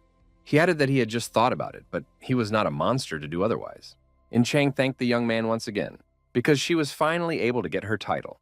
Suddenly, a powerful beam of green light shone down from the sky. The young people were caught in its glow. In Chang received information that her patron was a girl, the Ogre Prince Siegfried. The Ogre Prince jumped onto the girl's shoulder and settled there. Li Junkyung said that now he belonged to In Chang. Zhang In Chang now did not know how to behave when she had a real Ogre Prince on her shoulder. Li Junkyung said that he was like a black warrior. Now that the girl had a title, she had become a real hero. Zhang In Chang thought that she had already grown attached to him since the moment they fought. He turned out to be quite cute. Li Junkyung asked the handsome prince to protect the princess. The young man asked if In Chang had chosen a name for him. The girl replied that she hadn't yet. Everything was too confusing. Was she really a prince, and this little ogre a princess? The little ogre said, Gong. In Chang realized that was his name. The patron Prince Charming smiled satisfactorily. The patron Fallen Angel laughed at this absurd situation. Li Junkyung thought that the girl had won the one-on-one duel against the ogre mage. Zhang In Chang kept up with the black warrior. In Chang asked Li Junkyung how he ended up here. The young man replied that it was a long story. Clearing the gate usually took the girl no more than 2 days. But he began to worry. It had already been 3 days since she appeared inside. Lee Junkyung said he wanted to discuss something else. But first they needed to deal with the monster approaching from the northwest. A 2-headed monster did indeed appear nearby. Lee Junkyung reminded them that they were clearing the gate, so they first needed to make sure that all the previous monsters had been defeated. In Chang thought that the heroic power she had gained along with her title was filling her body with mana. The boss of the ogre village was a 2-headed ogre. The girl decided that this ogre was an excellent opponent to test her heroic strength. Zhang and Chang didn't stand on ceremony and immediately attacked the approaching monster, jumping high and swinging her sword. Gan jumped off In Chang's shoulder and flew swiftly toward the 2-headed monster. The 2-headed ogre didn't even have time to blink before it was attacked by little Gons. In Chang barely had time to notice as both of the monster's heads flew off. Lee Junkyung looked at Gons and thought that she didn't need a prince at all. The gates were completely cleared. Zhang and Chang said that it was over and asked again what had brought the young man here. Lee Junkyung said he needed to go to China. Was Zhang and Chang willing to accompany him? Odin's test was successfully passed. Our hero was curious to see if their taboo would work, but he got around it with the help of Merlin's pendant. Lee Junkyung found himself in Asgard. The young man infiltrated a shadowy organization that pulls the strings around the world. Hyunmoo grew up and formed the perfect body. He has not yet reached the level of the sinister king of the undead army, but he can now control up to 7 skeletons. Lee Junkyung noticed that another skull had appeared on his bracelet. The skeleton's soul was not yet active. The spear was restored by the blacksmith Park Jae-hyun. However, it now had the characteristic of a demonic spear that consumed its own user. Therefore, Lee Junkyung is forced to go to China, one of the most dangerous regions in the world. Due to their inability to contain the huge number of gates opening everywhere, China has turned into a kingdom of monsters. It is there that a man capable of cleansing the black marble is located, in a place that will soon become the center of an impending catastrophe. Northern Front. Armed monsters are moving in an organized manner towards the enemy. The hunters noticed that a horde of snow orcs was approaching them. They had been there for over 3 hours. At the right moment, the orcs were attacked and set on fire. The hunters looked around in confusion. Who was behind this attack? Young men appeared on a nearby hill, Lee Junkyung and Zhang In Chang. The local hunters approached the visitors. Song Guyon brought up the rear of the delegation. The hunters thanked the young men for their help and asked if they were really going there. Lee Junkyung replied that he should thank the hunters for protecting this country. And he did have one thing to do. One of the hunters had heard that this young man had defeated Hercules. But there was something else. There was a kind of barrier there that ordinary people could not pass through. That would be a problem. Lee Junkyung replied that there was no need to worry about that because he had already found a solution. Song Guyon said he was curious how Lee Junkyung was going to travel without Bivrest's help. In Chang asked what it was. Lee Junkyung explained that it was a gate. Literally, the entire territory of China was one continuous gate. He added that the girl would understand everything as soon as she saw it with her own eyes. Son Guyon told his companions that they needed to step back first. He himself stood directly at the gate. Whatever happened, he would not be able to help them inside, so he would wait for them here every 2 months. The guild leader added that if they couldn't get out by then, he would return here in a month, and so it would be month after month. Lee Junkyung noted that if everything went well inside, he would be able to get out on his own. The guild leader hoped that would be the case. Song Guyon watched the young people disappear through the gate. He thought that this young man was doing his best to save everyone he could. Song Guyon decided to lighten their burden as much as possible. It was very cold. Zhang and Chang, despite her warm clothes, said she was cold and asked if anyone actually lived here. Lee Junkyung also noticed that it was much colder here than expected. This meant that everything was happening faster than in the original time formation. Snow orcs appeared directly ahead. The girl activated her sword and said she would deal with them. She needed to warm up anyway. Zhang and Chang swung her sword and engaged in combat with the monsters. The forces were unequal, but the girl demonstrated her superiority and mastery of the sword. The snow orcs redeployed and surrounded Zhang and Chang. The girl did not give up and increasingly scattered her efforts. Now she no longer felt the cold. The battle ended as expected. In Chang warmed up and destroyed all the orcs that approached her. Lee Junkyung noticed that it looked as if the snow orcs were running away from someone. Ice trolls appeared, immune to cold and with high regeneration similar to that of orcs. Lee Junkyung told In Chang to be careful, because these were ice trolls. Together, the two young people defeated all the monsters that had approached within dangerous range. Zheng and Chang asked in surprise what was going on. Everything seemed strange to the girl. There were many powerful monsters around. Li Junkyung noticed that it had become more difficult to control his mana. In Chang noticed that the monster's movements and tactics were very similar to those of humans. Li Junkyung thought that her words made sense. Apparently, the process of absorption by the gates was going faster than expected. The young people decided to move on. In Chang asked how far they needed to go. Li Junkyung replied that at this rate it would take them about a month. The young man added that they should not waste any time, so they needed to find transportation. Their first destination would be Heavenly Lake, at the top of Mount Pektu. To keep warm, the young people built a fire. Guns enjoyed warming his hands by the fire. Li Junkyung told his companions that he would go to scout the situation. In Chang didn't mind staying by the fire, while Gans preferred a warmer place. To move faster, the protagonist got 2 reindeer. Saddling the animals, the young people increased their speed and reduced their travel time. In Chang noticed that the road was going uphill and asked if they were climbing to the top of Pektusin. Shouldn't the temperature drop as they climbed? However, it was rising instead. The girl noted that they had not encountered any monsters on the way. Li Junkyung replied that the Lord of the Mountain was protecting it. In Chang asked who the ruler was, a human? Li Junkyung replied that the ruler of the mountain was not a human, a monster, or an animal. He didn't even know how to answer that question. The young man added that the girl would soon see everything for herself, and that it was better to leave the animals here. Li Junkyung said that now they needed to break through the barrier. The president of the association, standing on the roof of a high-rise building, thought that after the appearance of the gate, the world had plunged into chaos. Awakening powers superior to all others, he decided to find Asgard and devote himself to the people. But using his powers in the name of humanity, he realized something. Naturally, those who cannot use magical power are left behind. Hunters who can survive disasters are the people he is responsible for protecting. The president of the association was disappointed that Li Junkyung had gone to China without living up to his expectations. The climate had changed, and monsters were rampaging across the country. However, this did not satisfy him. The president thought that perhaps the young man, who did not possess the strength of a hero, but managed to defeat Hercules without it, would be able to find it, which he had once failed to find. The president laughed and said that this was becoming quite interesting. He should enjoy it slowly because Li Junkyung was the best appetizer to satisfy his insatiable hunger. Li Junkyung said that they had finally arrived at their destination, the Heavenly Lake. The young people were greeted by the locals, armed hunters, and Chang was surprised. Did people really live in the land of monsters? Did Li Junkyung know about this? The young man replied that they were survivors from the ancient lands of the northern region of the country. One of the hunters asked the stranger how he knew about them. Li Junkyung said that he needed to meet with the ruler of the mountain. The local hunters were surprised. Did this stranger even know about the king of the mountains? He could be dangerous. One of the hunters shouted that these young people were intruders, and that everyone should prepare for battle. Li Junkyung said he would like to avoid unnecessary fighting, but it seemed there was no choice. A little girl appeared on the hill. She waved her hand and said she had to take the guests to the king of the mountain. The northern region of the country had disappeared from the face of the earth long ago. Due to unsuccessful nuclear experiments, this region had become a wasteland, even before the gate appeared. After that, many refugees moved to the southern region or to China. The hunter asked Li Junkyung again how he knew about the survivors. The young man replied that it was a very difficult question.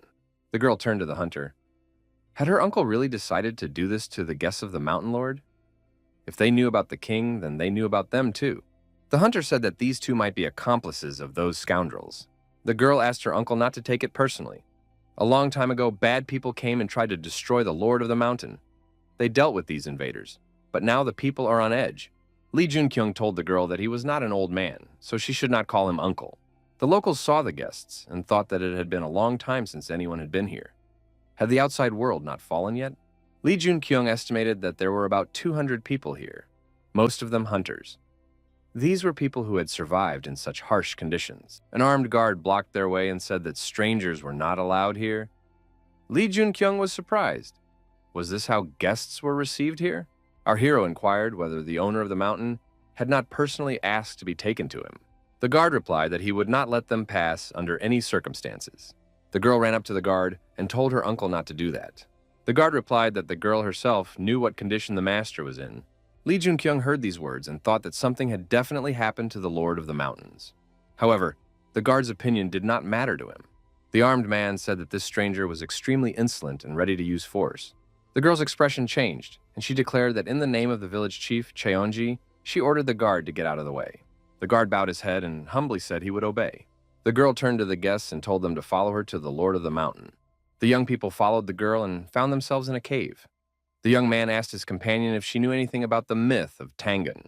There is a forgotten folk myth called the myth of Tangan, about how Hwanung descended from the mountains and founded Korea, creating a people there.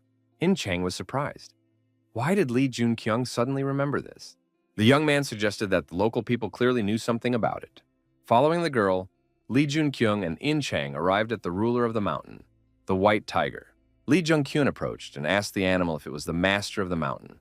The tiger replied that it surpassed all his military forces and knew about him. In any case, these young people were his honored guests. The beast added that it was the protector and master of Mount Pektu. What had brought these people to it? Zhang and Chang felt a terrifying aura. Lee Jun-kyung told the Lord of the Mountain that the power with which he protects this place will soon disappear.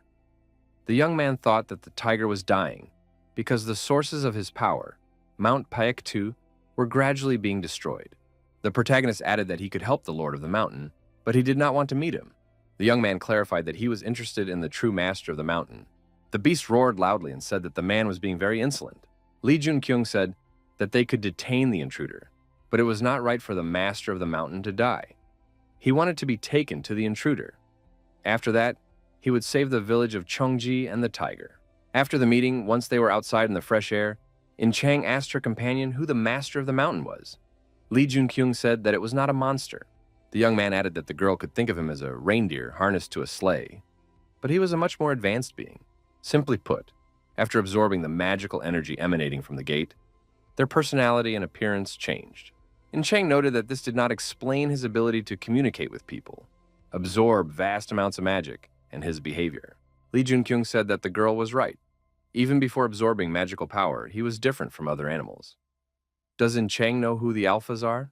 Alphas are larger, stronger, and smarter than other animals. Over time, they can become the main characters of legends and fairy tales. However, the master of Mount Pektu is even more special. The young man added that this was thanks to his patron. The girl found this strange to hear. Lee Jun-kyung said that he was a hunter like them, but now he was wounded by an intruder who had entered Mount Pektu. Therefore, now the target was not only them, but also the intruder himself. The girl, performing the appropriate manipulations, shouted that it was necessary to open the world. Lee Jun-kyung and his companions witnessed the process of opening a portal to another world. The young people, taking advantage of the window of opportunity, jumped off the cliff. The girl performed the necessary manipulations and closed the world. She said that these people must return safe and sound. Our heroes entered the temporary gate of the sealed territory. Zhang and Chang was surprised, wondering what this was. Lee Jun-kyung had already encountered a similar situation and explained that these were gates appearing inside other gates. The northern region of this country and the neighboring country are themselves gates. So technically, all the gates in them are temporary. In Chang said that it was terribly hot here, even though a few minutes ago she was freezing. Lee Jun-kyung suggested that they think of it as a test of endurance. This way, they could become stronger and more resilient. The patron saint, the beautiful prince, blessed the girl with heat resistance. Lee Jun-kyung thought that, as expected of a hero who inherited the title of Prince Siegfried, the patron saints were not so conservative when it came to blessings. In Chang dealt with the monsters that appeared in her usual manner. She dismembered them into several pieces. Lee Jun-kyung looked around and said that all the monsters were finally gone. In Chang also breathed a sigh of relief. The level of control over fire had been increased. Lee Jun-kyung said that he had thought so. The gates of Cheonji with their strong flames were ideal for increasing the level. In Chang asked her companion what kind of child that was from the village. Could it be that she was the one who created this sealed territory? The young man replied that the girl had not sealed the area, but had lured the intruder into it. This place is the center of Mount Pektu, the place where all forces are concentrated. The source of the Mountain Lord's power is also located here. This girl is the bear from the myth of Tangan, and she can use the energy of the mountain. She is the one who grants this power to the Mountain Lord. In Chang concluded that the strongest here is not the master of the mountain, but the head of the village. Her name is Eunyo. Lee Jun-kyung said that the intruder who is locked up here is even stronger. He is more powerful than any monster they have encountered before. In Chang asked again, "Is Unyo really her name? It's quite unique." Lee Junkyung replied that he did not know her name, it was just a pseudonym. This child is a hero. Ancient writings stated that Cheonji was the best place to grow. Our hero thought that everything was turning out just as it was written in the Demon King's autobiography. It was not easy to find hunting grounds like this. It was necessary to become as strong as possible in order to be prepared for any changes in the future. His level of power over fire increased again. In Chang said that the young man's patron was incredible. He had bestowed so many blessings if Lee Junkyung had become so powerful. Lee Junkyung suggested that the girl's patron, the Prince Charming, was much better. The young man thought that he was only becoming stronger because of his player trait. The girl approached the master of the mountain and asked how he was feeling. The tiger replied that everything was the same. The lord of the mountain was dying because he had used his powers to protect Mount Pektu and the village of Cheonji while sealing the invader.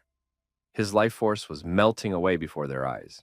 The girl said that they had to deal with the forces of Mount Pektu, but the lord of the mountain was immediately wounded.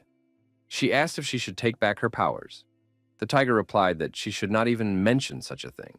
The lord of the mountain noted that these young people were certainly strong, but the invasion was much more powerful. The girl asked why the mountain lord had sent them to Cheonji. The tiger replied that he had not seen their power, but had noticed what was behind them. It was the same thing he had seen behind the invader. The young people found themselves in a place where there was nothing but unbearable heat and clumps of energy floating in the air. Suddenly, a child appeared before our heroes. The girl asked indignantly if this child was the invasion.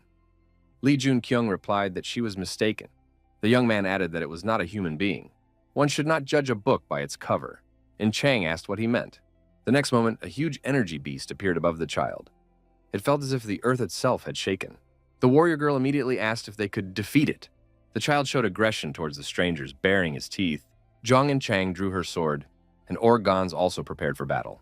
In Chang approached the child with her sword raised. She was ready for battle. The child initiated an explosion, accompanied by a release of excess energy, and In Chang was thrown back by the shockwave. The girl was surprised. What was this unimaginable force? Our hero decided to join the fight next. Wielding his spear, Lee Junkyung approached the child. Lee Junkyung struck with his spear, and the ground beneath his feet cracked. However, the child managed to jump aside. Lee Junkyung continued the confrontation and prepared for a new attack. Using fire magic, the protagonist rushed at the intruder again. Everything around him was engulfed in flames. The ground beneath the village of Cheonji shook. Was it an earthquake? The girl shouted that all the villagers needed to be evacuated. They had to try to find shelter for those who were exhausted. One of the hunters approached the girl and asked her what she thought. Would everything be okay? The girl replied that there was no need to worry. Even if things didn't go according to plan, she and the Lord of the Mountain would manage. They just needed to hurry and help with the evacuation. The girl thought that if they lost, she and the Lord of the Mountain would not be able to cope on their own. Cheonji's fate was in the hands of these young people, so it was important that they return safe and sound. After a fierce battle, Gons lay on the ground, showing no signs of life. In Chang was also not in the best shape. The girl was exhausted and had difficulty standing on her feet. The child used his unique energy abilities to deactivate our hero and render him immobile. The child's appearance clearly indicated that he was extremely aggressive. His strength was unimaginable. Lee Junkyung held on with all his might, resisting the onslaught that the child unleashed on him. Lee Junkyung thought that the growth of his magical powers was blocked. However, before that, they had grown significantly, thanks to the flow of mana. The flow of mana was still at the first level. His power over fire was not growing either. It would not increase any further in Cheonji. To solve this problem, our hero activated his reserves and used all his internal energy reserves. However, even in this state, it was not difficult for the child to inflict damage on the protagonist. The young man grabbed his chest and said that it was very close. The mana flows activated in situations on the verge of death, but it was difficult to feel something like this when encountering the monsters he had encountered before. Lee Junkyung activated his spear again. He thought that, as expected, everything was different with this child. Unfortunately, the young man realized this a little too late. The protagonist felt the mana enveloping the cells inside his body. It was as if he had been reborn. The boy looked increasingly aggressive, filled with dark energy. Lee Junkyung swung his fiery spear and said it would hurt a little.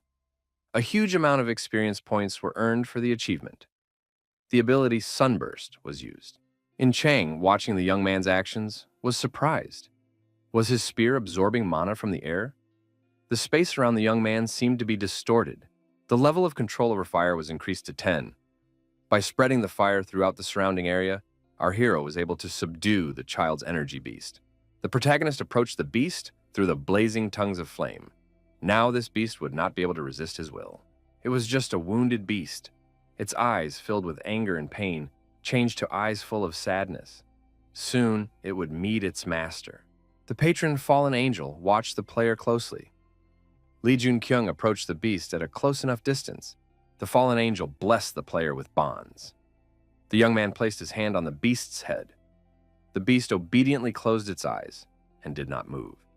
Despite its current docility, it was once a demon who had thrown the world into chaos alongside the Demon King. He was an ally and follower of the Demon King and was considered his own son at the time. He was the Snow King, the King of Beasts, the saber-toothed god, nicknames given to him. Lee Jun-kyung named him Fenrir. The bonds were turned into submission. The girl noticed that the vibrations had stopped. Was it really over? She saw that the young people had returned unharmed. Moreover, the young man was carrying a child in his arms. The girl thought they were carrying an intruder and called out to the master of the mountain. A huge tiger immediately appeared and followed the girl. The girl asked menacingly what it all meant. Lee Jun-kyung replied that he had kept his promise. The tiger was surprised. Had these people deceived him? They had said they would destroy the intruder. Lee Jun-kyung pointed out that he had not mentioned destruction. He had only said that he would save the lord of the mountain and the village. The young man noted that this boy was no longer dangerous. The child opened his eyes and jumped to the ground. The boy bowed to the astonished girl, paying her his respects. The girl was extremely surprised. Lee Jun-kyung smiled and said that now they had seen everything for themselves. The protagonist tried to teach the boy to pronounce his name. However, at this stage, it was impossible. His pronunciation was poor. Lee Jun-kyung realized that the child could not speak. Jung In-chang approached and clearly pronounced Lee Jun-kyung's name. The boy became angry and growled at the girl. In-chang told Fenrir that she was not an enemy.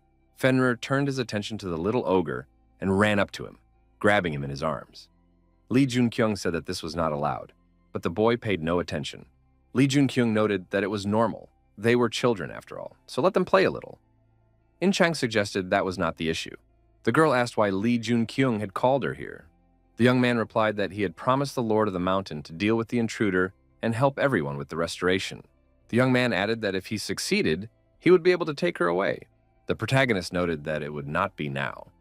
He would come for her as soon as he had dealt with his business in the neighboring country. In any case, the girl had to prepare herself.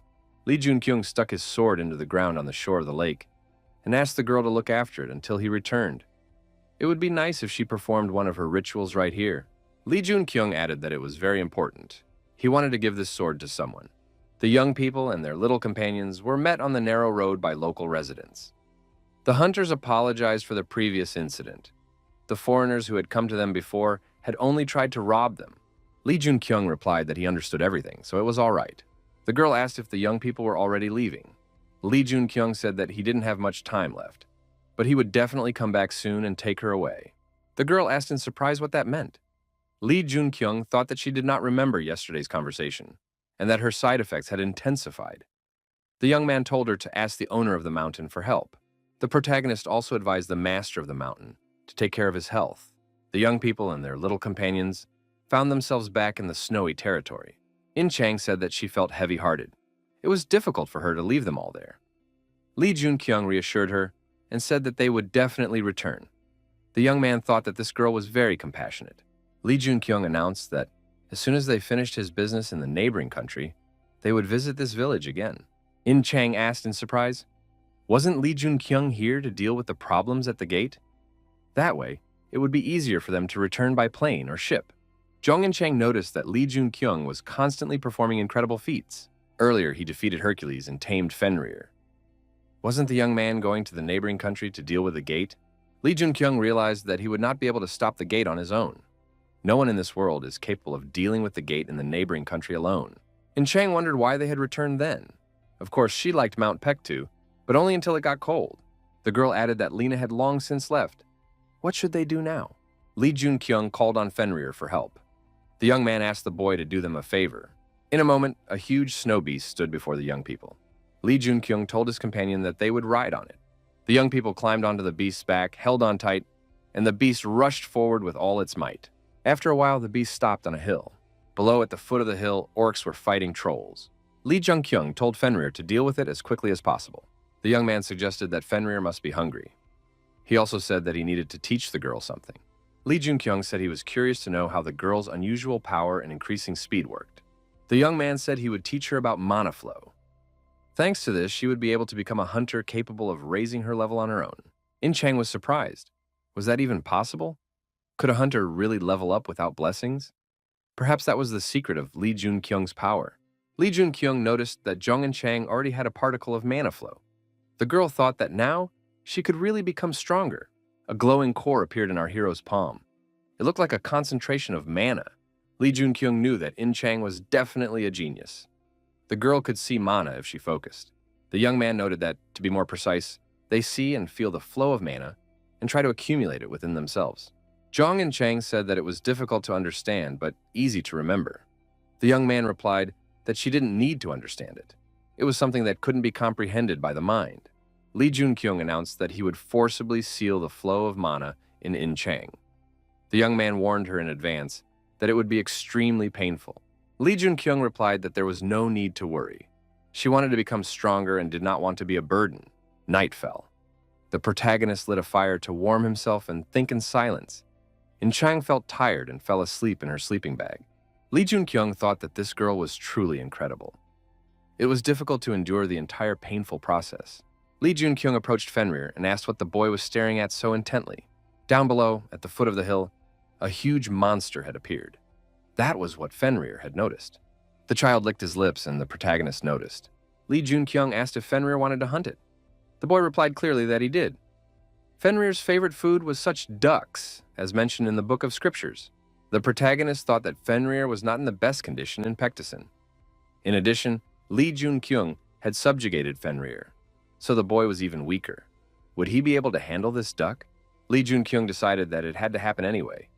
Fenrir's current level of strength had to be accepted. The young man gave permission to hunt. The boy rushed down and the huge snow beast went out hunting. The drake was finished. Lee Junkyung was no longer sure that Fenrir had become weaker. It was not so easy to defeat a drake of that size. Traveling further, the young people saw the aftermath of the tragedy. The bodies of the dead lay on the shore of the frozen lake. The girl asked if this was the result of the disaster Lee Junkyung had mentioned. Could the whole world end like this? Lee Junkyung replied that things could be much worse, but at least they could minimize the damage and save many people. The young man added that there were many hunters and heroes who belonged to organizations like Asgard. They would do everything in their power to protect themselves and survive. Lee Junkyung promised to do his best, so there was no need to worry. In Chang replied that this reassured her. Besides, she was ready to do everything in her power. Lee Junkyung said that the ice is strong, so they will be able to walk safely across the icy surface. As soon as they cross the river, they will immediately reach their destination. In Chang asked where their destination was. Lee Junkyung replied that the destination was in Guangdong province. They needed to find someone there. The girl asked if there would be any survivors there, given the environment. Lee Junkyung expressed confidence. The young man thought that he was holding back the black marble with a stream of mana, but at the same time, he felt the power of the black marble growing stronger. Was this his limit, and would he no longer be able to hold back the black marble? Lee Junkyung looked at the opposite bank and suggested crossing the river quickly on the ice. The young man said that they would not be able to travel any further on Fenrir. It was not worth attracting unnecessary attention. In Chang noticed that it was much warmer here and there were no monsters at all. Lee Junkyung realized that meant they were moving in the right direction. Fenrir drew the young people's attention to the outline of an armed man emerging from the fog. In Chang noted with surprise that there was someone ahead. The young man warned her to prepare her weapon. Lee Junkyung explained that in places like this, people don't just happen to catch their eye. Something was wrong here. As they approached, the young people realized that they were facing an armed giant. Skillfully wielding her weapon, In Chang showed what she was capable of and dealt with the giant. Yin Chang noted that it looked very strange. He appeared on the horizon like an ordinary person. The girl added that as he approached, the giant behaved like a starving beast. Lee Junkyung suggested that this giant had broken away from his group. Those who are usually expelled from the group due to weakness or illness often end up this way. This giant must be one of them, which is why he was weaker than the others. In Chang said that she was afraid to even think about what a group of giants might be like. The young people stared into the distance. The young man said that there was clearly more than one giant ahead. They weren't even given time to catch their breath. Giants riding monsters, giant ducks, were indeed approaching our heroes. Yin Chang thought it was incredible. Giants riding on ice skis. One of the giants asked the young people who they were. Li Junkyung looked at Fenrir and asked in surprise, "Does he really want to taste a drake in this situation?" The next moment, a net appeared above the young people's heads. In Chang immediately noticed it. The girl activated her sword and prepared to cut the net. Li Junkyung told In Chang to calm down. He felt no thirst for blood. The young people found themselves trapped by a huge giant. The giant said they would go with him. The squad of giants riding snow geese continued on their way along the established route. Li Junkyung, Zhang In Chang, Gon, and Fenrir found themselves in a cage where the giant had placed them. The giant asked the prisoners if they were locals. Li Junkyung said that they had come from distant lands. The giant said that they had been captured with the special one, so there was no need to worry. Li Junkyung noted that these giants were different from the giants in stories. Unlike the records, which describe them as simple monsters from legends, these were very intelligent. The young man asked if they were being taken to Utgard. The giant was surprised. Did this stranger really know about their city? He confirmed the route and repeated that they had no intention of harming strangers. The giant said his name was Shachi. Shachi added that he was a proud warrior of the great tribe of ice giants. The protagonist also gave his name. A clash ensued, and Shachi skillfully dealt with his enemies. After that, Shachi said he would ask a few questions, and depending on the answers, he would let the people go. Shachi added that these people would be free to make their own choice, and he would not harm them regardless of their decision. Li Junkyung suggested that they would be able to reach their destination much more easily than they had planned, because they were now heading there. Shachi announced that they had arrived in the city of Utgard. The gates swung open, and Shachi rode his snow goose into the city. The locals rejoiced Shachi had finally returned. In Chang said that she felt as if they had ended up in the Middle Ages. They couldn't have traveled through space and time, could they? The locals saw the prisoners and were surprised. Why were these people locked in a cage? Had they done something wrong? The locals noticed Fenrir and said he was special. Could Shachi have captured someone special? After all, he was a werewolf. Shachi announced that they wanted to visit the chief and that he needed to make way for them. Li Junkyung said that they were feeling fine and there was no need to worry. Fenrir also showed no aggression or discontent. At one point, Fenrir sensed an accumulation of excess energy on the upper floor of the building and said that there was an enemy there. Shachi, with the cage in his hands, approached the guards and announced his arrival. Shachi was allowed to pass and entered the throne room. At the back of the room, the king sat on his throne. The king asked if Shachi had brought another uninvited guest. Li Junkyung thought, had Fenrir called him an enemy? Fenrir must have fought him before he ended up on Mount Paktu. Shachi knelt and informed the chief that he had brought the werewolf and his companions. There is a suggestion that the werewolf wants to stay with them. The chief was surprised. Could these people really have subdued the werewolf? Shachi confirmed this. The chief told the warrior to leave the uninvited guests and return. Shachi told the chief that he had given these prisoners his word as a warrior. They must not be harmed. After all, they must return home unharmed. Shachi asked the chief to preserve his honorable name as a warrior. In Chang grabbed the bars on the door and said that they were locked. Although if she wanted to, she could easily break them off. Li Junkyung said that in that case, she would turn the tribe of giants against her. Even if she was confident in herself, she was still in the heart of their domain. In Chang was surprised. Weren't they already in trouble? She didn't believe that the chief had good intentions towards them. The girl added, especially after Fenrir's reaction to him. She was sure that Fenrir felt his pressure. What should they do? Fenrir and Gon silently warmed themselves by the fireplace. Li Junkyung said there was no need to worry. After all, if they wanted to, they could leave this place at any moment. Right now, they needed to rest after their long journey. The young man suggested that they would stay here for a long time. The protagonist imagined the scene. The city set on fire, armed giants in an aggressive mood. In the records of the Demon King, the war with the giants was described as one of the most terrible. The young man did not understand. Li Junkyung was sure that their king was incredibly strong, but individually, the giants were inferior to humans in strength. How did they manage to corner humanity? A girl appeared at the door with a tray in her hands. She said she had brought tea and cookies. Lee Jung-kyung asked the girl if the chief treated everyone this way. She replied in the negative. The young man was surprised. What had they done to deserve this?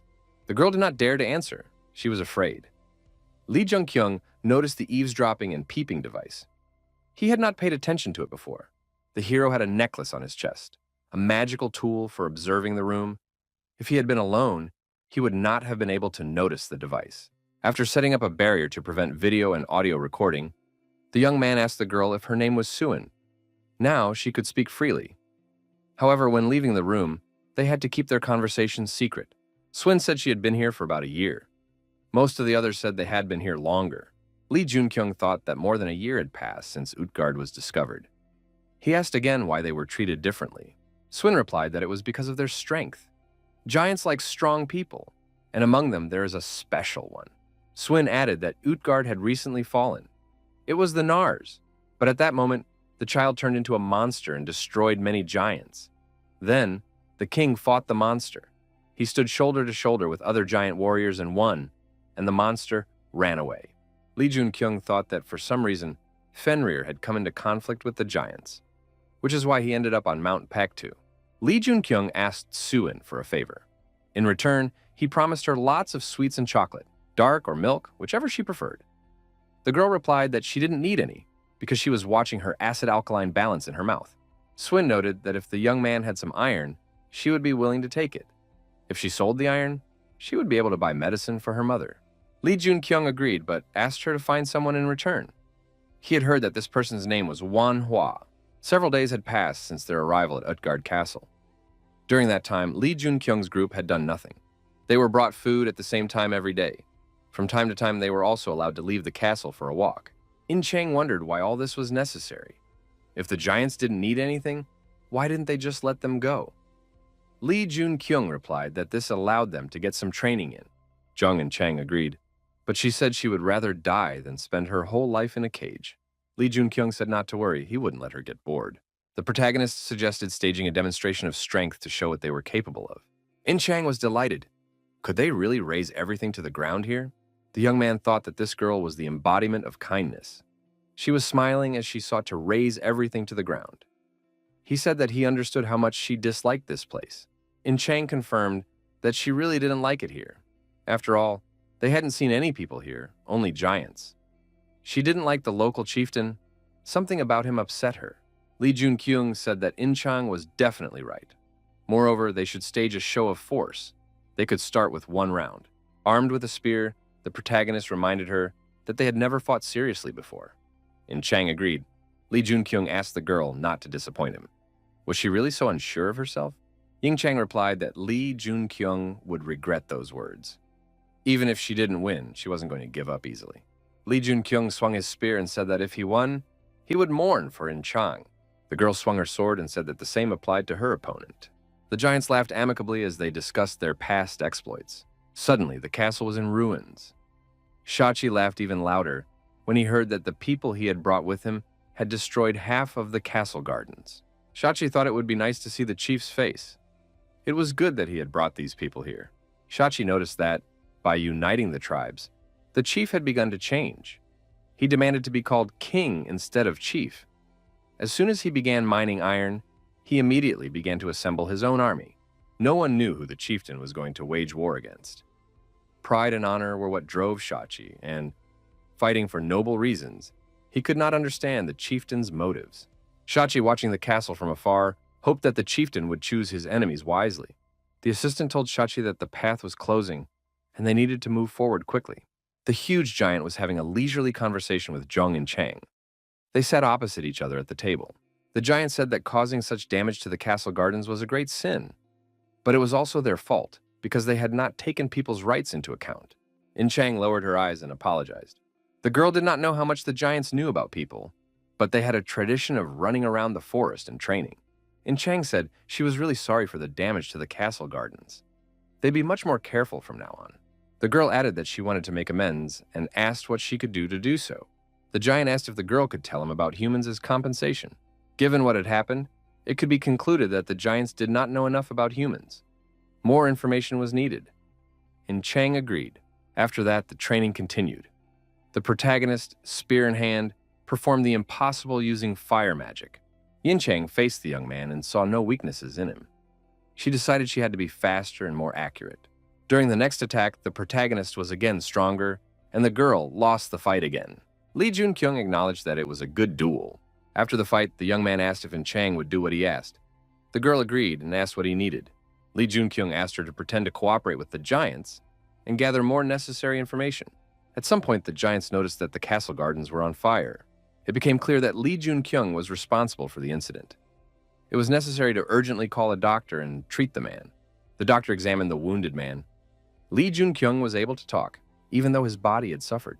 The doctor announced that he saw no serious injuries, only minor scratches and abrasions. Li Junkyung thought that the doctor did not believe this performance. However, giants may react differently. The young man asked the doctor to treat him.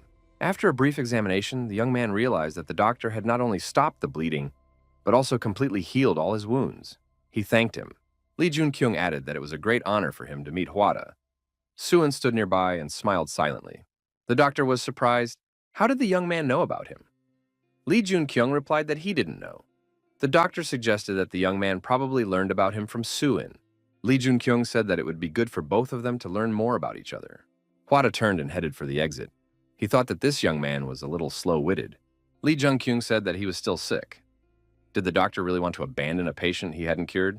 The doctor suggested that the young man was not sick at all. It was all insinuations. The young man said that his wound was not external. Why would the doctor make such a diagnosis without even examining his internal organs? Hwada apologized and took the young man's hand to check his pulse. A minute later, the doctor said he saw no problems and left. Li Junkyung was sure he was right. He definitely felt magical power coming from the doctor. This meant that he was a hunter. However, he himself had not yet awakened his abilities. Li Junkyung was surprised. After examining his organs, the doctor hadn't noticed anything. Could this really be Hwada? Hwada was one of the few surviving hunters from China, the one who healed many heroes, and the Demon King himself. The Demon King activated the flow of mana in the lands of the giants. It was said that he experienced a powerful surge of mana at the moment of activation. It must be something similar to the side effect of the Dragon Bloodstone, and Hwada was able to get through it. Li Junkyung thought, did he appear too early?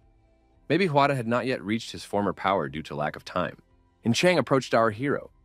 The young man thought she would be in trouble because of the commotion with the garden, but it seemed that nothing like that had happened.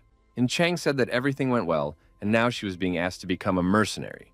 The girl added that the ice giants, called Nars, are building a city nearby and looking for an opportunity to attack Utgard. The locals want to protect Utgard and the other monsters, but they don't have enough warriors, so they are asking for help. Li Junkyung said that there were far fewer giants here than he had expected. Because of the Nars, their numbers continue to decline. Apparently, this is why it will be difficult for them to harm humanity. Yin Chang added that he asked a lot of questions about the outside world, about the population, culture, characteristics, and armed forces. Li Junkyung noted that Yin Chang, as always, did a great job. The girl thanked him and asked if he had any new information. The young man replied that he had not learned anything yet, but that was still to come. Li Junkyung remarked that they should have returned as soon as they found the people they came for. Was there a reason why Yin Chang decided to stay here? Yin Chang said that the giants did not oppress people, but if people left Utgard, they would die. Perhaps that was why they were staying here. The girl added that she wanted to find a way to help them. Li Junkyung thought that he had planned to take a few people with him after finding Hwada and escape from Utgard. He noted that Yin Chang was much kinder than he was. Li Junkyung thought that it all sounded good, sacrificing the minority for the majority. But in doing so, he almost did the thing he hated most. By signing a contract as a mercenary, the young man was able to stay here with the others. The hunters looked at the protagonist and whispered, "Could this be the owner of that wolf? What is he doing here?" Our hero thought that the people here clearly did not like strangers. And Chang agreed. They were not welcome here. Swin approached Li Junkyun and thanked him for helping her mother. She was feeling much better now. Dr. Hwada asked the young man how he was feeling. Li Junkyung replied that he felt much better, and it was all thanks to the doctor.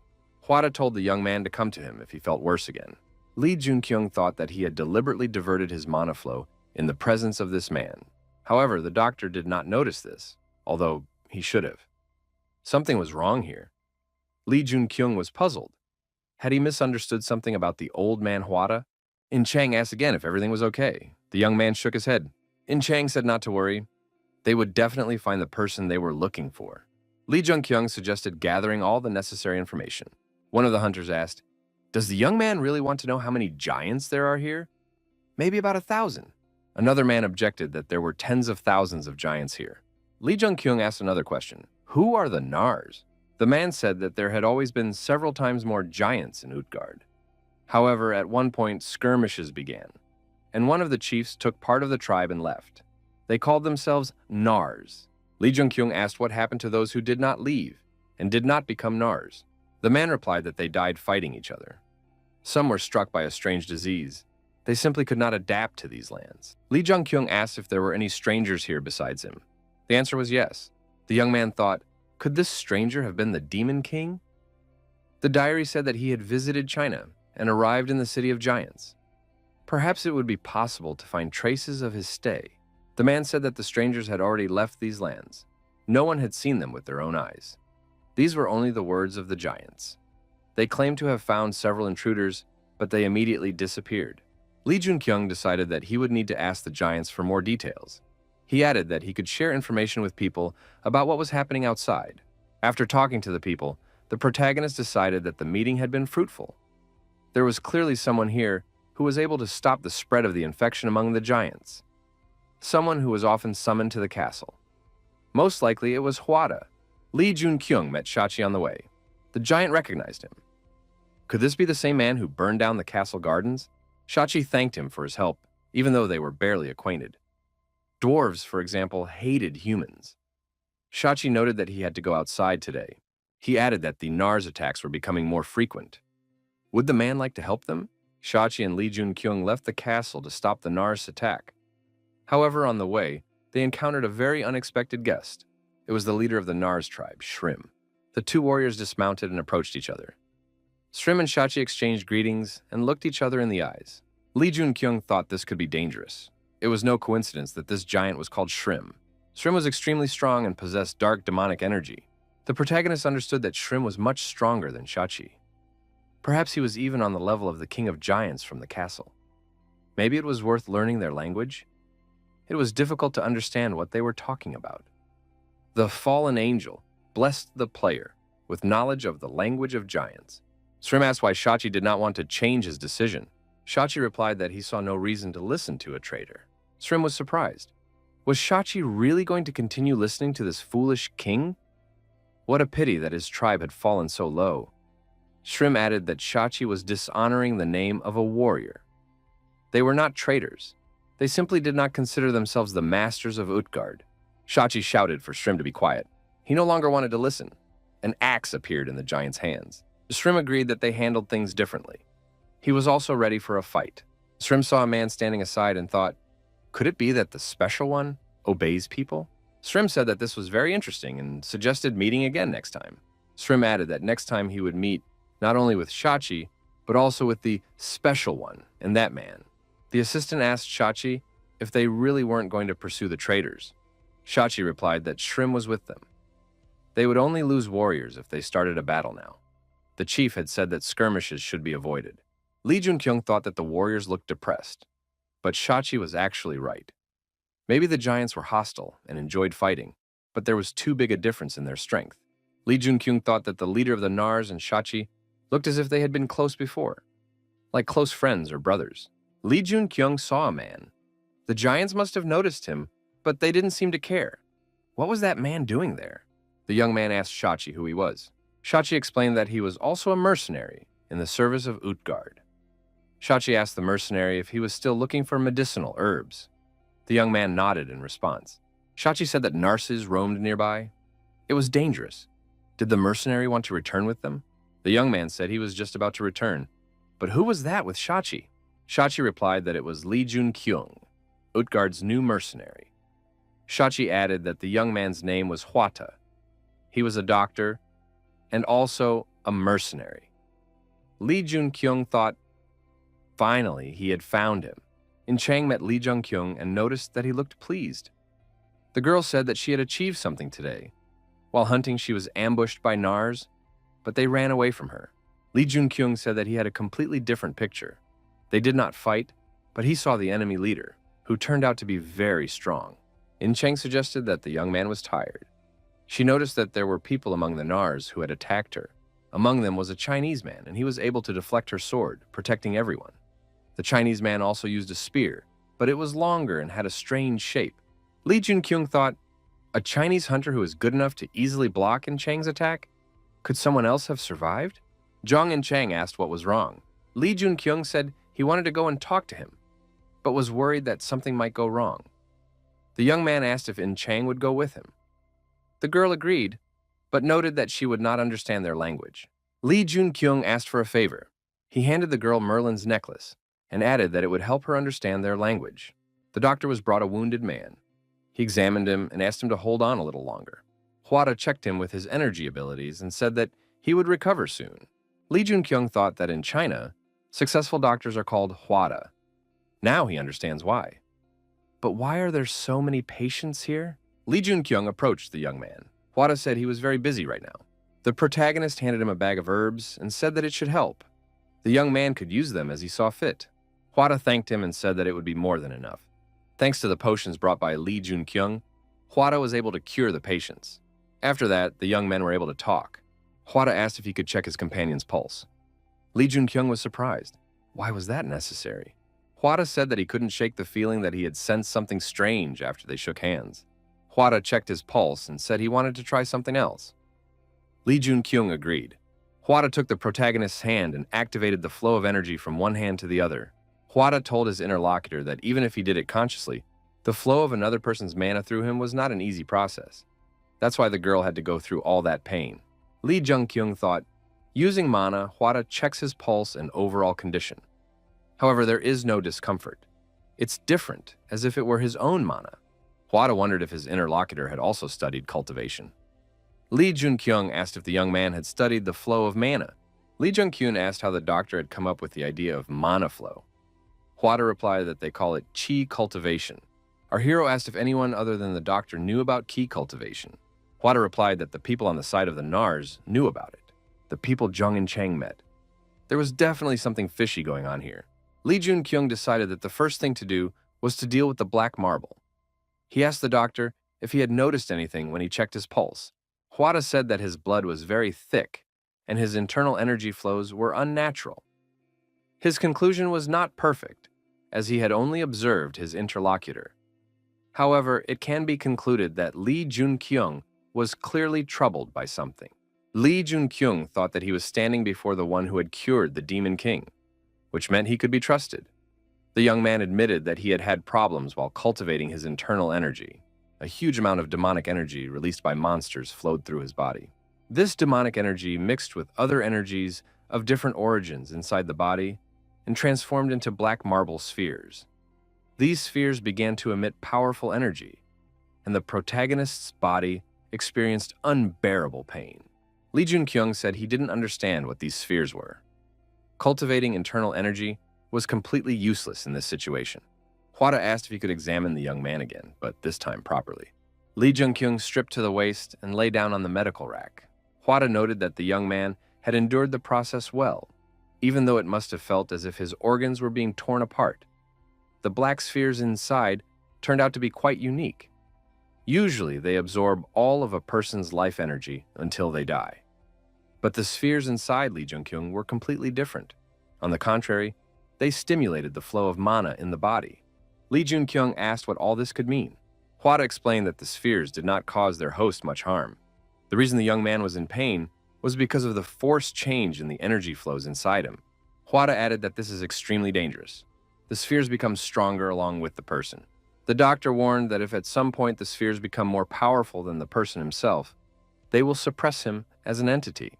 Lee Jun-kyung could go mad, becoming a psychopath consumed by the desire to destroy. However, thanks to his extraordinary mental fortitude, the young man is able to suppress all of this. The hero wondered if this was the psychopathy that the doctor had said haunted the Nars, abandoned in the ice. The people on the side of the Nars are psychopaths, consumed by a thirst for destruction and the cultivation of inner energy. The protagonist gathered a lot of new information that he has not yet been able to figure out, but one way or another it will be useful to him. The black spheres turned out to be safe, and they also helped to improve oneself. The protagonist thought that it was only natural to improve oneself by facing danger. So, everything is great. Perhaps the Demon King was able to comprehend the flow of mana by studying cultivation. If so, then thanks to key cultivation, it will be possible to improve one's own flow of mana in the future. Lee Jung-kyun asked the doctor, after all, these patients had not even participated in battles. Why were they sick? Hwada replied that there was too much energy in these lands. Hunters under the protection of powerful beings can benefit from such places if they are accustomed to the energy. However, ordinary people are unable to cope with such a volume, which is why they start to get sick. That is why there are so many sick people here.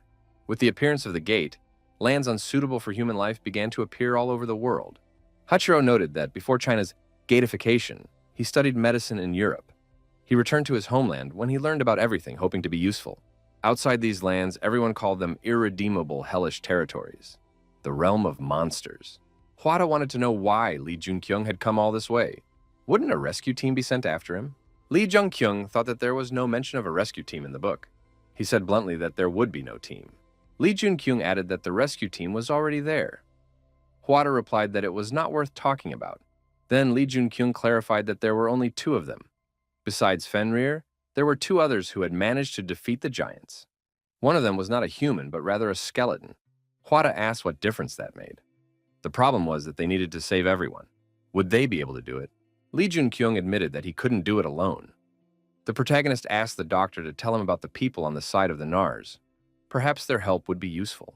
Hwada said that sounded ridiculous. The young man knew nothing about them. Lee Jung-kyung replied that this was precisely why he was asking. The number of surviving hunters living in Utgard was critically low. This meant that most of them had gone over to the side of the Nars. Hwada said that when he went out to gather medicinal herbs, most of the hunters had just left Utgard. Lee Jung-kyung wondered who could lead all these hunters, but no one came to mind. To take the people and leave, he would need the hunters' help. He needed to prepare for the coming cataclysm by becoming stronger. Lee Jung-kyung said again that he had a request. He wanted to learn key cultivation. He thought that if he could master it, he would be one step closer to the power of the Demon King. Lee Jung-kyung and his companions watched Utgard from afar. The city was covered in snow as always. However, that was not the main thing. Hwada had completed the construction of a barrier around the territory. Not a single stream of mana would leak out. Even if Lee Jung-kyung trained inside, no one would suspect anything. The protagonist was surprised. Was such a measure really necessary during training? Hwada said it was undoubtedly necessary. Internal changes require the absorption of external energy, and in the process, there may be surges that the giants will notice. The doctor noted that gathering energy in one place is not an easy task. To begin with, they need a barrier that will allow mana to flow freely around it. Lee Jung-kyung said that he really felt and gathered energy flowing around him naturally. Hwada was extremely surprised. Did his interlocutor really collect energy from outside without any special technique? Who was his teacher? What school of internal energy did he study? This is impossible, even hypothetically. Lee Jung-kyung asked what was so incredible about it. Hwada suggested that Lee Jung-kyung had an incredible predisposition to controlling internal energy. He exceeded all expectations. The doctor added that, although the young man's technique was impressive, after listening to him, it was clear that, in principle, it was possible. This meant that they would be able to solve the problem together. At the winter camp, the hunters discussed pressing issues. One of them asked in surprise if there were really no strong fighters among them. His interlocutor confirmed this. The young man thought, had a rescue team finally been sent? The senior hunter said that was not the case. If it were a rescue team, the Nars would have spotted them long ago. Most likely it was a small team of less than 10 people. The hunter thought that he had been too careless before, and now he had no idea where all this would lead. The young man asked how quickly the hunters could become stronger. The bearded man replied that they were making progress. Having gone over to their side, they had also gathered a decent supply of provisions.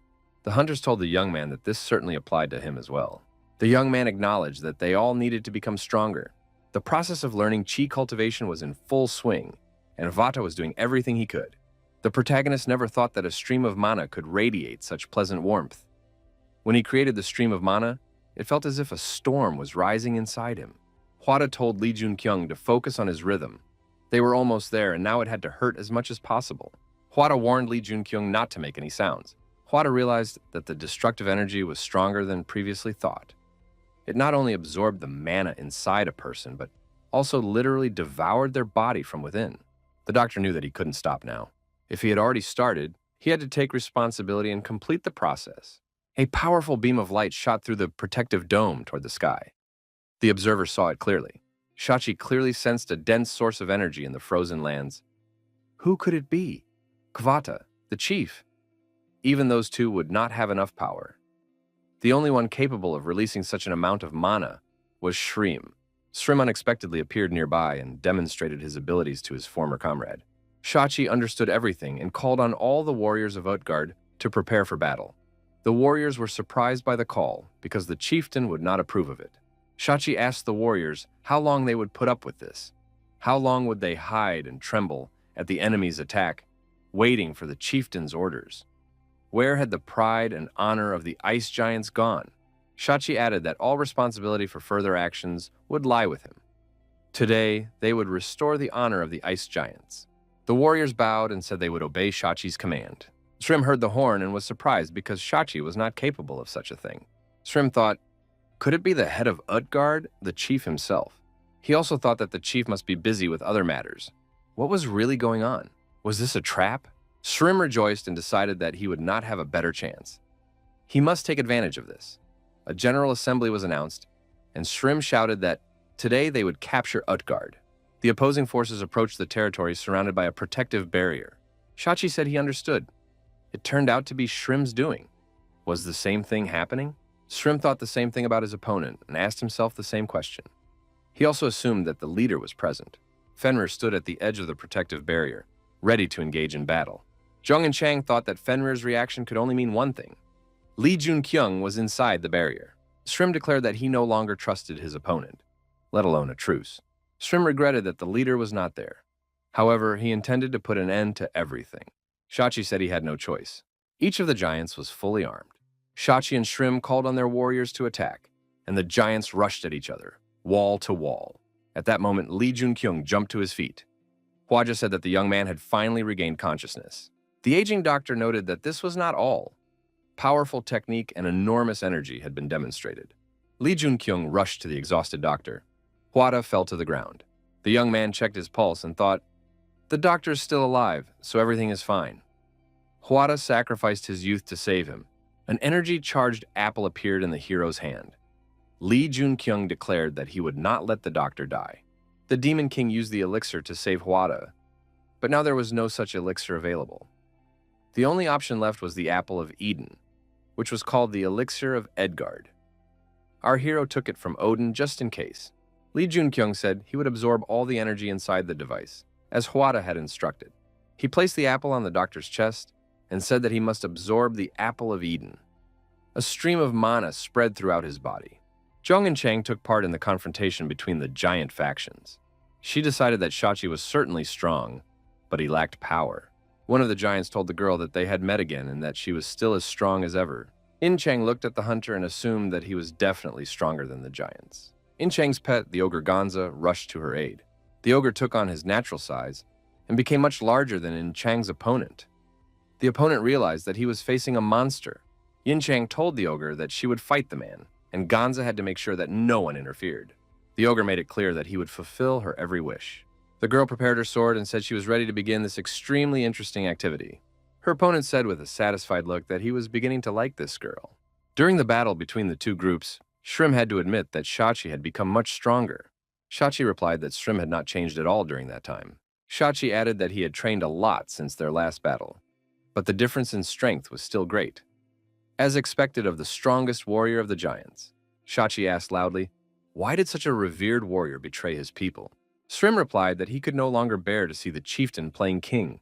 Perhaps Shachi did not know this, but the chieftain had destroyed everything that was dear to him. Shrim added that it was the chief who had destroyed his friend and Shachi's father, Ovaldi. Shachi was so surprised that he even stopped fighting. Shrim repeated, that scoundrel Loki destroyed Ovaldi. Lee Junkyung continued to look at the exhausted Hwatu. The hero noticed that Hwata's condition had improved, but things were not going as planned. The Apple of Eden, was a treasure many times more powerful than the elixir, but it looked as if it had barely survived. There was no flow of mana. Lee Junkyung assumed that it was all because of him. Most likely, he absorbed the effect of the Apple of Eden while collecting mana. Perhaps that was why he was now feeling such a huge flow of mana. The young man thought that right now he could defeat even Hercules. The protagonist did not understand what was happening. What was this flow of mana around him? An armed Jung Chang approached the young man at close range. The girl asked if the young man was okay, and added that she was glad to see him. However, the fallen angel expressed contempt. This was very surprising for the hero. His rivals said that he was just a human being and that this was their chance. A call to attack was heard. Hyunmu's skeleton appeared on the battlefield. He said he was waiting for his master's instructions. Hyunmu added that his master could trust him with anything. Right now, he was capable of destroying those giants. Lee Junkyung admitted that Hyunmu had changed a little. The young man ordered Hyunmu to take Hwada to a safe place. Hyunmu smiled and said he would carry out his master's orders. The protagonist thought that the doctor would definitely be fine now, and he could focus on other tasks. At that moment, Shrim approached and prepared to deliver a devastating blow to his opponent, Shachi. Lee Junkyung was faster and punched the giant Shrim in the jaw. The blow was quite powerful. Shachi, watching the hero, wondered who Lee Junkyung really was. The young man had become incomparably stronger since their last meeting. The giants, representatives of the opposing sides, continued their bloody battle. Gonza took an active part in it.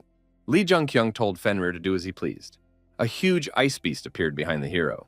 After that, the protagonist suggested negotiations. The mercenaries fighting on the side of their rivals lowered their weapons and thought about it. Maybe this was their chance. The protagonist thought that they should not be underestimated. After all, they were all heroes. Lee Junkyung said he had an urgent question. Who were they? One of the mercenaries replied that his name was Yubi. The hero did not know anyone with that name, but someone with such abilities must have been mentioned in the Demon King's records. Lee Junkyung asked why Yubi had betrayed the people. Was it because they weren't hunters? Yubi shouted that he hadn't betrayed them. It was their destiny. Everything was done for the greater good. Lee Junkyung attacked his opponent and said that it was all a lie. How great was this good that it justified betraying people? The mercenary said that he and Shrim had an agreement. If King Utgard was defeated, they would help restore China. Lee Junkyung said that Yubi could have made the same agreement with King Utgard. At the same time, the hero approached his opponent, thrusting his spear forward.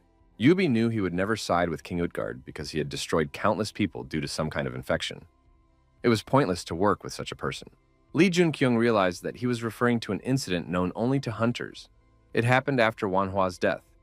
This explains why there were so few survivors in Utgard, and why the hunters betrayed him. The young man noticed that Yubi was talking about rebuilding China, but at the same time, he betrayed people. Yubi shouted again that he did not betray them. The protagonist thought that there was still much that was unknown. First, they had to defeat them, and then listen to the story. Shrim said that Shachi's father had noticed that the chieftain was plotting something. Shrim added that Loki wanted to turn these lands into Jotunheim. Shachi asked what he meant. Shrim replied, to clear the lands and make them the lands of giants. He wanted to destroy all creatures except giants. And Ovaldi tried to stop him. Shachi gritted his teeth and asked why Shrim was only mentioning this now. Shachi was extremely angry and attacked his opponent. He asked again, why didn't Shrim say this earlier? Shrim replied that he could not lose Shachi. After all, Shachi was too loyal a warrior of the giants. Could he betray his leader, even knowing that he had killed his father? Shrim counterattacked and deactivated Shachi. The warrior noticed that even though Shachi had learned the truth, his body still spoke for itself. Shrim left his former comrade lying on the ground and told him to sleep until it was all over. Suddenly, a voice from the other side ordered Shrim to stop.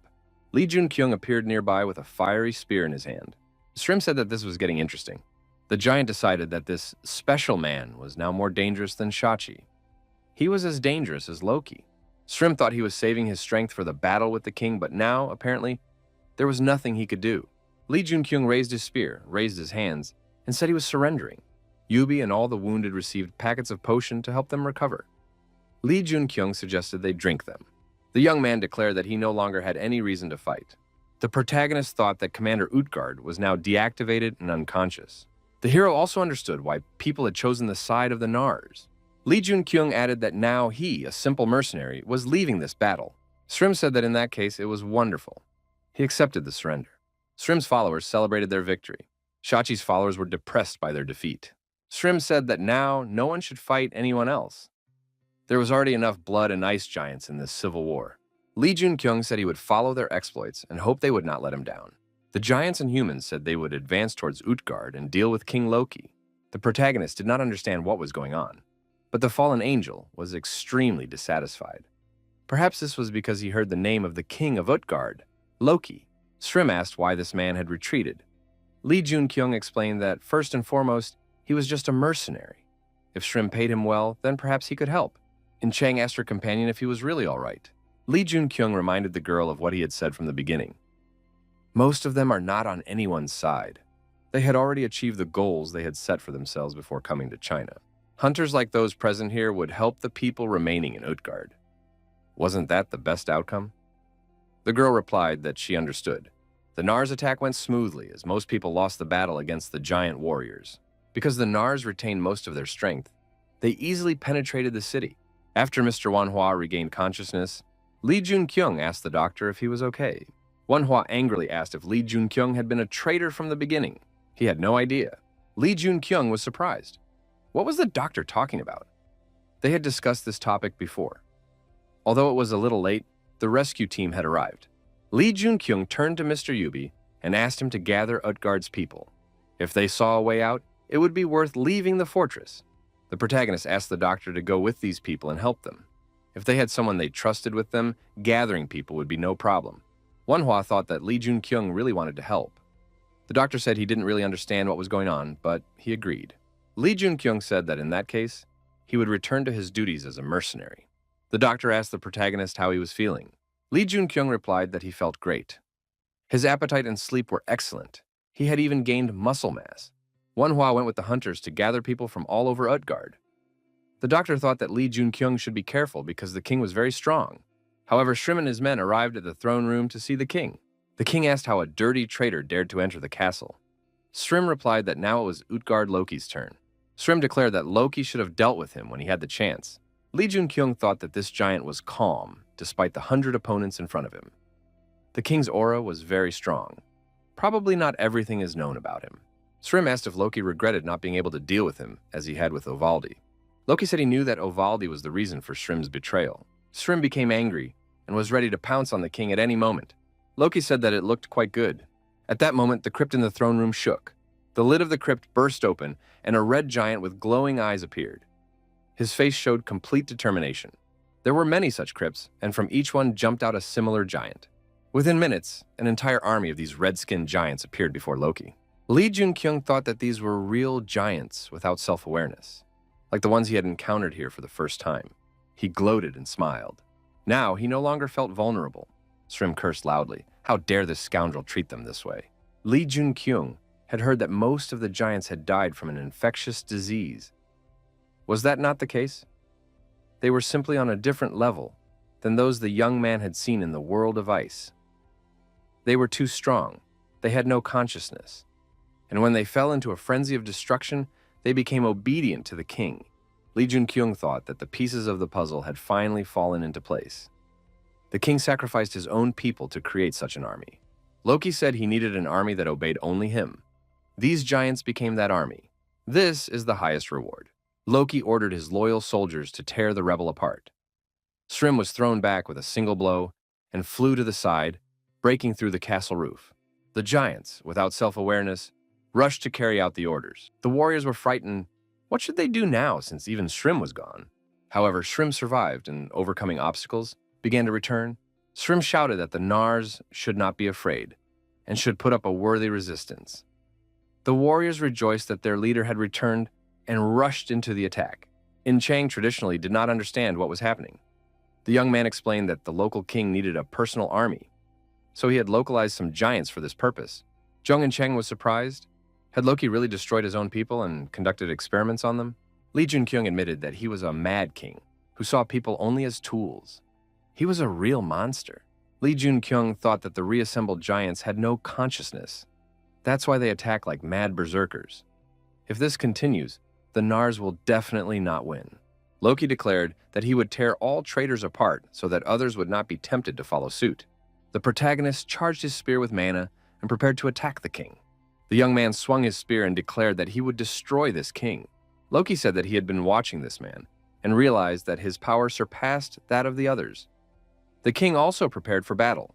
Lee Junkyung thought he would not be able to dodge his opponent's blow. The king was surprised. Had this man suppressed his release? Who was he anyway? Shachi appeared in the room. He passionately desired to destroy the king. Lee Junkyung shouted for Shachi to exercise extreme caution. Shachi declared that he would set the giants on this man. Shachi was attacked by the king and fell face down. Loki said that Shachi was weak. Why was he even asking a human for a favor? When this battle was over, he would turn him into his soldier. Lee Junkyung called on Fenrir for help. The ice beast appeared immediately. Loki noted that the ice beast had become weaker than before. In Chang noticed that the enemy was very persistent. Lee Junkyung asked to delay him for at least a minute. Shrim shouted loudly and rushed at Loki. Lee Junkyung said that Shrim alone would not be able to handle it. He needed Jung and Chang's help. The girl said she would try to delay the enemy for an hour. Lee Junkyung thought that this would not be enough. More time was needed. Loki was attacked and wounded in the arm. The protagonist's spear increased in power due to the high temperature, but the young man felt that it was still not enough. He had to finish it off with one strike. The spear reached the maximum temperature it could withstand. It began to break apart. Lee Junkyung swung and threw the spear at the enemy with all his might. The mission was accomplished. The fallen angel was satisfied. There was a huge hole in Loki's chest made by the spear. The doctor and the hunters said it was an incredible job. The sun, which had disappeared during the Ice Age in China, once again illuminated the city of Utgard. Under the incredible light of the sun, Loki perished. The king and his castle were burned to the ground and disappeared without a trace. The giants under the king's influence were destroyed by the Nars. The four leaders gathered at the ruins of the castle. Shachi and Shrim were there. Yubi and Lee Junkyung were also present. However, the battle was not yet over. Shrim told the mercenary that he would keep his promise and asked Shachi to deal with him. Shrim added that, whatever the reason, Yubi was a traitor and had the blood of his people on his hands. His revenge was complete. Shrim expressed his hope that Shachi would spare the Nars who had followed him. Shachi agreed. Lee Junkyung asked the giant if he hated him. Shachi replied that he was grateful to this man because thanks to him, he was able to make the right decision. After surveying the territory from a high tower, the protagonist said that the restoration was going smoothly. Yubi replied that it was all thanks to Lee Junkyung. Yubi added that they had done everything in their power, but ordinary people would not be able to survive long in these inhospitable lands. The mercenary added that they were considering going beyond the wall. Could Lee Junkyung help them with that? Lee Junkyung said he could help, but he didn't think it was a good decision, as many things were about to change. The protagonist noted that it was better not to go beyond the wall. It was a bad decision. It was better to settle here because the whole world would soon become a gateway. Lee Junkyung held out a fruit and said it was a monster called a puramora. It could be used as a source of food. Lee Junkyung said that they can be fertilized with monster bones, and in the future, there will be no need to worry about hunger. Yubi was surprised. How does the young man know all this? The protagonist noted that he would most likely be able to help in the fight against the cold. Shrim asked if the new leader of the giants was doing well in his duties. Lee Junkyung replied that if he was interested, it would be better to ask him about it personally. Shrim was surprised. Would he really be happy to see his enemy? Lee Junkyung said that he should try it, and then draw conclusions. Someone who has shed the blood of the people cannot become a leader. Therefore, he rejected Shachi's proposal and decided to lead the Nars. For the ice giants, who are aggressive and skilled in battle, growth is only possible in the presence of an enemy. Shrim added that when monsters are just prey, the only ones who can be enemies are humans.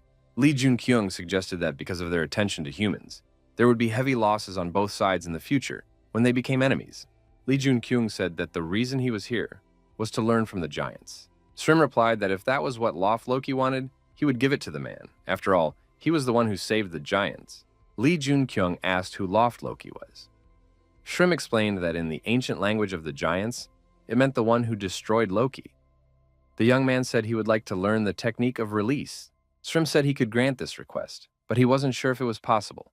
Release is a technique that allows one to maximize the dormant abilities and power of mana in the body. However, it requires a tremendous amount of mana.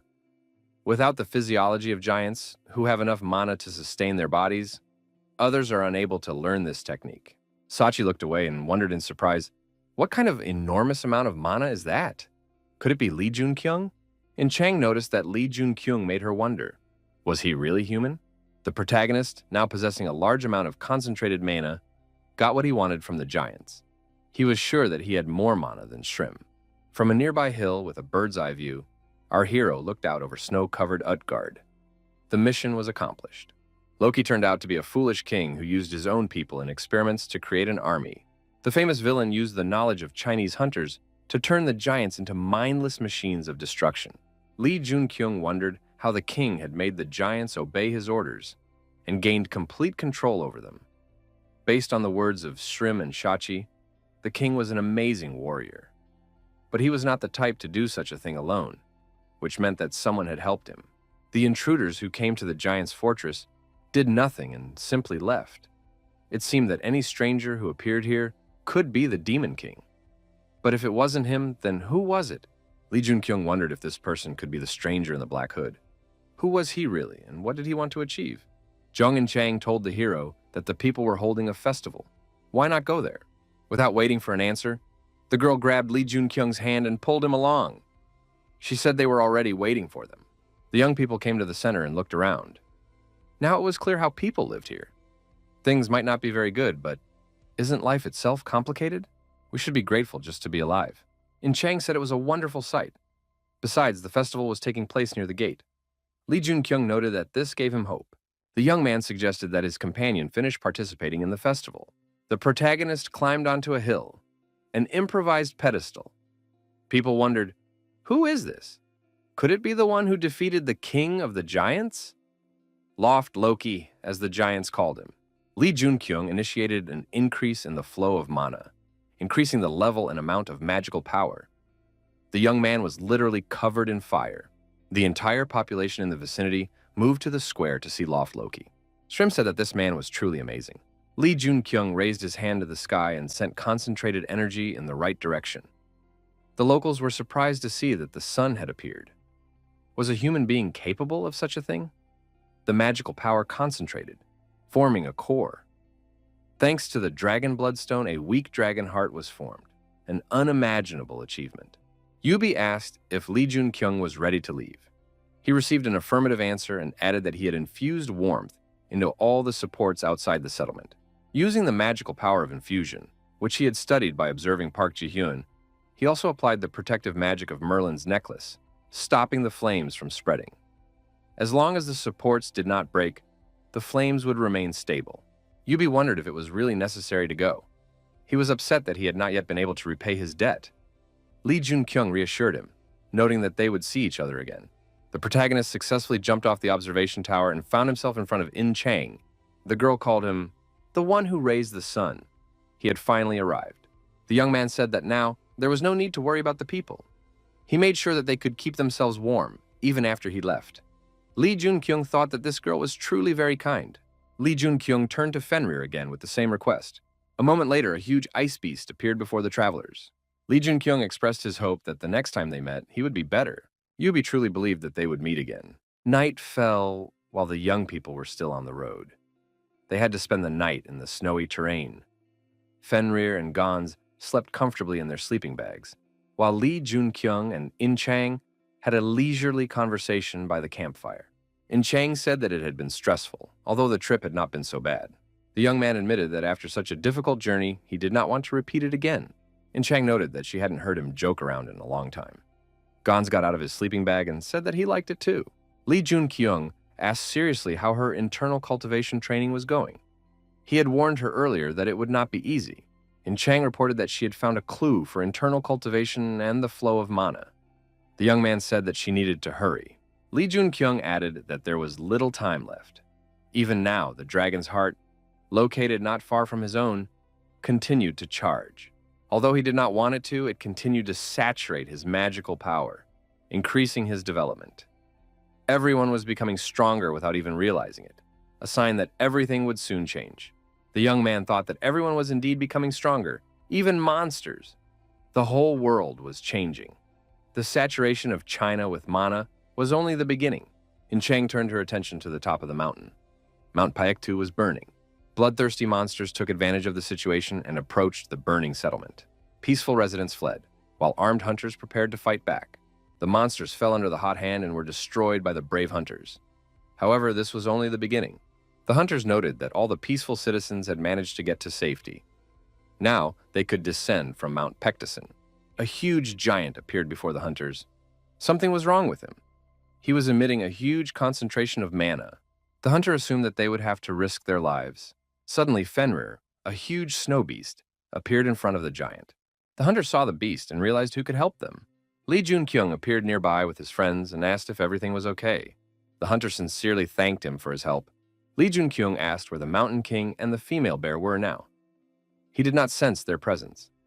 A local hunter reported that the chief had gone to the village of Heavenly Lake to seal the Mountain King.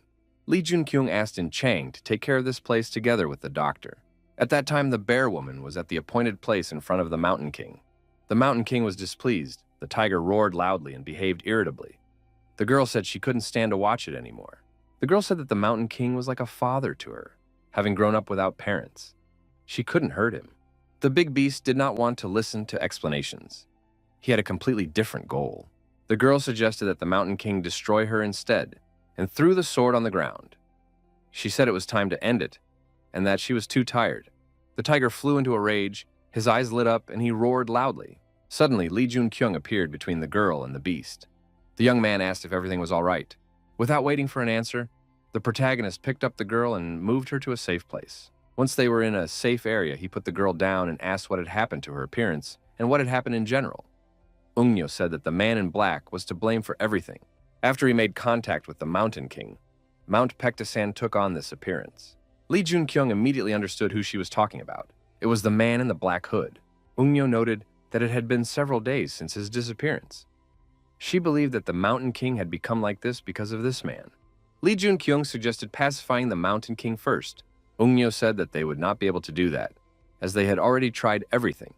They had sealed him away and even completely extracted his demonic energy through exorcism. The Mountain King's energy was too strong, so it was impossible. Lee Jun-kyung asked if the only way was to destroy him. He received an affirmative answer. The protagonist activated his fire spear and told Eungnyo to go rest. He added that he might have another way. Lee Jun-kyung decided to use shock therapy. He attacked the Mountain King with his spear, firing small bursts of fire. Eungnyo couldn't believe her eyes. Had he really become so strong in such a short time? In just a few days, he had changed as if several years had passed. The Mountain King continued to be aggressive, and no therapy helped. Lee Jun-kyung did not give up, and continued to attack the huge beast. Eungnyo couldn't hold back and shouted loudly, addressing the Mountain King. Lee Jun-kyung said not to worry. He was not going to destroy the Mountain King or do anything illegal to him. The dragon's heart, made of dragon bloodstone, was the best source of power. It combined the power of the Mountain King, the magical energy imbued with the spirit of Mount Pektu, and much more. With its help, one could feel all this magic. Our hero was going to absorb all these powers into his body, the very madness that made the Mountain King behave so wildly. However, not everything went according to plan. Lee Jun-kyung realized that this was bad. The spear was slowly turning into a demonic weapon, absorbing the Mountain King's life force. He tried to focus, believing that he would succeed. He had to return the beast's life force and energy. The purification was activated. The protagonist couldn't miss such a chance, and sped up his actions.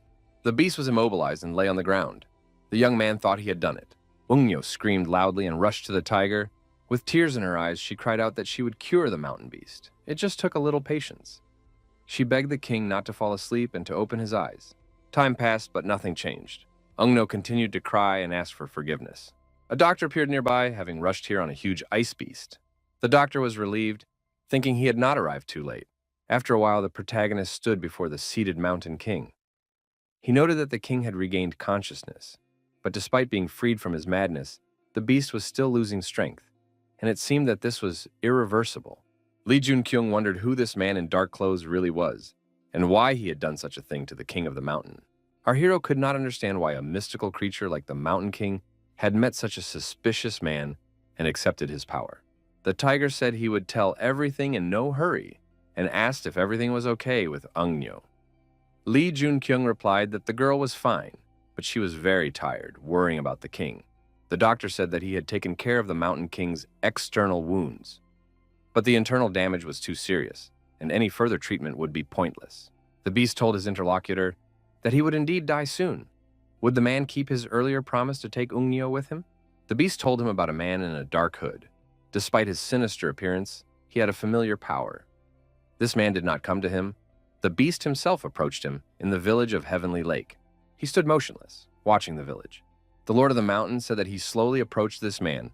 The tiger could not remember the encounter clearly. He had seen him in Cheongju but had forgotten an important part. Lee Jun-kyung thought that this way he would not find out where this man came from and why he had come. In Chang addressed the local people, informing them that she was ready to give them a choice. The people could choose what they thought was more interesting. The first option was to rebuild this place. It would be difficult, but they would be able to stay in their homeland. The second option was to go with her to Korea. Permission from the government would be needed, but shelter would be found. In Chang added that the speech was planned for 3 days later, so a decision had to be made before then. Ungnyo turned to the hero and called him uncle again. She was still worried about the king of the mountain. He always trusted uncle. Could they go and see him now? Lee Jun-kyung took the girl to the tiger. Ungnyo approached the king of the mountain and knelt down. The girl told the king to wake up and added that he was an important member of her family, a friend and a father. She began to cry again. The girl thanked the king for everything and promised never to forget him. The spirit of the mountain lord left his body and soared upward. Ungnyo thanked him again. All the inhabitants saw the spirit of the mountain lord soar into the sky. They knelt down and bowed their heads. The locals looked around the city and wondered, was it right to leave this place in ruins? Someday they would definitely return. In Chang brought the necessary number of reindeer ready to become racehorses. The girl told the old people and children to go ahead. She added that as soon as they left the mountains, it would get quite cold, so they needed to dress warmly and climb onto the reindeer. Lee Jun-kyung appeared with Ungnyo. The girl was holding a small tiger cub in her arms. In Chang was surprised to see the animal. Ungnyo lifted the tiger cub up and said that Sangun would now always be with her. Lee Jun-kyung added that the same thing had happened to the huge Gon. The patron, the big man, placed the deceased king of the mountain in Ungnyo's family. However, he was reborn with multiple memory loss and without strength.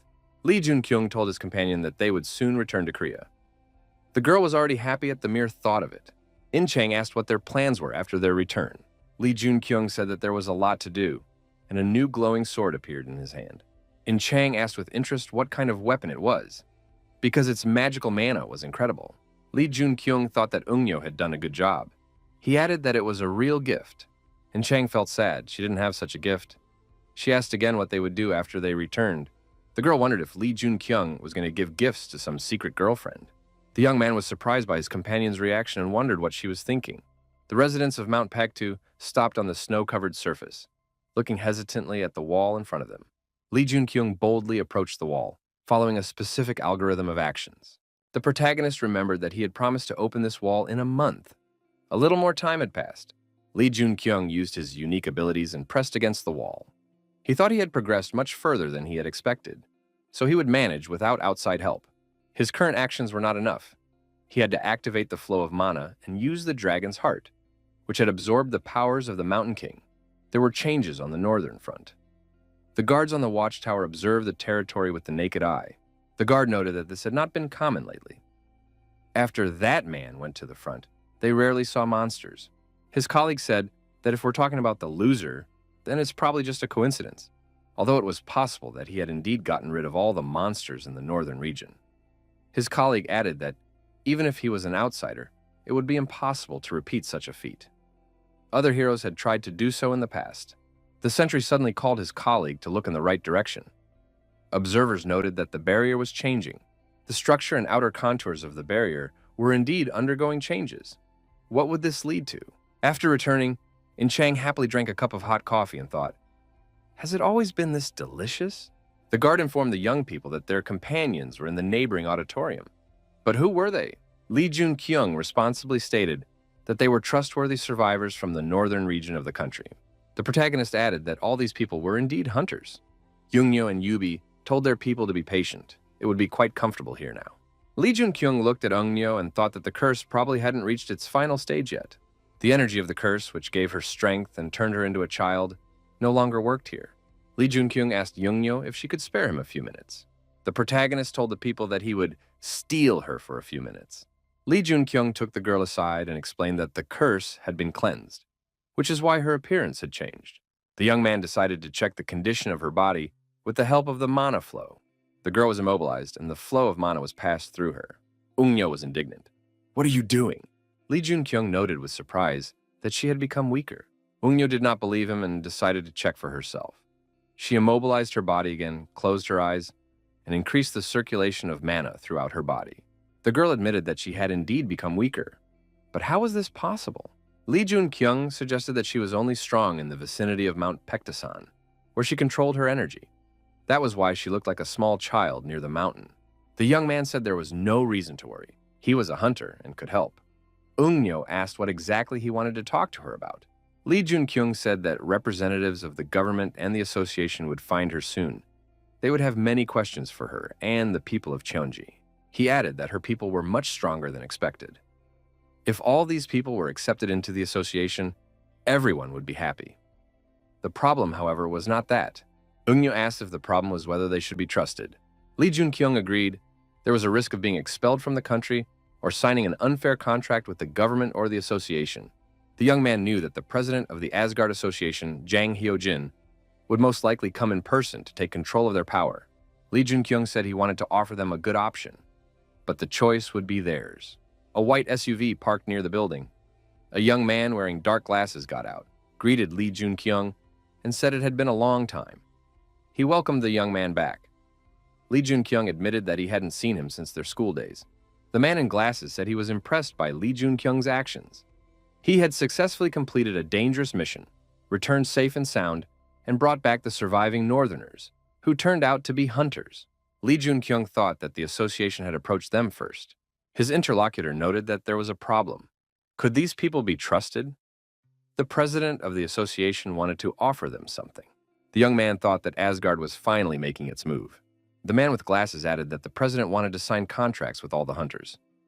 Lee Junkyung clarified that he was talking about many contracts and received confirmation. Signing such a contract allows people to be controlled like slaves, using penalties specified in the documents. Lee Junkyung noted that these people had already signed a contract with him. The protagonist added that he had brought them here of his own free will and could not take any risks. Everyone signed mana contracts, but a person can only sign one such contract. The man in dark glasses said he would inform the president of the association and ask them to wait a moment. Our hero was curious to see how Odin would react to this. Soon, everything would be revealed. Yubi tried on the uniform and said that it was really comfortable and easy to move in. The residents of the northern region also liked the food in the local canteen. In Cheongjin, there are only potatoes. Is this really paradise? In Chang admitted that the food was really not bad. Lee Junkyung agreed and added that they didn't get to eat properly in the neighboring country. The girl admitted that she missed the workload and couldn't just sit around doing nothing for long. Lee Junkyung realized that In Chang already wanted to resume hunting. The young man promised that they would find something to do as soon as they returned. Standing on the top of a nearby mountain, Lee Junkyung looked around at the quiet place. He thought that the world was about to turn into hell, so it was better to enjoy the peace while he could. Lee Junkyung turned around and saw a girl in front of him. She introduced herself as Choi Yun-sung. The young man replied that he would remember her name, but wondered how she had managed to hide her presence. The protagonist did not notice her until she came close, even though he could sense most of the mana flows. Lee Junkyung thought that if she had been an enemy, he could have already been killed. Choi Yun-sung explained that it was her talent. The young man asked why she had come here. The girl replied that she was interested in Lee Junkyung's future plans. Because of the mana contracts, they had no choice but to follow him, which frightened some of them. Lee Junkyung stated that they were heading to the capital. The protagonist thought that Odin must already know that these people had signed a contract with him. As long as he was bound to Asgard, the hunters from Cheongjin would follow him, and the association would not be able to interfere. Choi Yun-sung asked what would happen after that. Lee Junkyung replied that he would like to entrust them with something. The young man explained that he would not force them to do anything. With such power comes responsibility. He just wants the hunters to fulfill their duties. The girl left, and the dragon's weak heart stabilized. The young man thought that the ability was finally ready to be used. How strong was it now? The protagonist surmised that he could now defeat Hercules in his berserk form. Lee Junkyung noted that he was definitely getting stronger. A guard approached him and said that a man from the association wanted to meet him. That person turned out to be an old acquaintance, the bald hunter Song Guyun. They met and greeted each other. Lee Junkyung said that if he succeeded, he would try to return. The work was hard, and this could be considered his reward. Yuru asked what the association had decided. Son Guyan replied that almost all the members of the association had already returned to the country. The hunter's words shocked Li Junkyung. The opening of a special gate was a sign of rebellion. Special gates spawn much stronger monsters, and their appearance has serious consequences. Such gates appear not only in the country, but all over the world. Because of this, most hunters return to their countries after their raids. Even Odin, not knowing what the special gates were, summoned the heroes. Son Guyan added that the meeting lasted several days. Of course, they also discussed Li Junkyung. The bald man noted that they were expecting his return, but not with such a treasure. The young man thought that the hunters from Cheongjin were truly worthy of being called a treasure. The number of hunters at his disposal was incredibly large. The bald man added that the problem was that this treasure belonged to Li Junkyung. Song Guyan explained that the purpose of the mana contract was to force a person to serve. Li Junkyung had brought many hunters, and they all now belonged to him. The head of the High League Guild noted that the young man would make many enemies. Everyone would see him as a rival, because mana contracts and guilds are diametrically opposed. Li Junkyung replied that everything would be fine because he was a member of Asgard. The young men hugged each other. Song Guyan said he was glad his friend had returned safe and sound. The protagonist announced to the Northerners that this trip would be their last. The hunters agreed to travel some more. They ate, slept, and did nothing, but they rested well. Li Junkyung said that they would soon be very busy, so they should rest while they had the chance. Song Guyan asked who this woman was. The hunters called her a goddess. Li Junkyung didn't go to China for her, did he? In Chang replied that it was definitely a joke. Li Junkyung did not go to Cheongjin for Eunyo. Zhong and Chang said that Li Junkyung already had many women, even if Eunyo was the one he was hiding. In Chang herself was surprised by her words. Could he really have girlfriends abroad? How many rivals did she have? Li Junkyung couldn't understand what was going on with In Chang. Song Guyan thought he could literally hear the girl's thoughts. The residents of Mount Paktu found themselves in the city center and looked around. Their surprise knew no bounds. Li Junkyung thought they had simply lost their speech. The young man told Eunyo to take care of her people. The girl was also extremely surprised. Li Junkyung thought that Eunyo was just as shocked as the others. This was understandable. She had grown up in the mountains and was probably in a modern city for the first time. He asked Zhong and Chang to escort the people from Cheongjin. The young man added that Fenrir should listen to In Chang and not quarrel with anyone. Li Junkyung and Fenrir sensed the presence of the association president in the building, even though he was on the top floor. Li Junkyung said that from now on, Fenrir had something to learn. He should not growl at people or use his fangs. He should show prudence. Fenrir promised to follow these rules. The association president greeted the guests and noted that Li Junkyung had brought many interesting people with him. He noted that more than 100 hunters had arrived, 2 of whom were at the hero level. In addition, there were 3 strange things. Li Junkyung suggested that the president considered Eunyo and Manhwa to be heroes. In that case, were the strange things Fenrir and Sangung? But why 3? The president explained that Li Junkyung was the 3rd. Now it was necessary to discuss this trip, but before that, something had to be done. Song Guyan said that today the young man will be introduced to Asgard, and a conference will be held. Li Junkyung will be of interest to them, so all the heroes of Asgard have arrived. One of the heroes in the conference room wondered why such a strange guy should be accepted into Asgard. Other heroes said that this man's skills had grown significantly in a short period of time, and he had also been to China. Was he really that crazy? One of the heroes sensed 3 streams of energy entering the hall. Heimdall, Odin, and another person with enormous energy. Could it be the newcomer? The heroes were surprised. Was the newcomer that strong? The doors opened and Li Junkyung appeared on the threshold. He greeted everyone and said he was pleased to meet them. His name was Li Junkyung, the Failure. Representatives of the association, including Mr. Kim, an old friend of the hero, were waiting for people at the gate. They were about to return. The hunters from Mount Paktu were also standing in front of the gate, but on the other side. Mr. Kim greeted the White Tigers group and noted that it was a job well done. The young man thanked the hunters for their patience, as they had quickly dealt with the gate. Now it would be easier for the citizens to deal with the consequences. Kim noted that this group was different from the others. They had pleasant personalities and good skills. Eunyo asked if there were any more gates left. She was ready to move on to the next ones. Mr. Kim said he didn't mind, but didn't these people need a break? There was no need to deal with all the gates today. Eunyo replied that there was no need to worry. They were ready to move on to the next gates. In the special gate, Zhang In-chang was engaged in a bloody battle with the winged monsters attacking her. The patron Prince Charming supported the girl with his stats. The ogre Gonza also demonstrated his hand-to-hand combat skills. Hyunmu kept up and skillfully eliminated one monster after another. The doctor used his magical abilities to literally tear the monsters to pieces. The patron, the great doctor of the East, enhanced his abilities. Li Junkyung swung his spear and immediately took on several monsters at once. And Chang noted that they were succeeding because they were top-class hunters, and their patrons were much more interested in them than in the others. The protagonist agreed that these were special gates with S-rank monsters, but they handled them easily. Li Junkyung noted that the stronger they became, the more special gates appeared. The world was overflowing with magic, and a cataclysm was coming soon. The young man said that until now, the doctor and In Chang had done a great job, but now they needed to put in much more effort.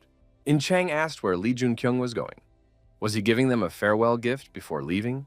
Li Junkyung replied that he was planning to travel around the world a bit. The girl was surprised. He had warned of a cataclysm with a serious expression on his face, and now he was talking about a trip around the world. Of course, he had the right to rest. In Chang agreed that rest is important and understood the young man. The young man said that from now on, the two of them would join the White Tiger group. Fenrir was also part of the group. Li Junkyung asked Fenrir to take care of the group. They will be of great help in the future. The protagonist informed his friends that he was going on vacation.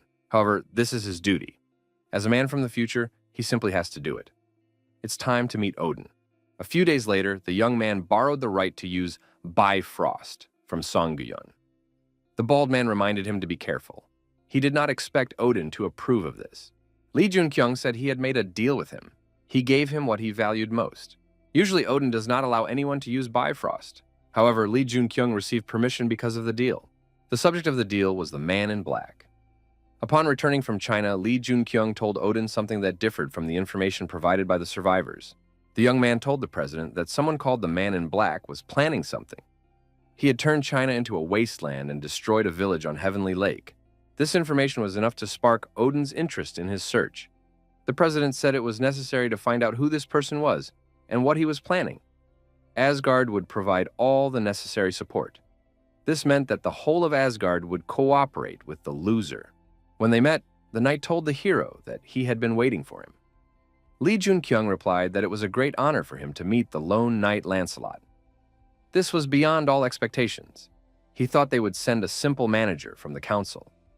Lancelot said he sympathized with the young man and noted that it was a great honor to see the loser with his own eyes. Lancelot was one of the Knights of the Round Table. The Round Table Council is a secret British organization with a unique view of the world.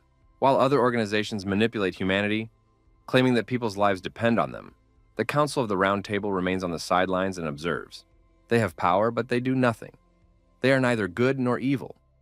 The main source of the Council's power is Merlin, who is at the epicenter of the organization. Even without Merlin, the Council is quite powerful, as they have the Order of the Knights of the Round Table at their disposal. Its members are much stronger than the heroes, and they have always played an important role in overcoming crises in English history.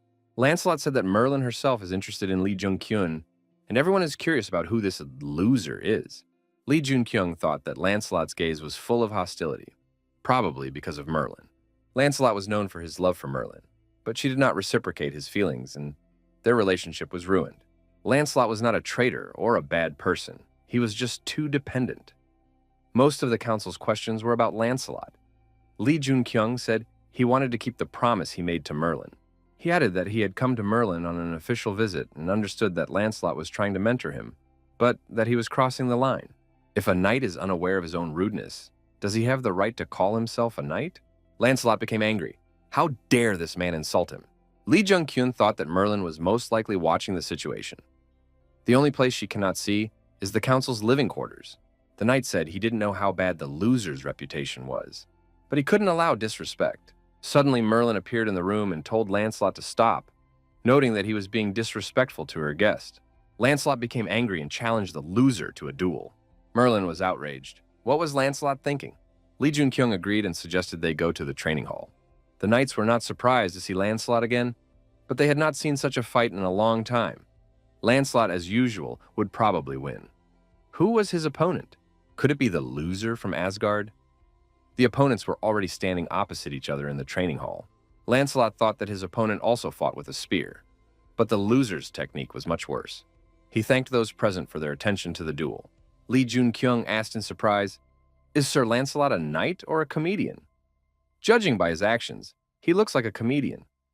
Is it appropriate to address him as Sir Lancelot?" The protagonist had heard that in local duels, it was even permissible to take the life of one's opponent. The young man asked if this was true.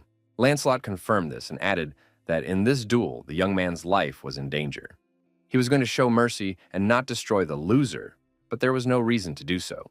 Li Junkyung noted that, judging by his opponent's words, he was a very egocentric and arrogant aristocrat. "A false knight, Sir Lancelot." The knight cursed and rushed to attack his opponent. Li Junkyung thought that Lancelot was known as a lone knight who could defeat his opponent with a single blow. The rumors were true. His attack was incredibly powerful. Regardless of his character, he was truly a hero. In battle, the spears collided head-on. The energy component was incredibly great. The knights watching the duel were extremely surprised. Had the loser blocked Lancelot's attack simply by putting up his spear? No one had ever done that before. Lancelot was surprised. Why couldn't he move? One of the knights decided to stop the fight and said, "Enough!" The knight introduced himself. Gawain, Knight of the Round Table. Li Junkyung thought that Gawain was a man of elegant speech and gestures. He was truly a green knight. After awakening the power of the hunter, Gawain began to defend the gate with terrifying force. His entire body was covered in the blood of monsters, for which people nicknamed him the Green Knight. Li Junkyung thought that there was no reason to be hostile towards this man. He raised his spear, signaling that the duel was over. Gawain said that Lancelot should learn to assess his own strength and that of his opponent wisely. Lancelot replied that the loser dared to disregard him. Gawain ordered Galahad to help Lancelot after the duel. Lancelot bowed his head and admitted defeat. Li Junkyung thought that Gawain was indeed not someone to be taken lightly. He had assessed his opponent's abilities from the very beginning. Gawain thought to repel Lancelot's magical attack with a single blow was amazing. Another star lit up in Asgard. So the rumors that he had defeated Hercules were true. When he met Merlin, the protagonist said, "Only this once?" He agreed to the duel because he wanted it too. There won't be a second time. Merlin completely controls the Round Table Council, including the Order of Knights. Therefore, they obey her orders. If Merlin had not wanted this duel, he would never have faced Lancelot. Only because she gave her silent consent did the protagonist agree to the battle. Of course, the hero had his own goals as well. Li Junkyung said he was doing it to repay a debt. Merlin noticed that the hero was straightforward. He agreed to the fight because he himself wanted to fight Lancelot. Li Junkyung replied that he agreed only because he was a proud man. In fact, he did it to test his skills after his trip to China and to repay his debt to Merlin. The young man asked, "Did Merlin get what she wanted?" That means the debt is paid off. Moreover, the situation will clearly teach Lancelot something useful. Merlin already knew about the hero's progress and allowed the duel, knowing that he would not lose. This suggests that she wanted Lancelot to lose. Merlin noticed that the young man was much smarter than previously thought. She really wanted Lancelot to lose this battle. Merlin noted that Sir Lancelot had incredible potential, but at the same time was arrogant and obsessed. He needed to be given a reason for personal growth. The young man was to be used as a stepping stone for Lancelot. Merlin agreed to accept this as payment for the debt. The next moment, Merlin turned into a boy. The boy told the hero that Li Junkyung still owed him a promise. Did the young man keep his word? Li Junkyung realized that Arthur was standing before him. A sword appeared in the protagonist's hands, which he held out. Arthur became angry. Was Li Junkyung mocking him? Was this Excalibur? Li Junkyung said that Arthur must first take the sword in his hands. The boy took the sword and asked in surprise if the young man was claiming that this decorative sword with magic inside was Excalibur. How dare he look down on him? Arthur added that it was a pathetic trick. Did Li Junkyung really think it would work? Suddenly, Merlin appeared before Arthur. The boy was naturally surprised. Arthur looked at the sword differently. Could it really be Excalibur? The curse was lifted. Merlin also noted with surprise that they had separated. Li Junkyung smiled and said he had kept his promise. Arthur said in surprise that it really worked. Li Junkyung added that unfortunately, it was a fake, created to deceive their patron, the Lady of the Lake. Patron saints only see what they want to see. As long as they are pleased, everything is fine. Merlin and Arthur asked in surprise what he was talking about. Merlin noted that the Lady of the Lake had instructed them to obtain Excalibur, even though they knew nothing about it except that it took the form of a sword.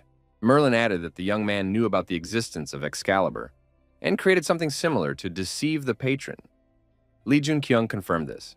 The Sword of the Lake, Excalibur, had been in the lake for centuries, absorbing its magical powers. Knowing this, the protagonist was able to partially restore the sword. Arthur admitted that it was a fake, but they parted ways. Merlin stated that this was probably temporary. Merlin added that when the Lady of the Lake realized the deception, the curse would return. Hearing this, Arthur became angry again, but Merlin stopped him. Even if it was a fake, they had a little time. Li Junkyung noted that it was not a matter of time. He was able to deceive the patron, and even if the truth came out, the sword would retain its value. The curse would not take effect until they left the round table. He added that the patron had cast the curse, hoping that they would find the real Excalibur. But his work was already done. Arthur said that was not enough. He suffered from the curse much more than Merlin. He was forcibly placed in the body of a child, while Merlin possessed the body. Now it was clear where his character came from. Li Junkyung replied that, in that case, he would tell them something else. The location of the real Excalibur. Hercules, using his restored strength, fought with complete ferocity. His opponent was calm and confident. He held a magic sword in his hands and claimed that Hercules was moving very slowly. Hercules predictably lost the sparring match and knelt down after the fight. His opponent stood majestically in front of him with his sword. Hercules asked what kind of sword it was. His opponent replied that he had picked it up very recently. Hercules was surprised that someone could pick up something like that. After being wounded, he lost control of his magical power. The man said that Hercules had achieved enough to be forgiven for breaking the agreement. Hercules realized that there would be no disciplinary action. His interlocutor clarified that the forgiveness applied only to him. Athena planned to hold Hercules accountable. Hercules looked back and saw Athena standing nearby. How long had she been there? He hadn't noticed her presence earlier. Hercules' opponent asked Athena, "Is something wrong?" Athena said she had come to tell him something. Athena reminded him that she had recently been asked about the loser. After returning from China, this man had gone to the United Kingdom. Athena added that the reasons were unknown, but he had met with the Round Table Council. The man said that the loser needed to be watched and told Hercules not to neglect his training. Athena and Hercules said they understood and would obey Zeus. Arthur asked if that meant Excalibur was now with Zeus. Li Junkyung confirmed this. Arthur noted that Zeus already had the lightning bolt of Olympus. Why did he need Excalibur? Li Junkyung was surprised. Where did people get such an idea about Zeus? What lightning are we talking about? Arthur wondered why they were addressing him so informally. The young man replied that Arthur was doing the same thing.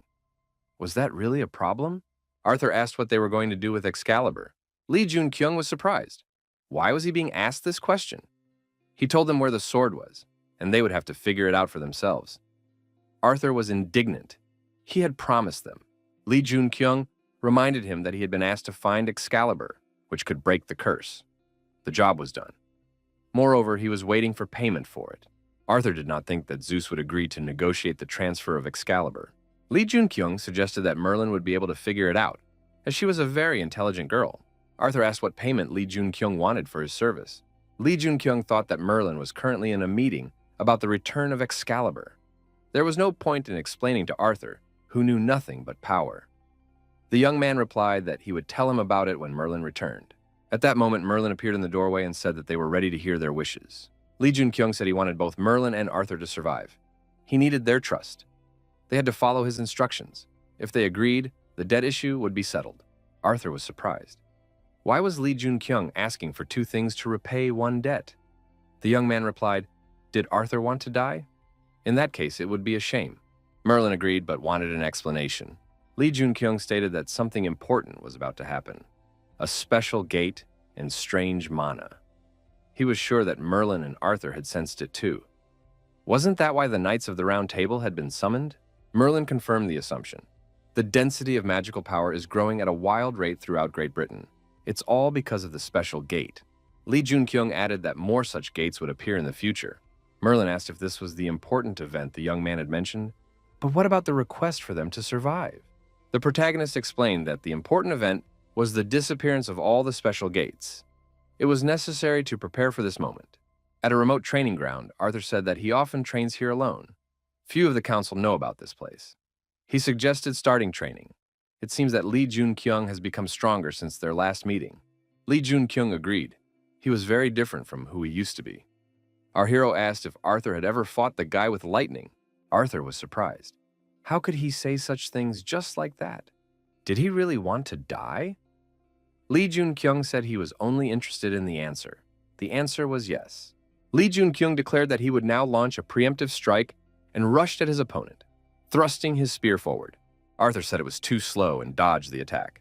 Lee Jun-kyung thought that the duel with Arthur was not just a test of his abilities. He had to use everything he had. The spear's firepower was enhanced. The flames under the influence of the Fire Monarch were on Lee Jun-kyung's side. Arthur said he was impressed. Lee Jun-kyung acknowledged that his opponent was strong, but he couldn't give up. He planned to land at least one blow. The protagonist prepared for a new attack, enveloping his spear in fire magic. Arthur was surprised. Was his opponent absorbing magical power? The dragon's heart released energy. Arthur asked what it was. Lee Jun-kyung replied that it was a solar flare. Arthur said that a flare was a magnificent technique. In response, the hero was attacked using his opponent's unique technique. Arthur apologized. He hadn't been so excited in a long time and couldn't control his power. Lee Jun-kyung was deactivated and fell face down. Arthur reminded him that Lee Jun-kyung was interested in white lightning. Well, he doesn't stand a chance. However, who knows? Maybe this guy will be able to defeat Zeus. Towards evening, the hero came to his senses. He needed rest. He realized that he had recovered only thanks to Merlin's abilities. Now he was fine. Lee Jun-kyung knew he had lost the fight, but he managed to land one blow on his opponent. The young man noted that the spear had reached the head of a huge organization. He had indeed become stronger. Gawain asked if Lee Jun-kyung was present. Gawain added that he had heard from Merlin about the young man's arrival to warn them of the disaster threatening Great Britain. Gawain apologized again for the rudeness of one of the knights, and thanked Lee Jun-kyung for his reliability and righteousness. Lee Jun-kyung said that everything was fine, but Sir Gawain had not come only for this reason, had he? Gawain said he knew about yesterday's battle with Arthur. To duel with him was his dream, which was never meant to come true. He asked if Lee Jun-kyung would agree to duel in Arthur's place. The protagonist replied that he did not mind. He was interested in assessing Gawain's abilities. Perhaps this is a characteristic trait of English knights. While Lee Jun-kyung was at the Round Table Council, Gawain, Galahad, and even Lancelot fought him. Realizing this, Gawain offered an informal apology and proposed a duel. Lee Jun-kyung thought he had come here for Excalibur, but instead he was fighting again. Merlin handed the young man a necklace and said that it would slightly enhance his skills. One day it would definitely come in handy. Lee Jun-kyung thought that China had also helped him a lot and thanked Merlin. Merlin asked if he could visit the Nile if he had time. Lee Jun-kyung remembered the hunter who came from the Nile, Inaba, who caused a commotion. He wondered why Merlin suddenly remembered him. Last year, after Lee Jun-kyung was injured during the English Battle of the Great Warriors, Inaba found him and offered to take him to the Nile. Rumor had it that he was punished for this. Merlin noted that her interlocutor did indeed remember the desperate child Inaba. He asked her to persuade Lee Jun-kyung to meet him on the banks of the Nile. The ban has been lifted. Lee Jun-kyung thought that the Round Table Council was a neutral association and that they would warn the others about the impending tragedy. His business here was done, but there was something else to take care of. He replied to Merlin that he would think about it. Lee Jun-kyung looked at Arthur and thought that he would give his all during the cataclysm. The protagonist entered the shop to meet Park Yu-jin. The girl behind the counter asked who the visitor was. Lee Jun-kyung was surprised. Wasn't this Park Yu-jin's shop? The girl replied that the visitor did not look like a moneylender or a hunter who had bought a bad potion. The girl in the shop, through logical conclusions, came to the conclusion that she was dealing with a customer. Lee Jun-kyung said he was not a customer and asked again who she was.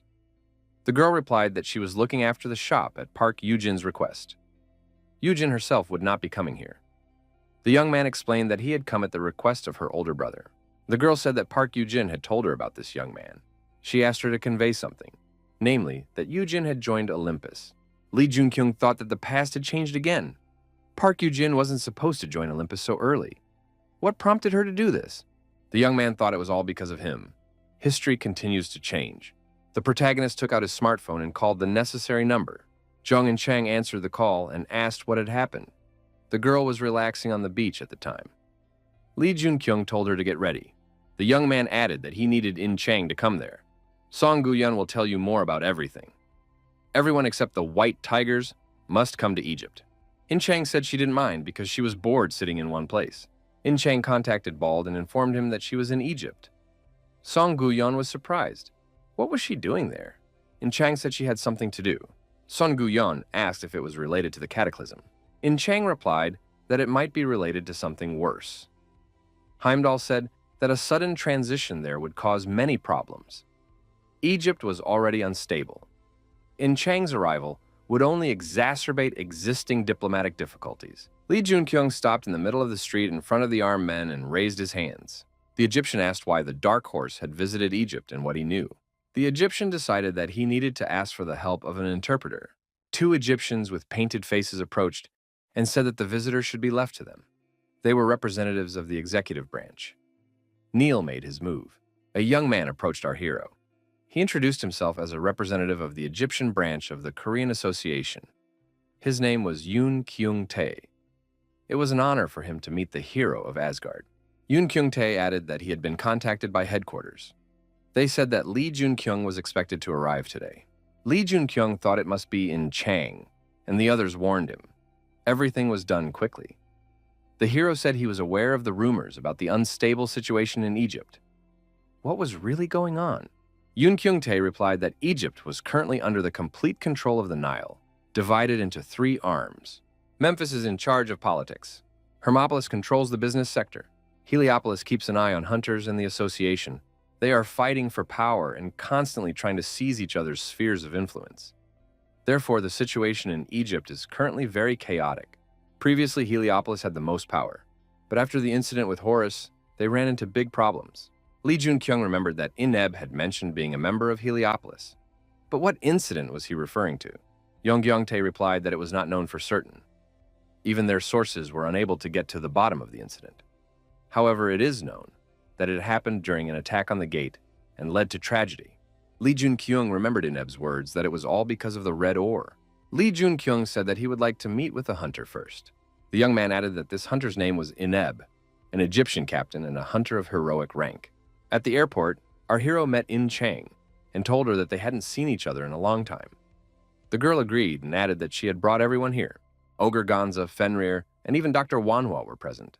The red-haired young man asked if Lee Jun-kyung was not happy to see him. It was Balder. He is one of the strongest heroes of Asgard. Balder noted that he had not been to the resort in a long time. He was Odin's right-hand man. Lee Jun-kyung asked why Balder was here. Balder was surprised. Was Lee Jun-kyung showing his true colors from the very beginning? He shouldn't disappoint him. Balder added that it was a joke. The president of the association had sent him here to help the Dark Horse successfully complete the expedition abroad. With the special gates that had appeared in the country, they would deal with it faster than expected. So there was no need to worry. Balder added that he was looking forward to working with the Dark Horse. Lee Jun-kyung thought that this trip would probably not be a pleasant one. Young Kyung-tae reported that the young man had been denied a meeting with a hunter named Ineb from the Nile. Apparently, something had happened inside the Nile. Lee Jun-kyung wondered what could have gone wrong. Yoon Kyung-tae said that Egypt, like other countries, was recalling its hunters. The second commander of Heliopolis, Seth, had recently returned. If Horus was unable to regain his status, which had been damaged by the incident, Seth would take his place. The protagonist received this information with undisguised concern. Yoon Kyung-tae added that this hunter is currently the strongest in the Nile. Lee Jun-kyung thought that the Nile was the strongest organization behind Egypt, and their strongest hunter. The young man thought that he had given his all in the duel with Arthur. All he could do was scratch his cheek. If Seth is the strongest in Egypt, how much stronger is he than Arthur? Lee Jun-kyung asked Mr. Yoon Kyung-tae to continue sending requests to meet with Ineb. They had to find a way to meet him. Heimdall met with Odin. Odin noted that he had not asked any questions so far. He does not know what kind of relationship Heimdall has with the Dark Horse, and what secrets they keep. Odin added that the young man continues to pique his curiosity, but does not give a direct answer at all. The president of the association did not understand why Sun Guyon was overly kind to this young man. Odin found it strange that Heimdall showed such trust in him. It seemed as if they had known each other for a long time. Odin wondered what this underdog's goal was. It was completely unclear what he wanted. Heimdall said that Lee Jun-kyung was someone whose goals coincided with Odin's. Odin replied that in that case he would take a look. Song Guyon knew that in such a case he had to respond. The bald man added that they had the same goal, to destroy the sponsors. The hunters sponsored by the one who rules beyond the river have all lost their abilities. This is the first time a hunter has lost his powers for a reason other than his own death. The bald man added that this happened after the underdog destroyed Gunther. Lee Jun-kyung and Balder met in a separate office for a private conversation. Balder asked what Lee Jun-kyung wanted to talk about. The hero asked which hunter from Nile was connected to Asgard. When the president of the association ordered Balder to appear here, how highly did he rate the need for cooperation? Balder replied that the president had ordered him to cooperate and assist in everything within his power. Lee Jun-kyung repeated the question. In that case, which hero of Nila is connected to Asgard? Balder replied that he would contact his interlocutor about this. This is, in a way, confidential information. Lee Jun-kyung recalled Yoon Kyung-tae's words that they couldn't figure it out, even using their sources. The protagonist thought that, based on the words of the manager of the Egyptian branch of the Korean Association, they really should be here. Heroic class hunters. That should be enough. After this conversation, Lee Jun-kyung and his team continued on their planned route. The doctor asked Lee Jun-kyung what his ultimate goal was. Jung and Chang said that she had not heard about his ultimate goal either. The doctor suggested that Lee Jun-kyung was always working towards some goal. Even if he knew his short-term goals, no one understood what his ultimate goal was. He couldn't be dreaming of world domination, could he? Lee Jun-kyung smiled and replied that he was indeed thinking about world domination. Chang noted that when Lee Jun-kyung said things like that, it was impossible to tell whether he was serious or joking. The protagonist saw a group of people surrounded by dark, demonic energy. The young man told everyone to stop and remain vigilant. The leader of this group headed straight for Lee Jun-kyung. It was Seth, and he was much stronger than Arthur. Seth asked the protagonist if he was the underdog. The answer was yes. Seth said he was here to briefly discuss one issue. After Egypt became independent from the kingdom, it was named the Arab Republic of Egypt. Did Lee Jun-kyung know about this? Seth noted that Egypt was still part of the kingdom under the rule of the Nile dynasty. Everything in Egypt was under their control. Lee Jun-kyung asked if Seth was trying to become the successor to this dynasty. Seth answered in the affirmative and added that Lee Jun-kyung was smart enough to understand his goals. Seth asked if his interlocutor wanted to guess why he wanted to become Osiris's successor as head of the Nile and what he needed to do when he became ruler. Lee Jun-kyung thought that before the meeting, he had assumed that Seth had staged the accident for the sake of the throne. However, if he did it not just for power, was he really trying to become king? After the conversation, Chang asked how fruitful the meeting had been. Lee Jun-kyung said that Seth asked him to guess his intentions. Chang asked what the young man had replied. The hero couldn't even imagine Seth's true goal. He thought Seth was simply seeking power. However, it turned out to be more complicated than that. Seth was dangerous, but not evil. In other words, he was neither black nor white. Rather, he was gray. Lee Jun-kyung added that he couldn't give an answer. Chang understood everything. Balder asked where Lee Jun-kyung was. It seemed that everyone had finished their business. Balder noted that the underdog team was quite unusual. Everyone on this team was a Duke-level hunter. Why hadn't any of them joined Asgard yet? Hunters who weren't part of Asgard, but knew the organization's secrets. What could be more dangerous than that? Chang thought that this guy wanted to test them. Lee Jun-kyung said that enough was enough with the jokes, and asked again for the answer to the question he had asked earlier. Balder said again that Odin had ordered them to cooperate with Lee Jun-kyung to the best of their ability. Suddenly, there was an explosion in the air above the city buildings, and a portal began to form. Jung and Chang said that a special gate had appeared, right in the center of the city. The girl was surprised. The gate had only just appeared, but its magical power was already growing. At this rate, the gate would open in the center of the city. That meant many people were in danger. Jung and Chang told the protagonist that they needed to be closed. Otherwise, they would open soon. Lee Jun-kyung told Ms. Jung and Chang to calm down immediately. Deep breathing would help. The girl was surprised. How could anyone tell her to calm down when so many people were at risk? Something must be done immediately. Lee Jun-kyung agreed. The girl added that she was ready to act alone. She didn't understand why Lee Jun-kyung was delaying his response, because every second counted now.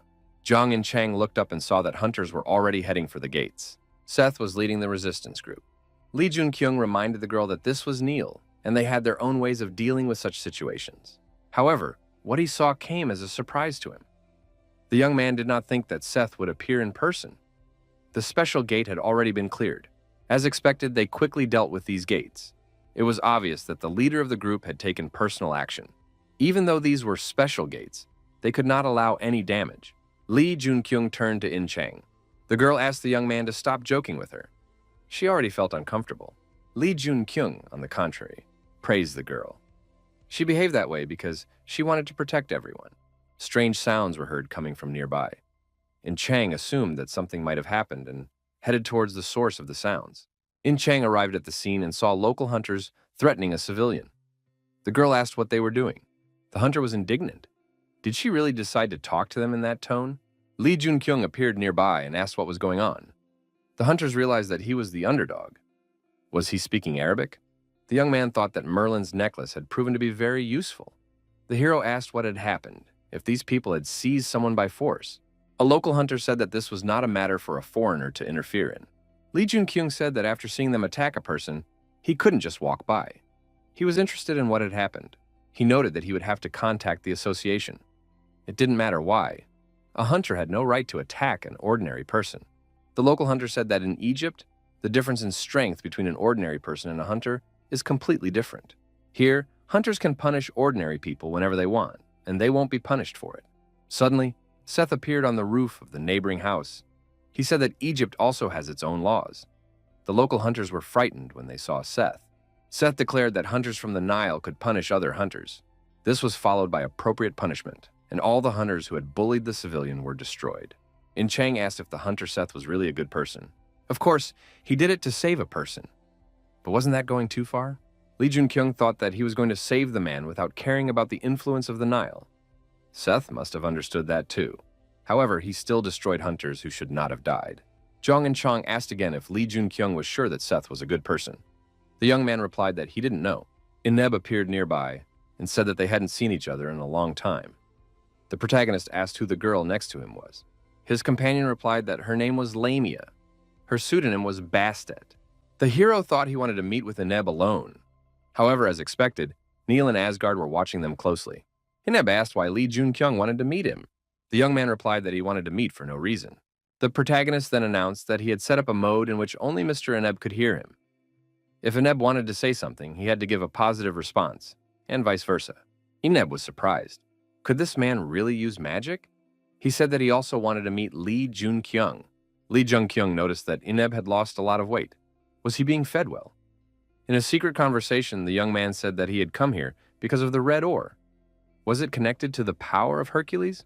Ineb replied that Neil feeds him quite well. Lee Junkyung reminded him that last time, Ineb had asked him to save the city. Was the Gorus incident related to the red ore? Ineb confirmed this and added that he was quite picky about food. Lee Junkyung asked if Numek, who had also helped him during the Battle of the Great Warriors, was doing well. In a secret conversation, the young man asked if the red ore had affected Gorus in the same way it had affected Hercules. Ineb replied that Numek was doing well. Lee Junkyung said he understood. Balder wondered what the two were really talking about. Lee Junkyung asked if Ineb liked Numek. In a secret conversation, the question was asked, is Seth to blame? Ineb said that Lee Junkyung was a real joker. He didn't know how Numek felt. Lee Junkyung realized that Ineb was unsure whether Seth was to blame. He said it would be great if the two of them worked out and asked if he could help in any way. Ineb replied that it would be good if Lee Junkyung gave him a helping hand. Lee Junkyung agreed and added that in that case, it would be necessary to set aside time for a meeting. After the conversation, Balder was puzzled. Did Lee Junkyung really ask him to arrange a meeting just for such a conversation? If Lee Junkyung was using Asgard for something like this, Odin would be unhappy.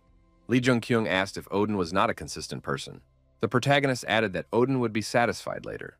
Lee Junkyung must ensure that he shows the proper results. The protagonist stated that he had finished his business in Egypt and that they would return in 3 days. Lee Junkyung clarified that he needed 3 more days to settle all matters here. Lee Junkyung asked his interlocutor who the hero who infiltrated the Nile was. Balder replied that Lee Junkyung had already met him. Away from the residential buildings, another meeting took place. Ineb admitted that he was late. The young man apologized and explained that he had been followed. Ineb suggested that many people were still following them. Lee Junkyung noted that it was worth paying attention to the situation on the Nile. The hero replied that there was no need to worry. A protective dome had been activated. Lee Junkyung stated that now they could not be observed. Space distortion had been activated. Ineb noted once again that his interlocutor knew how to use magic. Ineb added that this might not be enough. There was no place where the Eye of Osiris could not see them. Lee Junkyung thought that this might be true. Even with Merlin's power, could they still see everything inside? There was no complete certainty. Lee Junkyung suggested getting down to business. Why had Eneb called him to the Nile? Eneb replied that it was because of the red ore that Horus was currently unconscious. Red ore is a source of enormous power, comparable to that shown by Hercules in his previous battle with Lee Junkyung. It all started after Seth brought the red ore. Lee Junkyung was surprised. Had they already found the red ore? The past had indeed changed.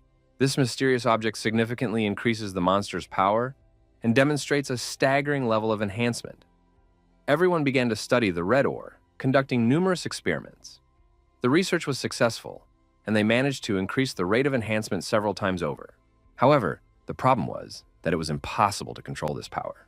Eneb added that after that, all research was suspended. Lee Junkyung thought, madness is poison. Although this phenomenon cannot be fully understood through research, among the hunters, Hercules was the only one who could withstand it by controlling this madness.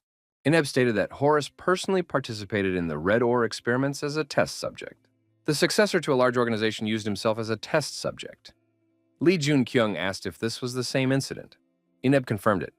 Despite attempts to dissuade him, Horus was determined to participate in the experiments.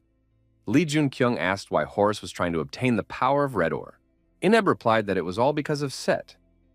Even though Horus was the rightful heir to the Nile, Set wanted to control it himself. Osiris and Set often argued. Horus wanted more power to stop Set, considering him too strong a hunter to be ignored. The protagonist wondered if it was really dangerous for him to gain control of the Nile. From what he had seen, he didn't seem like such a bad person. Was he ostracized simply because he wanted the throne to belong only to him? If it was just a hidden struggle for the throne of the Nile, then everything was clear. Eneb replied that this was not the case. Gorus was a righteous man who planned to pass the throne to Seth. Suddenly, they heard Set's voice asking which of them he had visited. Set was approaching them.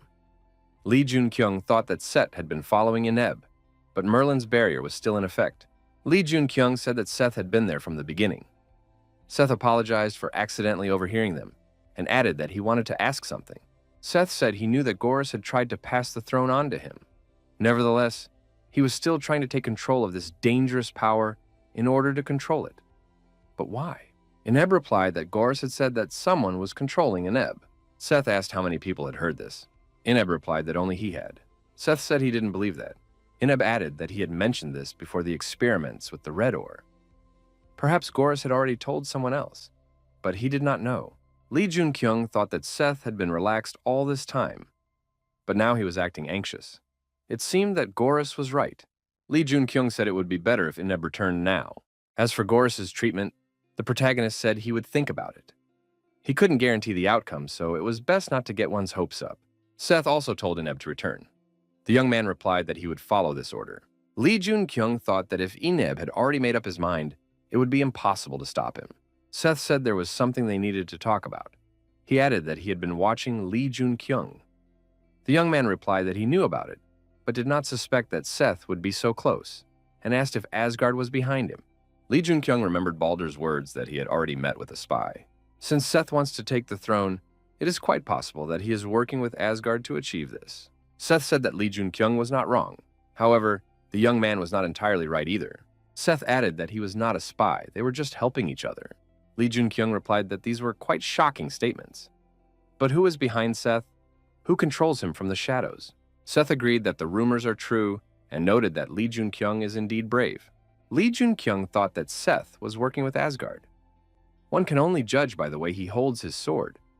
But who is behind Seth? That means there is a person capable of controlling the leader of an entire organization. The protagonist thought he didn't stand a chance of winning. He would have to risk his life. Seth said that now it would be fun, adding that he did not get the red ore by accident. The duel was inevitable, and both opponents drew their weapons. Lee Junkyung thought that it was all thanks to the Knights of the Round Table. He had acquired a skill that allowed him to dodge Seth's attack. Seth said that his eyes had not deceived him. Lee Junkyung was truly amazing. The red ore really did come to him by chance, that man gave it to him on purpose. Seth said that now Lee Junkyung understood what he would do first when he became king. Lee Junkyung said that Seth was not real. It was a pitiful sight to think that Seth was even remotely similar to him, a hunter who was known for making others tremble. a hunter who tried to change the situation with his shame. When our hero saw Seth, he immediately thought that he was looking at a demonic king. Lee Jun-kyung said that the reason Seth wants to gain control of Neil and become king is because he wants to be a dictator. Seth laughed in response and confirmed that this was indeed the case. Later, the protagonist continued to wonder whether Asgard knew that someone else was behind Seth. If Asgard didn't know about it, he wouldn't have let him go here just like that. Or maybe they think Lee Jun-kyung won't tell. In Chang entered the room and asked why Lee Jun-kyung was still awake. She said that there was definitely something wrong with Seth. She didn't think he was a good person. Maybe it was just a feeling. The way he seemed and the way he really was were like two different personalities. It felt like he was just pretending. Lee Jun-kyung only realized this after their meeting last night. This girl really has unusual intuition. Baldur still didn't understand what Lee Jun-kyung was doing. The protagonist said he didn't understand what she was talking about. Then Baldur announced that the liberator of Asgard he had mentioned earlier was Seth. This morning, Seth announced that he was ending the exchange of information with Asgard. The reason he suddenly did this was because of the underdog. What is Lee Jun-kyung up to? Lee Jun-kyung said he was going to join Neil's debate. The welcoming party said that it was a great honor for them to meet the heroes of Asgard. Lee Jun-kyung greeted the hosts and said he was happy to see them again. Today, he really came as a representative of Asgard. The girl replied that they had been notified in advance by Asgard. Lee Jun-kyung thought it was a really good idea to use Odin. So far, everything was going according to plan. Lee Jun-kyung easily penetrated the central part of the Nile. Seth appeared ahead on the course. Lee Jun-kyung wondered with surprise. What was wrong with this guy's expression? He had to carry out his plan before it was too late. Lee Jun-kyung asked Bastet where Horus was now. The young man added that he was going to try to cure him. Eneb also appeared nearby. He addressed Bastet with a request. As one of Goros's favorite assistants, Bastet must allow the underdog to heal Goros. Bastet agreed to the request and sped up. Eneb followed her. He expressed hope that this decision would not prove to be a mistake. Lee Jun-kyung and Baldur also hurried over. Baldur thought, if they didn't manage to save Horus, everyone would die. If necessary, he would have to use him and restore relations between Asgard and Neil. In Chang asked Bastet what the chances were that they would be discovered. Bastet replied that they had already been discovered. But could the Dark Horse really save him? Lee Jun-kyung said it was a little late to ask that question. He couldn't say for sure, but he was going to do everything in his power. Our hero could not guarantee anything. However, if he failed, they would not be able to stop Seth. Government officials blocked the road and demanded that the young people stop. It was reckless of them to try to invade the heart of Nile. Bastet told these people to clear the way immediately. She didn't want to hurt them, so they shouldn't force her to. One of the hunters asked why Bastet was here. It was not too late to make the right decision. Bastet drew her blades and deactivated everyone who stood in her way. And Chang was surprised. Why did she do that? After all, they trusted her and could help her. Bastet said that was exactly why she did it. Lee Jun-kyung replied that Bastet had been caring towards them. If they failed to save Horus, they too would be in danger. And Chang apologized and admitted that she had been short-sighted. Lee Jun-kyung thought again that Merlin's necklace was really useful. Lee Jun-kyung, his team, and the representatives of Neil arrived at the huge gate. Bastet said that Horus was right behind that door. She asked if Numek would be able to protect this place with her. If Numek didn't believe her, he could leave right now. Numek said that it was an honor for her to fight side by side with Bastet. Bastet thought that Numek was determined. Numek added that if they succeeded, she wanted Eneb to be with her. Eneb said that they would definitely succeed. In Chang declared that now they really couldn't fail. The protagonist thought the same thing. The young people moved through the tunnel, approaching the exit. Light was already visible. The woman standing near the sarcophagus said she knew these people would come to find her son. Eneb said that she was Lady Isis. Our hero had heard that name before. Osiris was the ruler of the Nile, and Isis was his wife and the mother of Horus. She was also one of the 3 most powerful people in the Nile. Isis ordered them not to approach. Everything around her lit up. Lee Jun-kyung realized that the barrier had been activated. Now they would not be able to get closer by normal means. A monster was hiding in the Nile. Isis said that her son thought highly of Eneb, and she had heard many times that he would find the person who could save him. Isida asked if Eneb really believed that this person could save her son. Eneb replied that he firmly believed so. Then Isis turned to the protagonist. Was he really capable of saving her son? The answer was no. Lee Jun-kyung explained that he was not sure if he could do it, but added that he would do his best to save him. Isida deactivated the protective barrier. The woman warned that as soon as the sarcophagus opened, the seal would be broken, and it would last for half an hour. After that, it would be impossible to seal it again. If they failed to save her son, no one would leave this place alive. Lee Jun-kyung declared that he had no intention of dying here. Seth thought that the Dark Horse must have already started treatment. Isida was probably there too. Seth considered Isida his first love. He still had a long way to go, but he couldn't believe he was wavering because of his feelings. Seth announced to his followers that today they would carry out the uprising. He added that today he would take the throne of the Nile. Seth turned to Anubis and ordered him to gather the jackals and lead them to where Horus was. Onobez asked what Seth was going to do. The rebel replied that he would cut the pharaoh's throat. Seth was sure that Osiris was already trembling with fear. The time had come to put an end to their ill-fated relationship. Anubis, exuding dark demonic energy, said he would reap the harvest, spreading destruction. Lee Jun-kyung ordered Mr. Manhwa to control this guy's power as much as possible. The doctor agreed and approached the sarcophagus in which Isis's son Horus lay. Balder asked the protagonist if he could really save Horus. The young man replied that he had to. Lee Jun-kyung said he trusts everything else to In Chang, Fenrir, and Hyun-mu. The hero's support group assured him that they would not let him down and would carry out his orders. Wonhwa reported that all preparations were complete. Lee Jun-kyung thought he would leave Balder to deal with Seth. Once Horus's treatment began, he would be completely defenseless. The hero decided to trust his team to take care of everything else. He approached the sarcophagus. The protagonist understood that he now had a powerful ally on his side, equal to Seth. He was talking about Isis. Now there was no need to fight against the entire Nile. Many would be with him. All thanks to Isis. The next step was incredible. Lee Jun-kyung activated his fiery spear, swung it, and plunged it into Horus's body. Isis screamed loudly and rushed at Lee Jun-kyung. Her eyes blazed with rage. Eneb blocked her path and asked Lady Isis to stop. The woman ordered the warrior to step aside. Wonhwa told Isida to calm down and look closely. At that moment, incredible transformations began to take place in her son's body. Mana gathered around the spear, enveloping Goros's body. Isis couldn't believe her eyes.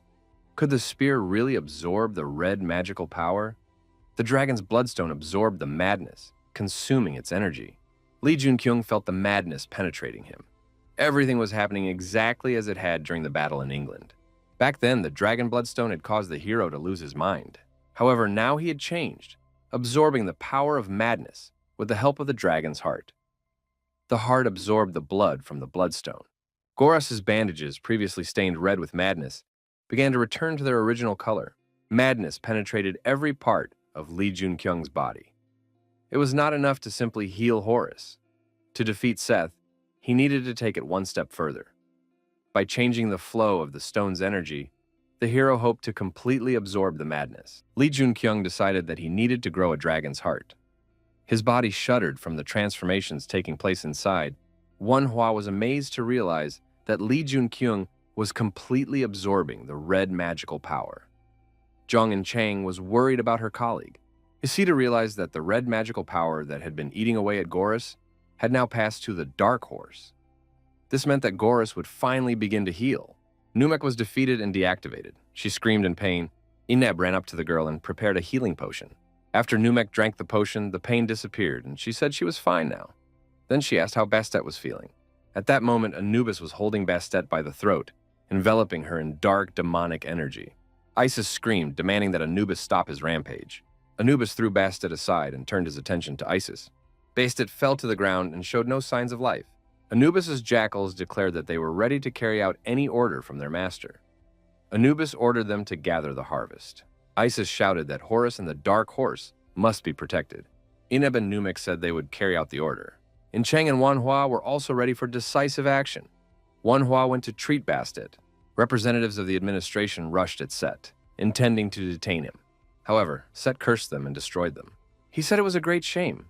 These people did not recognize their new ruler, even though he was standing right in front of them.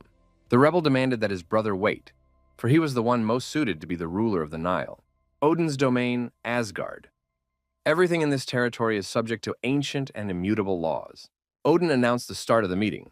All those involved were at the meeting. He reported that Set had raised a rebellion. Even if the Nile were to burst its banks, everything must remain under control. Odin added that the topic of today's meeting was related to the Nile. Baldur joined them via video link and announced that they would soon begin the battle with Set. One gave his permission. Seth and Baldur were already facing each other. Set admitted that he did not expect to see Baldur in his path. Balder replied that he had not thought about it either. Seth suggested that it was now clear what Asgard's intentions were. He would warm up a little before the main course. Seth activated his sword and rushed at his opponent. The rebel acknowledged that his opponent was strong. Balder responded in kind. Anubis's jackals, armed with swords, continued to approach their victims. Zhong and Chang, armed with a two-handed sword, prepared to meet her opponents. The girl demonstrated her skill with weapons. Her strikes were so swift that Anubis's jackals flew far back. Manhwa returned to help in Chang. The doctor noted that each of the attackers was a heroic-class hunter. However, In Chang's skills were simply amazing. The girl said that, looking at these jackals, she did not consider it an appropriate moment for admiration. Isida easily scattered the attackers in different directions, setting them on fire and dealing with them in the most brutal way. Anubis approached and ordered everyone to disperse. He declared that he would deal with Isida personally, and asked if she really thought she could maintain the barrier while fighting him. Isida realized that she really couldn't maintain the barrier while fighting. Anubis's minions noticed that the barrier had fallen and decided to seize the opportunity, all rushing to attack at once. In Chang said that the attackers were making a mistake. The place they were running to was a living hell. Fenrir was waiting for them. At that moment, a huge snow beast appeared, which came as a complete surprise to the jackals. Fenrir destroyed everyone within his reach. Eneb declared that their chance had come. They must destroy all the enemies who had survived. Seth continued his confrontation with Baldur. He said that even now his opponent was hiding his true power. Impressive self-control. Seth added that all of this was a waste of time. He was doing it for his brother. However, there was nothing he could do now. Seth began to transform. Demonic energy enveloped his body. Baldur thought that this could be dangerous. His goal was to buy time, but if he made a mistake now, he would die. One, however, wanted Baldur to join the fight. Asgard's orders were unconditional, so Baldur replied that they would fight. Set instantly rushed forward, and Baldur noted how fast his opponent was moving. He said that Set's weakness was that he did not control the territory. Now he would see the difference between those who had power and those who did not. Baldur shouted, "Breidablik!" and rushed into the attack as well. Anubis noticed that Set's energy had suddenly disappeared. Isis said that something strange had happened to Set. She added that now the balance of power had been upset. Anubis could give up. Anubis did not believe that anything could have happened to Set. He noticed that Isis was agitated and decided to take advantage of this. Anubis said that he did not intend to destroy Isis.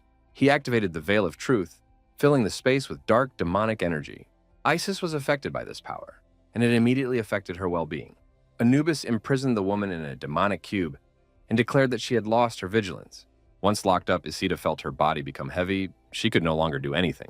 Anubis announced that Isida would remain trapped and become a source of his power. Eneb decided to destroy the barrier and rushed to Isis's aid, striking the demonic cube with all his might. However, his blows had no effect, no matter how hard he tried. The young man noted that it was like trying to hit a sponge. Then he changed his style and began to break through with a series of quick attacks. But again, he failed to achieve his goal. Moreover, the barrier began to grow in size. Bastet said that this was impossible. She could feel the power of Lady Isis and Inaba emanating from him. Anubis laughed and said that it was an incredible amount of power that was entering him.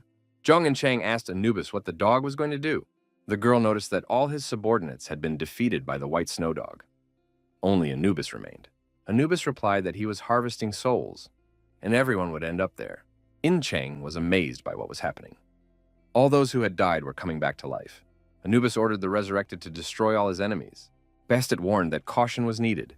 Anubis's forbidden zone turned the fallen into his fighting toys. Yin Chang said she understood. After all, she had seen something similar before. It was exactly the same as in China with the giants. Back then, the monsters were spawned by the ruler's greed. Ying Chang thought that Set and Anubis were no different from the king of giants. They could not be let go. The girl was sure she could handle it. After all, she had already fought similar creatures. Baldur said that there was no point. Breidablik was shattered to pieces. Control over the territory was a space that gave its owner absolute power. Although his control was still in effect, Seth managed to break free, destroying the rules of the territory that hid him and escaping from the enclosed space. Baldur decided that Seth was just trying to scare him. He was puzzled. Why didn't control over the territory work? Was this the only means he had left? Baldur intended to continue and use it, but he needed Odin's permission. Odin ordered Baldur to retreat. This would lead to losses, so it was better to give up on Neil. They needed to take the Dark Horse and leave. Baldur obeyed the order. Seth laughed and asked if this was Asgard's decision. So, should Baldur be brought back? Baldur felt humiliated, but there was nothing he could do. Asgard's orders were absolute. Seth said that it should not be considered a humiliation. Asgard had made the right decision. Seth appeared in the throne room before the ruler. The latter noted that his younger brother had finally come to him. Seth said that his older brother looked unwell. Judging by his condition, was this the result of his own decision? He asked why it had to end this way. The ruler replied that he did not regret his choice. Seth asked if it was because of him. Wasn't that why his brother had become obsessed with power, which had almost cost Horus his life? Wasn't it because he was determined to take the throne? His older brother told Seth not to be so presumptuous. There are many powerful people in this world, but not all of them seek the good of humanity. Seth was surprised. Had his older brother seen the man in black? He laughed and said that now everything was clear. After meeting this man, his brother felt defeated. To surpass him, he became obsessed with a power he could not possess. Despite the fact that his son was consumed by red ore and on the verge of destruction, his brother was still obsessed with power. He said that Seth was certainly stronger than Horus, but the red ore had robbed him of his youth and vitality. Seth replied that he was different from both his older brother and that man. He added that he would now show how different he was, and his body began to transform under the influence of demonic energy. The ruler realized with horror that this was the effect of the red ore. Seth said that this power was his older brother's dream. He just chose the wrong side. The black demonic dog, which had burst out of the shadows, pounced on the ruler after these words. Seth declared that he would follow this man and rule the entire world, not just this pathetic little Nile in Egypt. At the same time, Jung and Chung continued her fierce battle with Anubis's jackals. Ogre Gonza was not far behind, demonstrating his hand-to-hand combat skills. Hyunmoo used his unique abilities to deactivate his opponents one by one. Anubis continued to devour the souls of the destroyed jackals, turning their bodies into obedient puppets. And Chang said with concern that they kept getting back up, adding that there was only one way to stop them. In the next second, icy flashes appeared, and the puppets were destroyed. It was the work of Fenrir, who skillfully attacked the enemies, leaving Anubis alone. However, it was Anubis who managed to wound Fenrir. The icy beast turned back into a boy and fell to the ground. Anubis was struck by an endless stream of power. Now he felt capable of defeating anyone, even Osiris himself. He declared that it was time to put an end to all this. Suddenly, the protagonist's voice was heard, announcing that the deed was done. At that moment, Anubis felt a new source of energy, and it alarmed him greatly. Horus rose from the sarcophagus. He was determined to punish the guilty and restore justice. Horus shouted that Anubis dared not do such a thing. He directed his power at the demonic cube to destroy it. Anubis could not believe his eyes. Could this man really destroy the veil of truth so easily? Isis was incredibly happy to see that her son had awakened. Gorus and Asita exchanged greetings, and the son told his mother to rest now. Horus, filled with determination, declared that he would return soon. Anubis, left alone, continued to concentrate demonic energy for further confrontation. Eneb thought that since the veil of truth had disappeared, Anubis could no longer control the dead. Horus and Anubis did indeed engage in a confrontation, using their unique abilities. After a short time, the rebel was deactivated and lay on the ground. He was surprised to find that he was still alive. Horus said that it was not his place to take the rebel's life. Horus asked Lee Jun-kyung if that would be enough. The protagonist thanked him and replied that it would be fine. Hyunmoo asked the master why his life had been spared. Lee Jun-kyung replied that Hyunmoo looked lonely. The young man added that he was thinking of making him a brother. In response, the skeleton smiled broadly and uttered words of gratitude. Suddenly, everything around them shook, as if there had been an earthquake.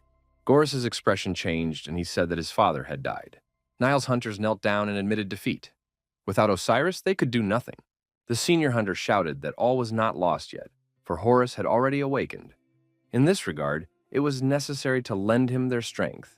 Thoth, the leader of Memphis, said that Memphis would not join them. He asked what Hermopolis planned to do. Sekhmet, the leader of Hermopolis, declared that they would fight Set, for they were not cowards. He could not stand by and watch the Nile collapse. Thoth replied that in that case, he would also go to the temple of Ra. He wanted to see the birth of the new king of the Nile. Sekhmet thought that Thoth was acting like a fox. He must be planning to join the side that wins. Seth and Horus stood facing each other on a huge platform. Seth said that Horus looked terrible. Horus noticed that his uncle looked like he was having fun. The hunter said that a new king of the Nile must be chosen in the name of Ra. They had to decide who Ra would choose and who would rule the Nile. Sekhmet and his men repeated loudly, "Rule the Nile!" Everyone present also took up the phrase, "Rule the Nile." Isis, Ineb, and the others also repeated, "Rule the Nile!" Seth laughed and said that everyone had gathered here to witness the birth of a new king. The rebel admitted that the dark horse was simply amazing. He would never have thought that this young man would be able to awaken Horus. But everything happened exactly as that man had predicted. Lee Jun-kyung was surprised. He himself was not sure that he could cure Horus, but the man behind Set was able to predict it. Lee Jun-kyung asked if Seth really wanted him to save Gorus. The answer was affirmative. Seth said that the true king must be recognized by all. Lee Jun-kyung must also rise to the place where it is decided who will become king. Sekhmet and Thoth were surprised. What was this man saying? Did he really want an outsider to join the fight for the throne? Seth asked if Horus had sensed this. He added that his patron, the son of the desert, was also watching this man. Lee Jun-kyung thought that since Horus had awakened, there had been reports that the son of the desert was watching him. But why did the angel dislike this? What did it have to do with who would become king of the Nile? The protagonist thought that even though he had absorbed Gorus's madness, he had just been freed from the seal. Gorus had never been able to defeat Seth. Lee Jun-kyung approached Horus and said he would help him. Horus replied that this was encouraging. Seth suggested deciding whose patron would prove stronger, the wolf of the destroyed desert or the son of the desert. Gorus and Lee Jun-kyung were now on the same team. They prepared for a serious confrontation. Alone in his office, he was deep in thought.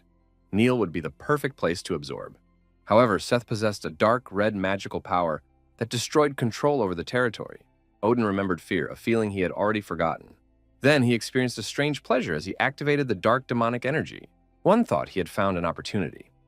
With the unknown power that Seth possessed, it might even be possible to destroy the patrons. He decided that he was done with Neil, but with Seth, it was different. As soon as this rebellion was over, it would be necessary to intervene. One turned around and saw a man in dark clothes in his office. How could he be here, on his territory? No one was allowed to enter without permission. Odin asked who he was and how he got there. The stranger held out his hand and said he would give Odin strength. Horus fought selflessly against Set, confirming his right to be king. He said that Ra would be his witness. Seth was forced to admit that Horus had become stronger, but was not yet accustomed to his new power. Seth summoned a sandstorm with unbearable heat. Horus was attacked and thrown far back. At that moment, Lee Jun-kyung got close enough and attacked his opponent with a spear. Seth caught the spear with his hand and neutralized his opponent's attack. Seth acknowledged that Lee Jun-kyung had become much stronger than before. The protagonist realized that he had no choice but to use the madness he had absorbed. Lee Jun-kyung activated this madness and began to prepare for a new attack. Seth was surprised. How was his opponent able to use the power of red ore? Apparently, when he was healing Gorus, he absorbed some of that power. Lee Jun-kyung asked Seth if he wanted to reveal the identity of that person to him. Seth replied that even if he did, it would be meaningless. In any case, his opponent would die today. Seth attacked with a series of powerful blows, but Lee Jun-kyung blocked them using his spear and his unique abilities. Gorus asked why Seth had killed his father. The confrontation continued, but there was no clear winner yet. Lee Jun-kyung said he had one proposal. If they could win, Seth would have to answer their questions. Seth said that would never happen. Lee Jun-kyung replied that he would not be so sure if he were in his opponent's place. Using the power of madness, the hero was filled with mana. Right now, he could use sun glare. An energy surge of a fiery nature was activated. Seth now understood why the Dark Horse was so confident. However, that was not enough. In response, he activated a sandstorm with an increased temperature. The hunters nearby tried to escape, but it was clear that it was too late. And Chang, despite everything, rushed towards the storm. The girl skillfully wielded her sword, deflecting huge fragments of rock flying towards her and the hunters. Zhang and Chang ordered everyone to retreat to a safe distance. She promised to hold the defense while the retreat was underway. The hunters thanked the girl and began to change position, retreating to a safer area. They understood that this was not a battle between ordinary hunters. Gorus asked his partner if they had really defeated Seth. Lee Jun-kyung replied that even though his attack had hit its target, it wasn't enough. The enemy's magical power hadn't diminished at all. Set told his opponent that his attacks were beyond imagination. He did not think that the Dark Horse would be able to break through his sandstorm. Now the hero understood why Baldur had lost to Seth. Seth was amazed that his opponent was forcing him to use his true power. Sekhmet thought that the Dark Horse didn't stand a chance. What was this sinister mana that Seth possessed? This mana was more powerful than that of Horus and the Dark Horse combined. It was greater than that of all the hunters present. Everyone present understood that no one could defeat Set in this battle. Seth told Horus that his nephew looked exhausted. It seemed that the new Ra would be the wolf of the ruined desert, so he would allow his nephew to rest in peace. The hero understood why Baldur had fled. Anyone who saw this dark red aura would feel that they were facing an abyss of power that would never run dry. It was terrifying, and he wanted to run away immediately. But Lee Jun-kyung was not one to retreat. Seth had to admit that his opponent had the true spirit of a warrior. It was assumed that the Dark Horse would flee back to Asgard with his tail between his legs, like Baldur. But now it didn't matter. Even Odin couldn't defeat him now. Lee Jun-kyung thought that victory in this battle was impossible, but he could not retreat. Such is the duty of those who possess power. Suddenly, the sun broke through the clouds in the sky. Its powerful and bright rays illuminated the earth. The patron of the desert sun watched over the people. Hesida said that this was the true light of Ra. But how was that possible? The sun of the desert protected Lee Jun-kyung and Gorus. Lee Jun-kyung was surprised. What was happening? His wounds healed, and his body was filled with an incredible amount of mana. The patron sun of the desert supported both hunters. Lee Jun-kyung thought in amazement that this patron was helping them both. The fallen angel did not object. The hunters were amazed. Could it be that Ra's light had fallen on two people at once? Seth was also surprised. Was this Ray's desperate struggle? At one point, something incredible happened. Lee Jun-kyung gained wings. The dragon's weak heart was temporarily strengthened under the influence of the sun of the desert. Lee Jun-kyung flew into the sky and realized that his patron had given him his power. Now the hero could see mana floating in the air. The young man realized that thanks to this flow, he could use the mana from the air. Now he had to try to use the Demon King's signature attack and activate the decisive blow. The flow of mana accelerated. The weak dragon heart absorbed the magical power that filled the air. The activation process was in full swing. Despite the support of his patron, the hero was still inferior to Seth in strength. It was necessary to gather as much mana as possible. Lee Jun-kyung acquired the skill King of Fire. It was truly an incredible achievement. Now he had become someone who forged his own path, a person who had grown up without a patron. All of his stats had increased significantly.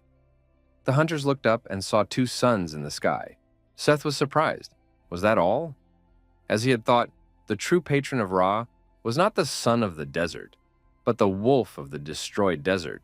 Seth continued to escalate the situation, trying to confuse his opponents and find a moment to attack. Lee Jun-kyung spread his wings and ordered Gorus to immediately step aside. The hero realized that he had managed to break free before losing control of his body. Set was now doomed. A dark sun appeared on the battlefield. Lee Jun-kyung began to be pulled into the sun, and there was nothing he could do about it. He gathered all his strength and activated the King of Fire skill. The hero had no strength left to break free. He felt helpless and began to sink into the abyss. What kind of place was this? There was no sky, no light, no warmth, no people. It was an abyss where nothing existed. Lee Jun-kyung felt himself falling. Was this how he would die? He gathered his will and decided that he had to pull himself together. At that moment, Baldur grabbed Lee Jun-kyung and headed away from the abyss. Gaining speed, Baldur managed to break free from the dark sun and carried Lee Jun-kyung out of it. Baldur continued to move away from the dark sun, but its energy was still expanding. Baldur shouted for Lee Jun-kyung to use Bifrost. Otherwise, he would explode. Soon, an explosion did occur, causing a huge amount of dark energy to be released. Baldur was furious. What had Lee Jun-kyung done now? They needed to use Bifrost to escape from here. Why did the Dark Horse use it as a barrier to protect the temple? Was Lee Jun-kyung willing to die with everyone else? Lee Jun-kyung replied that if he hadn't done so, the others would have died. In any case, nothing could be changed now. Manhwa realized that Lee Jun-kyung had erected a barrier around the epicenter of the explosion to protect them. However, no one could survive an explosion of this magnitude. Manhwa rushed to the barrier, intending to save Lee Jun-kyung. However, In-chang grabbed his arm and stopped him. The doctor was surprised. Why did she do that? Lee Jun-kyung was inside. He needed to be saved. Jung and Chang calmly said that there was no need. Manhwa had to get used to it. In a short time, he would return as if nothing had happened. The doctor understood what was going on. That was why all the other team members were just waiting calmly. In Chang added that he was just that kind of person, and the barrier was still intact, which meant that Lee Jun-kyung was alive. Goris and his mother waited anxiously to see how the situation would end. Seth had said earlier that Lee Jun-kyung must also enter the arena to be chosen as the new king. He thought that this was another candidate for the throne, because he was the one who received the light of Ra. The dark sun, which appeared briefly on the battlefield, and the explosive energy emitted by the explosion collided with the barrier of Bifrost and came under the control of Baldur's territory. This turned the once beautiful lands of Baldur into ruins. Lee Jun-kyung thought that at least it had worked, as it had managed to block the explosion. The protagonist realized that Baldur was in fact unconditionally loyal to Odin. Lee Jun-kyung realized that this situation was an opportunity to weaken Baldur. Baldur said that he might have saved the young man on a whim, but he would never forgive him. Lee Jun-kyung looked at the ashes and wondered in surprise, had this place become like this because of him and the dark sun? Everything around him resembled a crater after a meteorite strike. Baldur suggested looking for Seth, although there was no reason to do so. Nothing could have survived in this place. The protagonist activated his mana flow to find Seth. Lee Jun-kyung thought that there was nothing left here but stones and dirt. Where could the piece of cloth have come from? How did it survive? He should put it in his inventory. Baldur agreed that there was nothing left here. Could Lee Jun-kyung have found something? The protagonist replied that he had found nothing. Lee Jun-kyung decided that in that case the barrier could be removed. The barrier was indeed deactivated. Manhwa said that everything had happened just as In Chang had predicted. Yin Chang was delighted to see that Lee Jun-kyung had returned and said with tears in her eyes that she knew it would happen. The doctor suggested that it was Jong In-chang who was most worried. The girl couldn't hold back her emotions, and when the protagonist came closer, threw herself into his arms. After the disaster in Egypt, was everything really okay? The number of hunters was steadily growing. Ordinary people feared that they would soon be replaced by hunters. But who was the person who stopped Seth? The dark horse reappeared. Manhwa asked how Lee Jun-kyung was feeling. The young man replied that he was feeling fine, but would still like to be examined. The doctor doubted that Lee Jun-kyung was really okay. The sudden increase in strength after healing Goris and the unexpected support of the son of the desert clearly meant that his body was overworked. He needed to at least check his pulse. The doctor was surprised to find that the young man was indeed healthy. He even looked stronger than before. Lee Jun-kyung admitted that he wasn't sure, but apparently that was the case. In Chang said she had important news. The girl was holding a fresh newspaper. Everyone was talking about the Dark Horse. The article was about a Korean hunter who saved Egypt. Just a few days ago, the newspapers were full of news about hunters. But now, there was not a single line. Instead, everyone was discussing the Dark Horse. Someone was probably deliberately trying to divert attention. In Chang said that ordinary people were shocked by this incident. Lee Jun-kyung agreed. They probably saw the true power of hunters for the first time. Yin Chang noted that it's not just the power of individual fighters. Lee Jun-kyung replied that it still works. Now, people will worry about hunters. The young man thought that in the future, hunters would rule over ordinary people, and people would become no better than livestock. Ineb, who appeared nearby, said that Goris had ordered the young man to be brought to him. After the battle with Seth, Lee Jun-kyung was unable to meet with Goris. Because Goris had been sealed away for too long and had suffered many wounds during the battle with Seth, he needed medical treatment. He was under medical supervision for several days. This was the responsibility of the new king of Neil. Ineb said that Neil was grateful to the young man for his help. Ineb added that even though Lee Jun-kyung was a stranger, he had been blessed by the light of Ra. Lee Jun-kyung said he was not interested in becoming king. He did not want to cause unnecessary trouble. The young man added that the light of Ra would soon leave him, even though it was still indicated that the sponsor was the son of the desert. Lee Jun-kyung thought that the fallen angel was gradually beginning to complain. It seems that the son of the desert cannot sponsor two people at once. Obviously, he will choose Horus. Ineb said that in that case, there was nothing to worry about, and thanked the young man. Before entering the royal palace, the protagonists were met by Horus and his mother. Other officials were also present. Horus apologized for welcoming the Dark Horse so late. The young man saved his life and also saved the Nile from destruction. Horus said that Lee Jun-kyung was the official savior of Egypt. Therefore, Egypt decided to repay him in kind. They would give the young man whatever he wanted. Horus added that the savior of Egypt could speak freely. What did he want? Lee Junkyung announced that he wanted them all to change. He added that he had heard that once upon a time, the rights of ordinary people were respected on the banks of the Nile. However, the Egypt he saw greatly disappointed him. Hunters violated the rights of ordinary people as they pleased. The protagonist repeated that he wanted Egypt to start respecting the rights of ordinary people again. Horus explained that this happened after his father fell and he himself was sealed away. They would make sure that everything returned to normal. In fact, they were ready to grant any request because Lee Junkyung was another king of the Nile. Horus proclaimed that, even though this man was a stranger, he had been honored with the light of Ra. Everyone knew this, and no one could deny it. Lee Junkyung admitted that the light of Ra would soon leave him. Horus replied that he knew this. However, this does not change the fact that the dark horse was the one blessed by the light of Ra. Even if this light disappears, a particle of it will remain inside him forever. It turns out that they are bound together forever. Horus added that Lee Junkyung was once a stranger, but now he has become the hidden king of the Nile. The young man must accept the title of Amun, and together with him, as the bearer of the title of Ra, they will lead the Nile to a new system of Amun-Ra. Horus said that as Amun commanded, they would change the course of the Nile. They would no longer tolerate discrimination between hunters and ordinary people. The law allowing hunters to destroy people whenever they wanted would be abolished. All those present lowered their eyes and confirmed that they would follow Ra's orders. Horus and Lee Junkyung watched their subordinates from above. The hero thought that none of those who called themselves rulers were truly normal. The king of the giants was no exception. Seth was exactly the same. Horus said that now that they were alone, he felt much calmer. There was no need to worry too much. He added that he himself did not like the king's position. Horus asked if Lee Junkyung was upset that his feelings were so easy to read. He replied that he was not.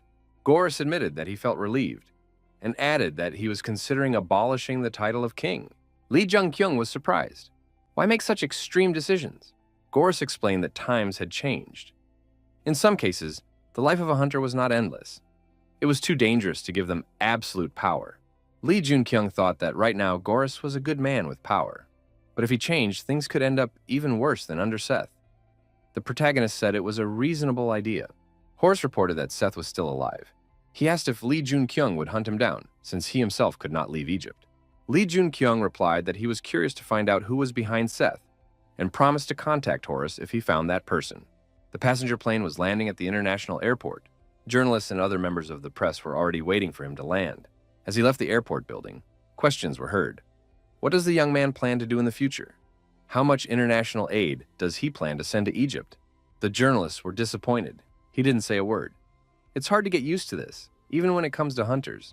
Then representatives of North Korea appeared. The Dark Horse is a member of their association. The man who is called the next president of the Korean Association and head of the Major League Guild, Song Guyong, appeared at the door. Next, the hero of Egypt, the Dark Horse, emerged from the airport building. Song Guyong met his friend. Journalists reported that they met to discuss the assistance that the Korean Hunters Association would provide to Egypt. After exchanging impressions, Lee Junkyung noted that Baldur had left for Korea too quickly. Then, everything made sense. Song Guyong admitted that this was precisely the reason, because he was the only one who had disappeared.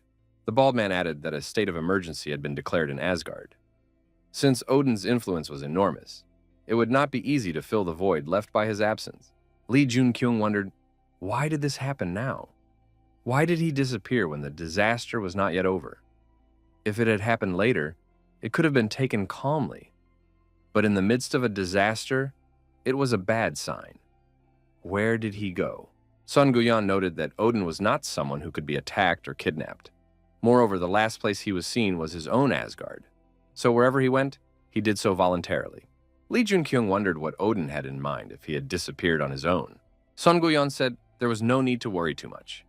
Even if he disappeared, it would not be a disaster, although it would not be easy. Lee Junkyung admitted that this was a great relief. However, they had still lost their most important source of power. They needed to finish their business here and return home as soon as possible. The young man thought that Odin's disappearance was completely different from anything that had happened before. Surely it had something to do with him. If he hadn't been there, everything would have turned out differently. This thought made him feel uneasy. One of the hunters said that they regretted the incident that had occurred in Egypt. Takamagahara would send most of its heroes to rebuild the country.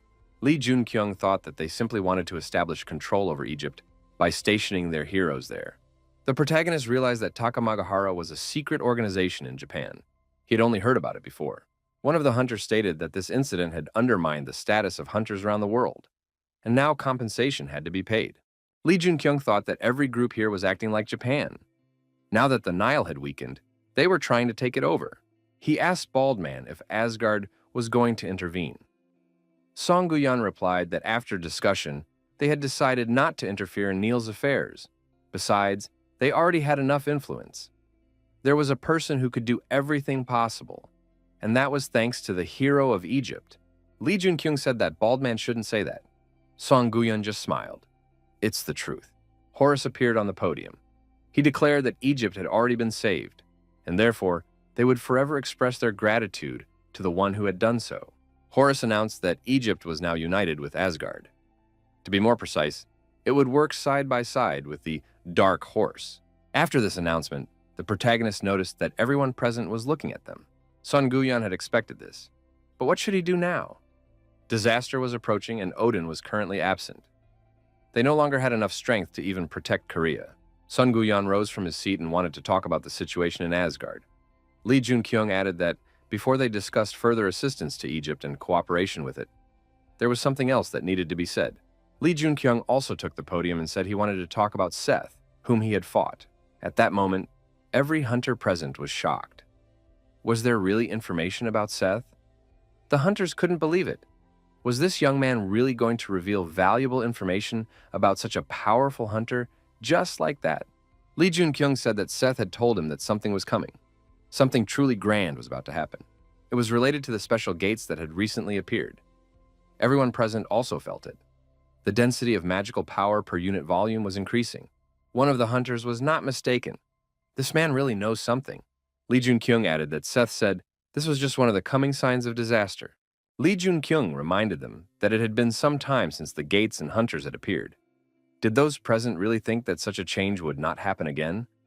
Seth told him about it. He said that a disaster was coming. Lee Junkyung added that Seth was trying to win him over to his side. That was why he had revealed such a secret.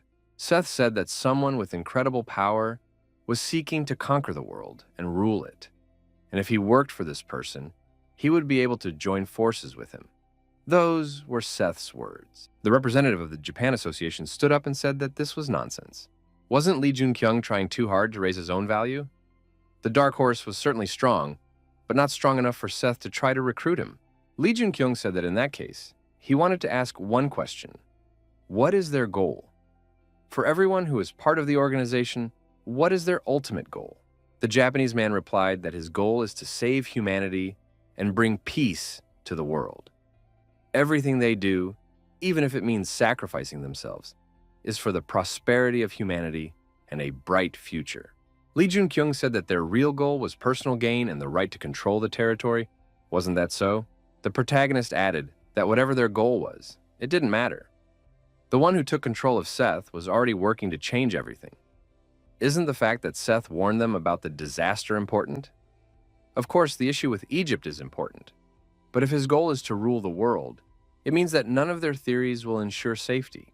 Left alone, Sun Guyan asked what Lee Junkyung was thinking. Why is he telling them about the disaster?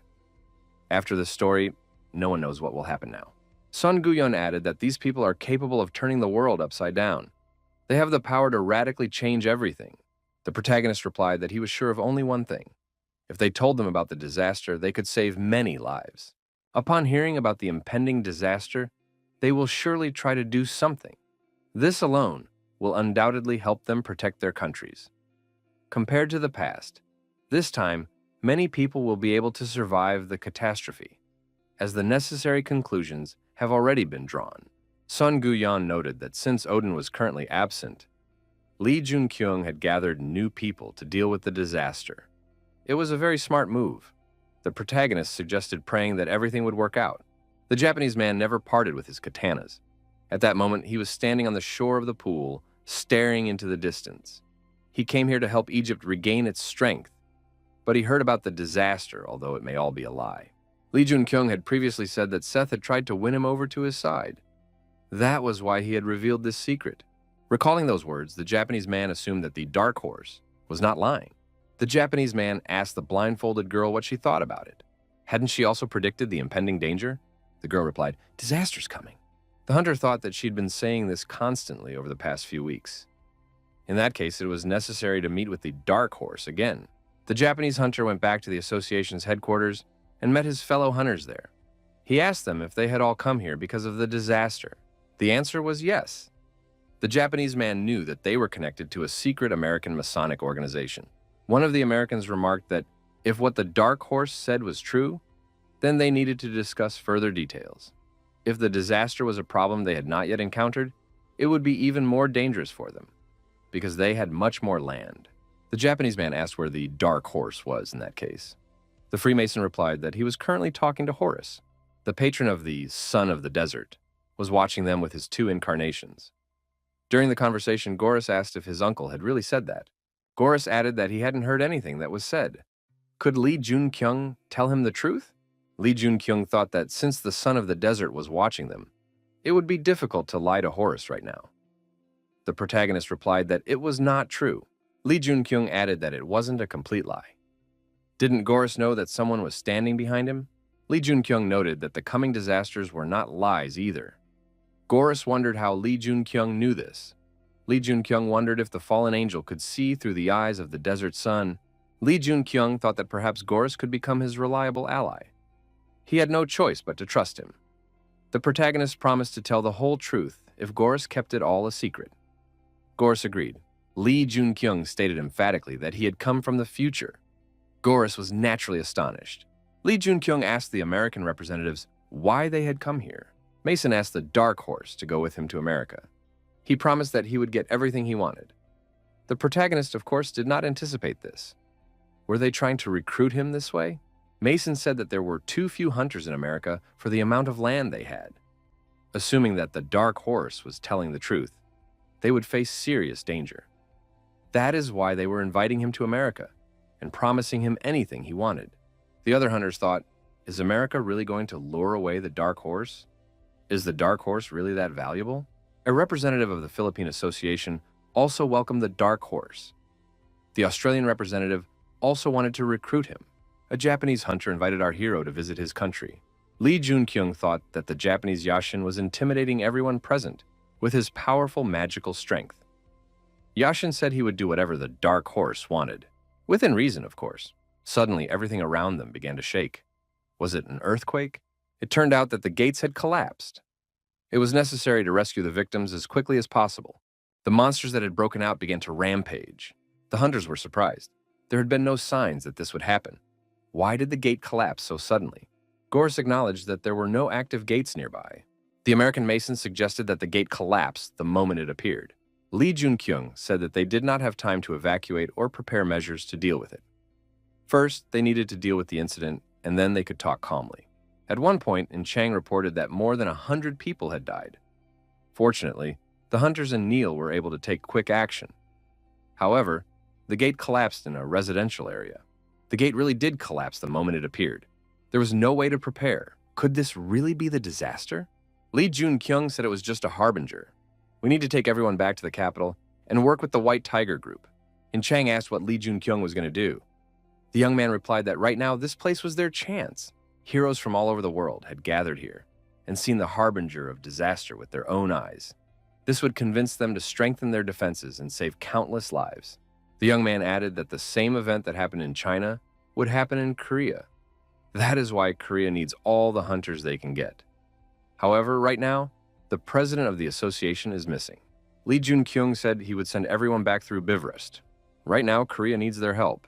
Lee Jun-kyung thought that they had no time to spare, and he did not know how things would turn out now. It was necessary to do everything possible to convince the others. Lee Jun-kyung told those present that there were 3 harbingers of disaster. He learned this from Seth. The first sign is the collapse of the gates. The gates appear and collapse at the same time, just like yesterday. The second sign is the strengthening of monsters. Usually, C-rank hunters can easily deal with monsters inside gates of the same level. But now, even A-rank hunters may be needed to defeat them. The third sign is gadification. Lee Jun-kyung added that he doesn't know the details, But he thinks there will be big changes similar to what happened in China. Similar to the gates, access to them will be closed, and they will be filled with concentrated magical power. This will lead to the deaths of many people. As in the second case, the monsters will become significantly stronger.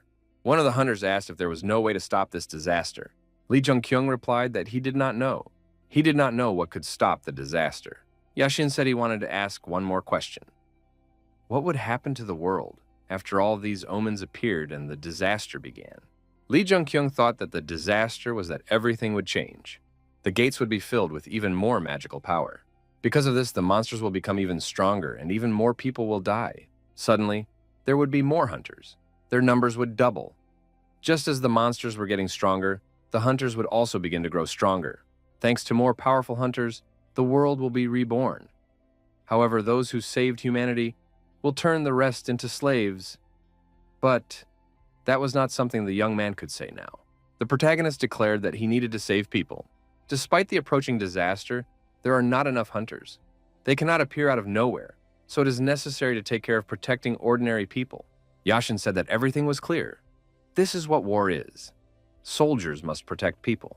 Japanese hunter Yashin once again invited the Dark Horse to visit Japan and promised to give the young man a position equal to his own. The other hunters thought Yashin had shown excessive initiative. How could he offer such a deal to a nameless newcomer? Goris couldn't believe it. Had the gate really collapsed? Besides, it was at least an S-rank gate. Lee Jun-kyung stated that he had provided all the information he had. He had no plans to move to another country. Lee Jun-kyung expressed his hope that the hunters would return to their country soon, because something similar could happen even in their own homes. The huge monster that appeared from the gate began to claim the surrounding territory. The hunter said that these were not the trolls he knew. There were many more of them, and they moved faster. Lee Jun-kyung took the initiative and deactivated the monster. The hunter thanked the protagonist, saying that thanks to the young man, he was able to survive. Lee Jun-kyung said that they would stop the monsters. It was necessary to evacuate everyone else to a safe place. Our hero thought that these trolls were similar in size to the giants of Utgard. This was the level of monsters that came out of the S-rank gate. Lee Jun-kyung continued to defend himself, staying close to the gate. He thought that there was someone else who hadn't come here yet. He was referring to the boss of the S-rank gate. He was trying to break out. He had to be stopped. The Japanese man Yashin looked up at the sky and saw Lee Jun-kyung flying. He was like a diving bomber. Yashin remembered the words of the blindfolded assistant.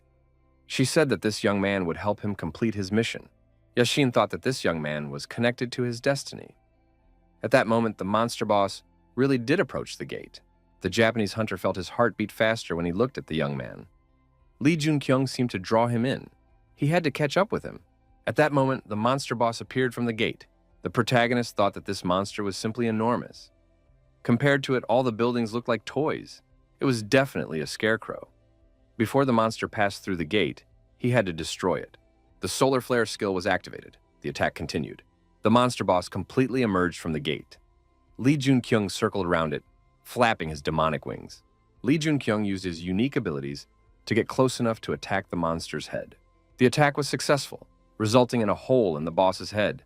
Lee Jun-kyung shouted that he had defeated the monster. The monster lost its balance and began to fall backward.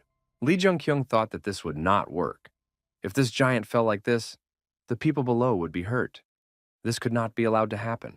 At that moment, the Japanese hunter Yashin soared into the sky.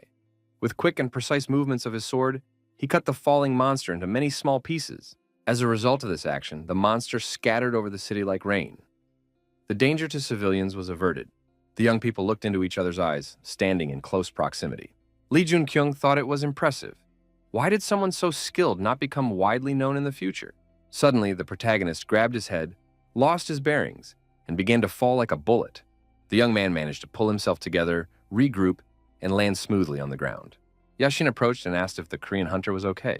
Unexpectedly, the Japanese hunter's assistant, who had been moving around the city blindfolded, appeared at this spot. The Japanese man said he felt relieved when he realized that Lee Jun-kyung was all right. Lee Jun-kyung was surprised. What was going on here? As soon as this woman appeared, his head began to ache. Why was the fallen angel paying so much attention to her? Lee Jun-kyung thought that even though these were S-rank gates, they were quickly dealt with. Thanks to this meeting, heroes from all over the world gathered in Cairo. Song Guyon said that the young man had done a good job.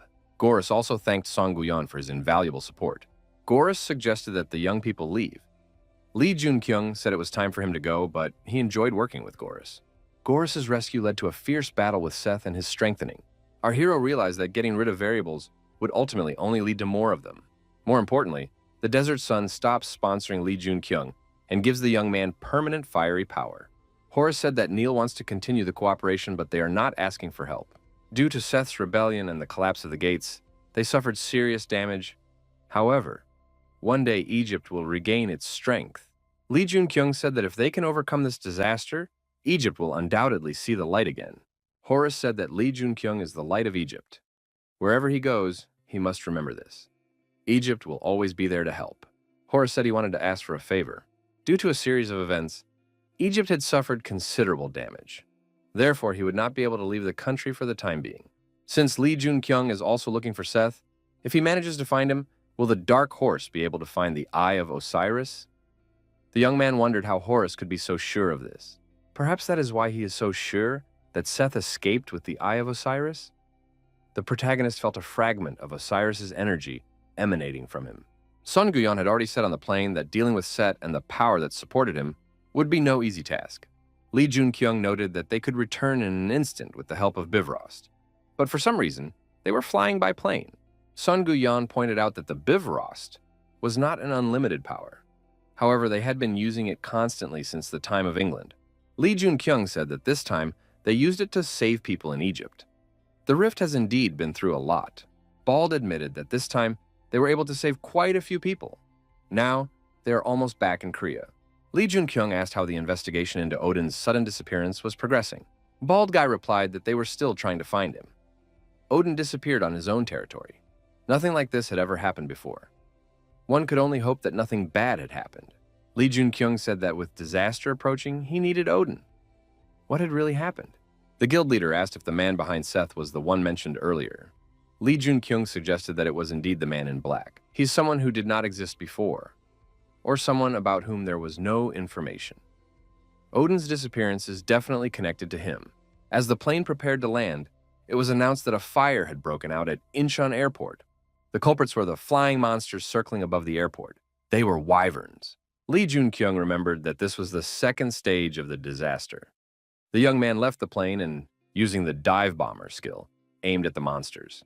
The protagonist immediately attacked the first one he saw and inflicted multiple stab wounds on it. Lee Junkyung thought that the patron of the Desert Sun had provided invaluable support just when he needed it. Lee Junkyung didn't want to believe it. Had the disaster already begun? Huge monsters were everywhere. One person really couldn't defeat them. However, in the course of the battle, our hero repeatedly leveled up and emerged victorious each time. Due to the disaster, his magical power increased.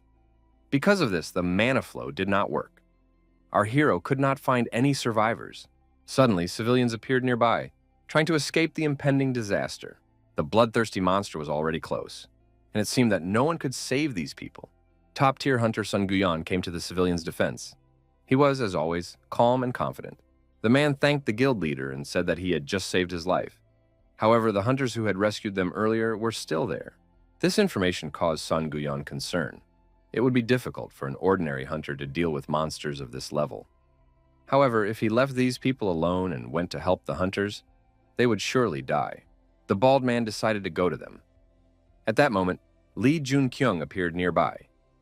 The guild leader said that the young man had arrived just in time. Lee Junkyung said that he was going to the hunters, and Sun Guyon would take these people to a safe place and then come to their aid. Lee Junkyung saw members of the White Tiger group who had suffered dangerous injuries. But why was the White Tiger group here? Lee Junkyung turned around and saw a man in dark clothes. The protagonist immediately turned around and headed in his direction. The spear detected demonic energy.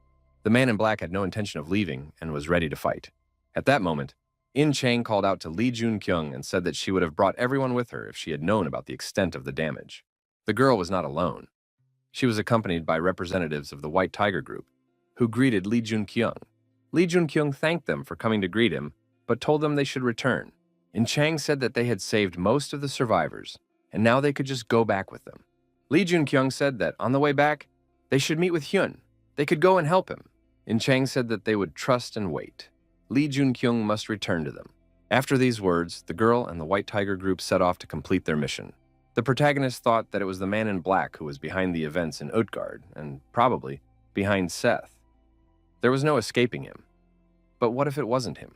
Our hero decided that he needed to check and, preparing his spear, rushed towards the man in black. Our hero decided that he would finally remove the black cloak from the stranger's head. The White Tiger hunter said that Drake was ahead, and Chang declared that she would break through him.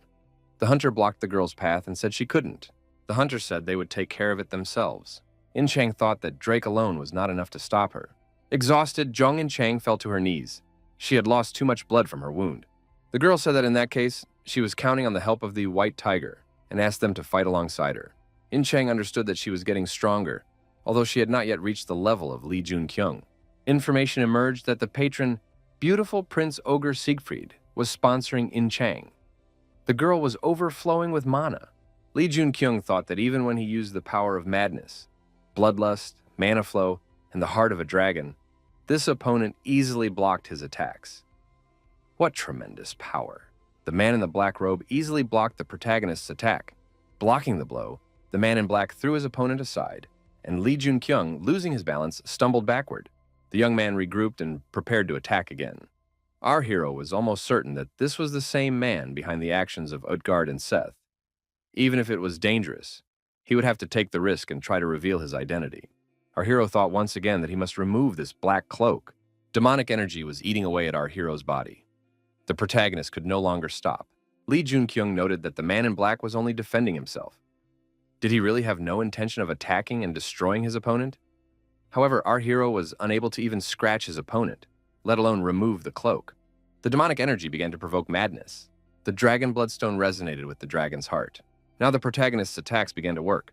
The man in the black cloak grabbed his hood and pulled it tighter over his eyes. He said it wasn't worth doing. In Chang told the hunters to step aside. She would take care of it. The hunters were surprised. What had happened? Had In Chang just accumulated an incredible amount of magical power? The girl said it was great. Now she had to try to use the power of her new sponsor. A huge monster appeared in front of In Chang. The monster began to approach, growling loudly. However, the girl didn't even blink. In the next moment, the monster was destroyed in the most unusual way. In Chang wondered who it could be. He instantly destroyed Drake.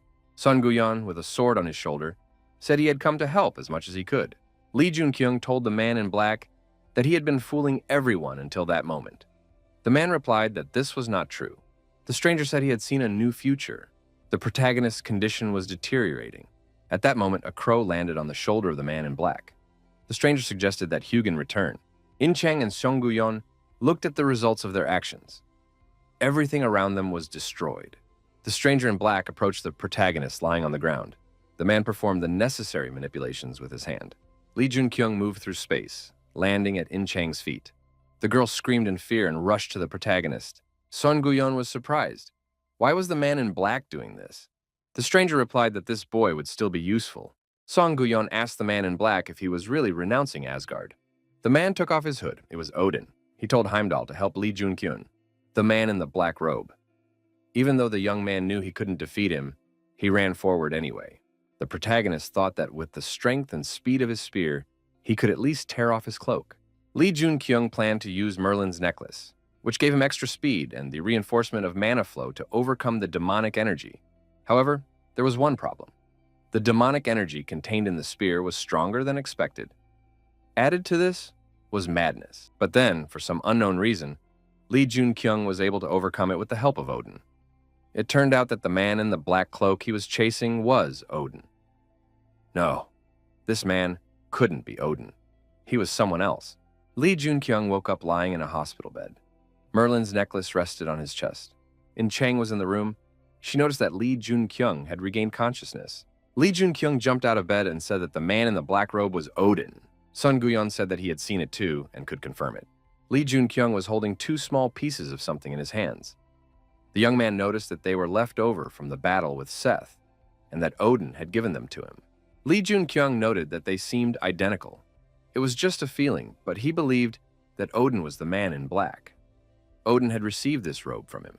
Song Guyan asked what made the young man think so. Li Junkyung replied that during the battle with Seth, Odin was surely in Asgard discussing the matter. The same was true when he went to China. Odin never left his place.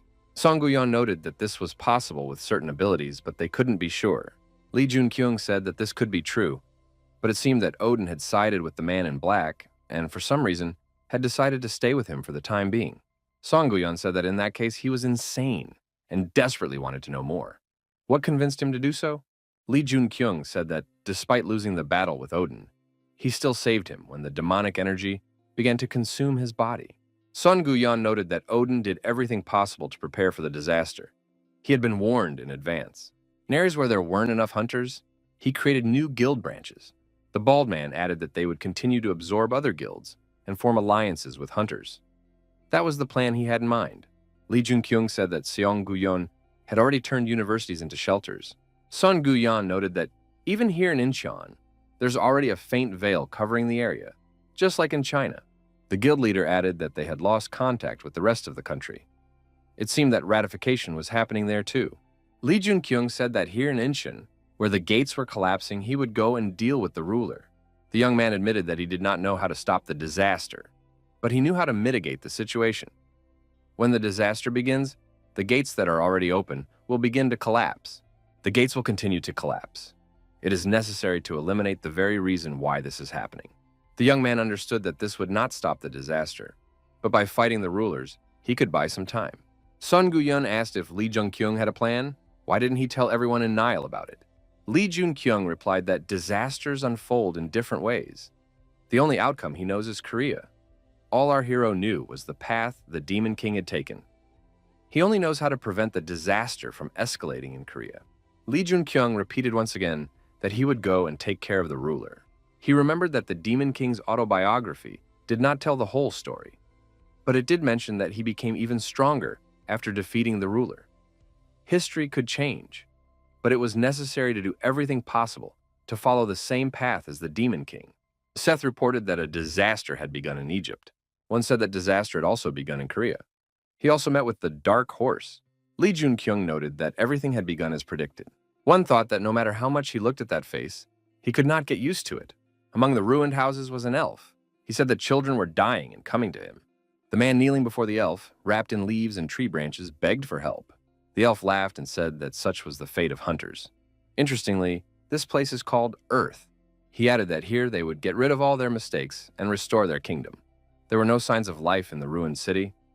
Even from a bird's eye view, no living creatures were visible. The guards standing on the watchtower were on patrol and surveying the surroundings. One of them looked into the distance and said that he thought he saw survivors. Jong and Chang got off the bus with Gon on her shoulder and said they were back. The girl waved to Lee Jun-kyun and Song Guyon, who were standing on the roof of the neighboring building. They waved back at her. The protagonist said that judging by the number of buses, there must be at least 200 people here. Song Guyon suggested that there was a reason why they were delayed. Lee Jun-kyung remarked that this alarmed him as the base would soon be overcrowded. The guild leader said that everything would be fine. They had already finished cleaning up the surrounding area. They needed to look for hunters among the survivors and invite them to join in order to expand their ranks. Lee Jun-kyung noted that the search party must have received some new information and that it was necessary to contact them. Jong and Chang explained to the hunters in the audience that the situation outside was very serious. The number of monsters had decreased slightly. However, looking at a bird's eye view photo, it was clear that the remaining monsters were gathering in one place. In Chang added that since all the monsters are heading for one building, it means there are still people who have managed to survive. The protagonist now understood where the ruler was. Rulers have the ability to control monsters. After defeating the ruler, if no new one appears after the disaster, it will mean victory for humanity. Lee Jun-kyung thought that this was exactly what had happened in history. Son Guyon noted that they had succeeded in communicating with the outside world. Fortunately, not the entire country is in this state. However, that's not all. Most of the country is in the same situation as Incheon. In areas where everything is still fine, hunters are evacuating civilians and planning to send aid to isolated areas. The protagonist thought that sooner or later, the whole country, and even the whole world would come to the same end. However, there is no need to inform other hunters about this. Right now, everyone needs hope. One for all. They will not spare any expense. Son Guyon added that most countries are in a worse situation, but people will prevail. The potential that humanity has demonstrated so far is not weak at all. Now, It's time to move on, to take the first step towards victory over the disaster. It is necessary to retake Incheon and move towards Seoul. Lee Junkyung thought that the Demon King's book and history textbooks did not mention which ruler governed this territory. It was simply that after a difficult and exhausting struggle with the ruler, humanity had won. Our hero decided to crush the ruler of Incheon in order to follow in the footsteps of the Demon King. The fallen angel watched Lee Junkyung. All the surrounding areas around the university, which had become a refuge for Lee Junkyung's group, were restored. The monsters no longer appeared, and people began to rebuild the destroyed city. The survivors who were rescued made up less than 10% of Incheon's total population. But even in such despair, hope blossomed. When the gates opened, mana poured out. The sponsors' attention focused on the survivors. Ordinary citizens began to notice that they were turning into hunters. Those who had recently become hunters were offered special training to confirm their qualifications. After their training, everything began to fall into place. Lee Junkyung and Sun Guyan agreed to go in search of the ruler in the near future. The protagonist noted that the ruler was growing stronger over time. This was still the beginning of the disaster, so he should not be extremely powerful. Sun Guyan said that in that case, it was a great relief. Lee Junkyung thought that Odin did not destroy him in that battle, and even helped him. But why did he leave him alive? The protagonist put these thoughts aside and said that now was the time to track down the ruler. Lee Junkyung couldn't believe that such a forest had appeared in the center of the city in less than a month. Inchang showed the direction of movement. Aggressive, heavily armed monsters were nearby. Zhong and Chang, without hesitation, entered into battle with these monsters. Watching the girl, our hero thought that she had become strong. She had not yet fully realized her skill, but she was already on her way to becoming a true Siegfried. A monster in the form of a huge tree advanced toward the hunters. It was overflowing with mana. Lee Junkyung decided that it was time to show the greatness of the Lord of Fire. Lee Junkyung suggested that his comrades rest a little before continuing on their way. Song Guyon supported the idea. During the break, the protagonist activated the status window and checked his tactical and technical characteristics. The indicators were normal. After that, the young man remembered the man in black, the one who was in Set's shadow, and the one who was possibly in the shadow of Utgard, the king of giants, the one who had even defeated Odin.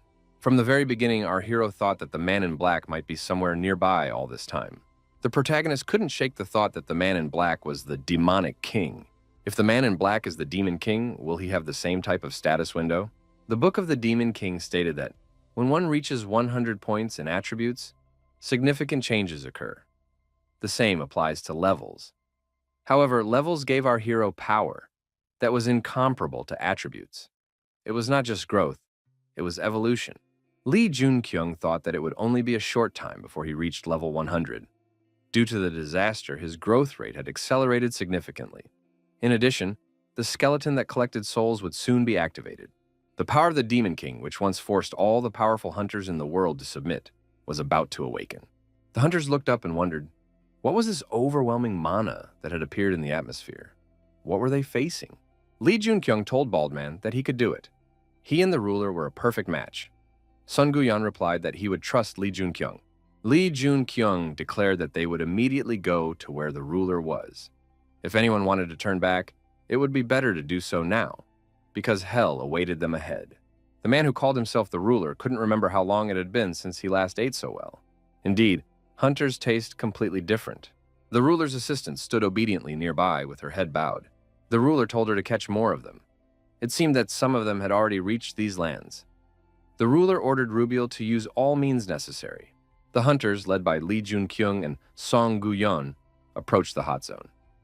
They had seen many S-rank hunters, but had never before encountered such a powerful skill, covering such a vast area.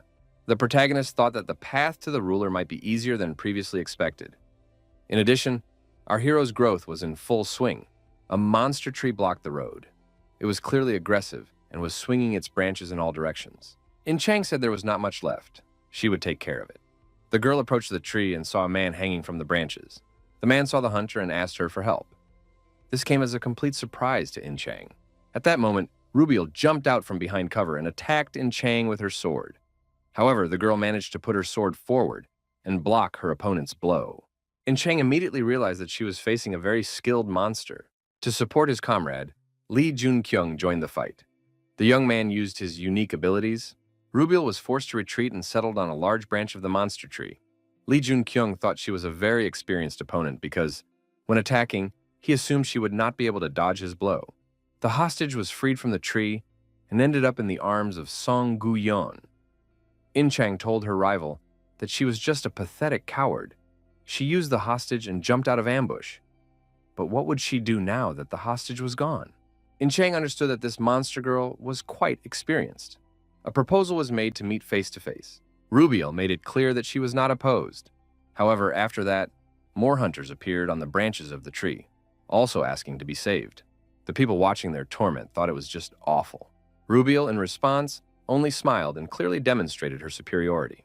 Lee Jun-kyung told his partner that he suggested retreating. Song Gu-yeon agreed and gave the appropriate order. The hunters turned around and began to retreat. In Chang became angry and cursed loudly. The ruler of Incheon had the opportunity to observe the situation, and it interested him. The governor found it strange. Those who possessed great power were retreating to protect the insignificant members of their race. The ruler believed that those with power should move forward toward their goal, regardless of whether members of their own race died or not. Although the ruler, whose name was known throughout Alfheim, had become too weak after spending countless years trapped in an interdimensional rift, he believed that if he absorbed them, he would be able to regain his former strength. The elf shouted for the soldiers to corner these people. They needed to use humans as shields and spears. By absorbing them, he hoped to become the god of this place. Lee Jun-kyung, Jong In-chang, and the ogre Gonza, who had returned to his normal size, had no intention of leaving this territory just like that. They needed to gather more information. The girl wondered who the one called the ruler really was. She had a feeling that this ruler had begun hunting them. The prisoner of the tree woke up, and everyone approached him to get the necessary information. Lee Jun-kyung asked what had happened to this man. The frightened hunter said that it was a monster, a real devil. It eats people. After saying this, the hunter lost consciousness again.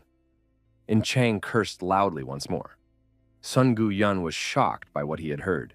Lee Jun-kyung said they had to go back. Song Gu-yeon agreed with this idea. They couldn't continue like this. The monsters were using people as shields to attack them. Even now, the monsters were carrying out their attack. If this continued, all humans would be in danger. Lee Jun-kyung said that they would not return empty-handed. In Chang perked up and asked what the young man was planning. The protagonist activated his spear, filled it with mana, and enhanced it with fire magic. He prepared to attack the monsters. The fiery spear attack reached the ruler, but he managed to block it. As a result of this attack, the ruler's arm was injured. The elf wondered with surprise if he had been looking down on these people too much. The ruler thought that pain was a feeling he had not experienced in a long time. How long had it been since he was last wounded? This man dared to wound Arav, the king of Alfheim. The reward would follow immediately. Arav added that, as a reward, this hunter would become the king's dinner. The guards on the watchtower noted that the expedition had already returned. Our heroes had indeed reached their temporary location. In Chang was surprised. Didn't they already know where they were? Lee Jun-kyung replied that they could already figure it out. Song Gu-yeon asked what Lee Jun-kyung meant. The young man explained that he was sure the monsters would come here. A full-scale attack was to begin that very evening. The comrades changed their location and ended up on the roof of a neighboring building to increase their visibility. Song Gu-yeon asked if Lee Jun-kyung was going to leave right now. The young man confirmed this. In Chang said that she had already prepared everything. After all, Lee Jun-kyung was not the type to leave things to chance. The protagonist replied that what had been received must be returned. Lee Jun-kyung added that Sun Gu-yeon would stay here. As everyone had seen, their enemies during the day were not ordinary monsters. It would be wrong to compare them to mindless creatures. They would definitely attack. Song Gu-yeon noted that there were enough hunters here. Lee Jun-kyung said that the guild leader should not underestimate their strength. In the event of a disaster, those who have the Bifrost must stay. Lee Jun-kyung added that success must be achieved. There are still many people in the hands of the monsters. The more time passes, the greater the losses will be. The protagonist added that they would finish everything in return. In Chang added that they would manage quickly. Song Gu-yeon said that in that case they should not worry about anything and just go on the mission. Lee Jun-kyung said that their plan for today was destruction. A multitude of monsters, accompanied by a monster tree, were moving towards the location of the people. In Chang saw how many monsters there were and asked if they should turn back. Lee Jun-kyung replied that they were ready. In Chang pointed out that they didn't know how many there were. After all, there were countless monsters. Lee Jun-kyung said that they needed to trust each other. They needed to focus on their task. They would focus on theirs. The young man said that they needed to hurry. It seemed that the ruler had already noticed them. Lee Junkyung added that the ruler was too confident. He deliberately let all his soldiers go and was calling them to him. Our heroes did not object and headed towards the ruler's residence. The monster woman Rubiel blocked their path. Rubiel drew her sword and prepared to attack. Zheng and Chang also activated her two-handed sword and prepared to resist. Lee Junkyung thought that this monster was too strong for In Chang. She needed help. The girl told Lee Junkyung to leave and let her handle it. Lee Junkyung said that this was no ordinary elf. It would not be easy for In Chang to defeat her. In Chang replied that there was something the young man didn't know. Our hero noticed how the wound on In Chang's arm was healing in real time. In Chang announced that she had finished creating the dragon bloodstone.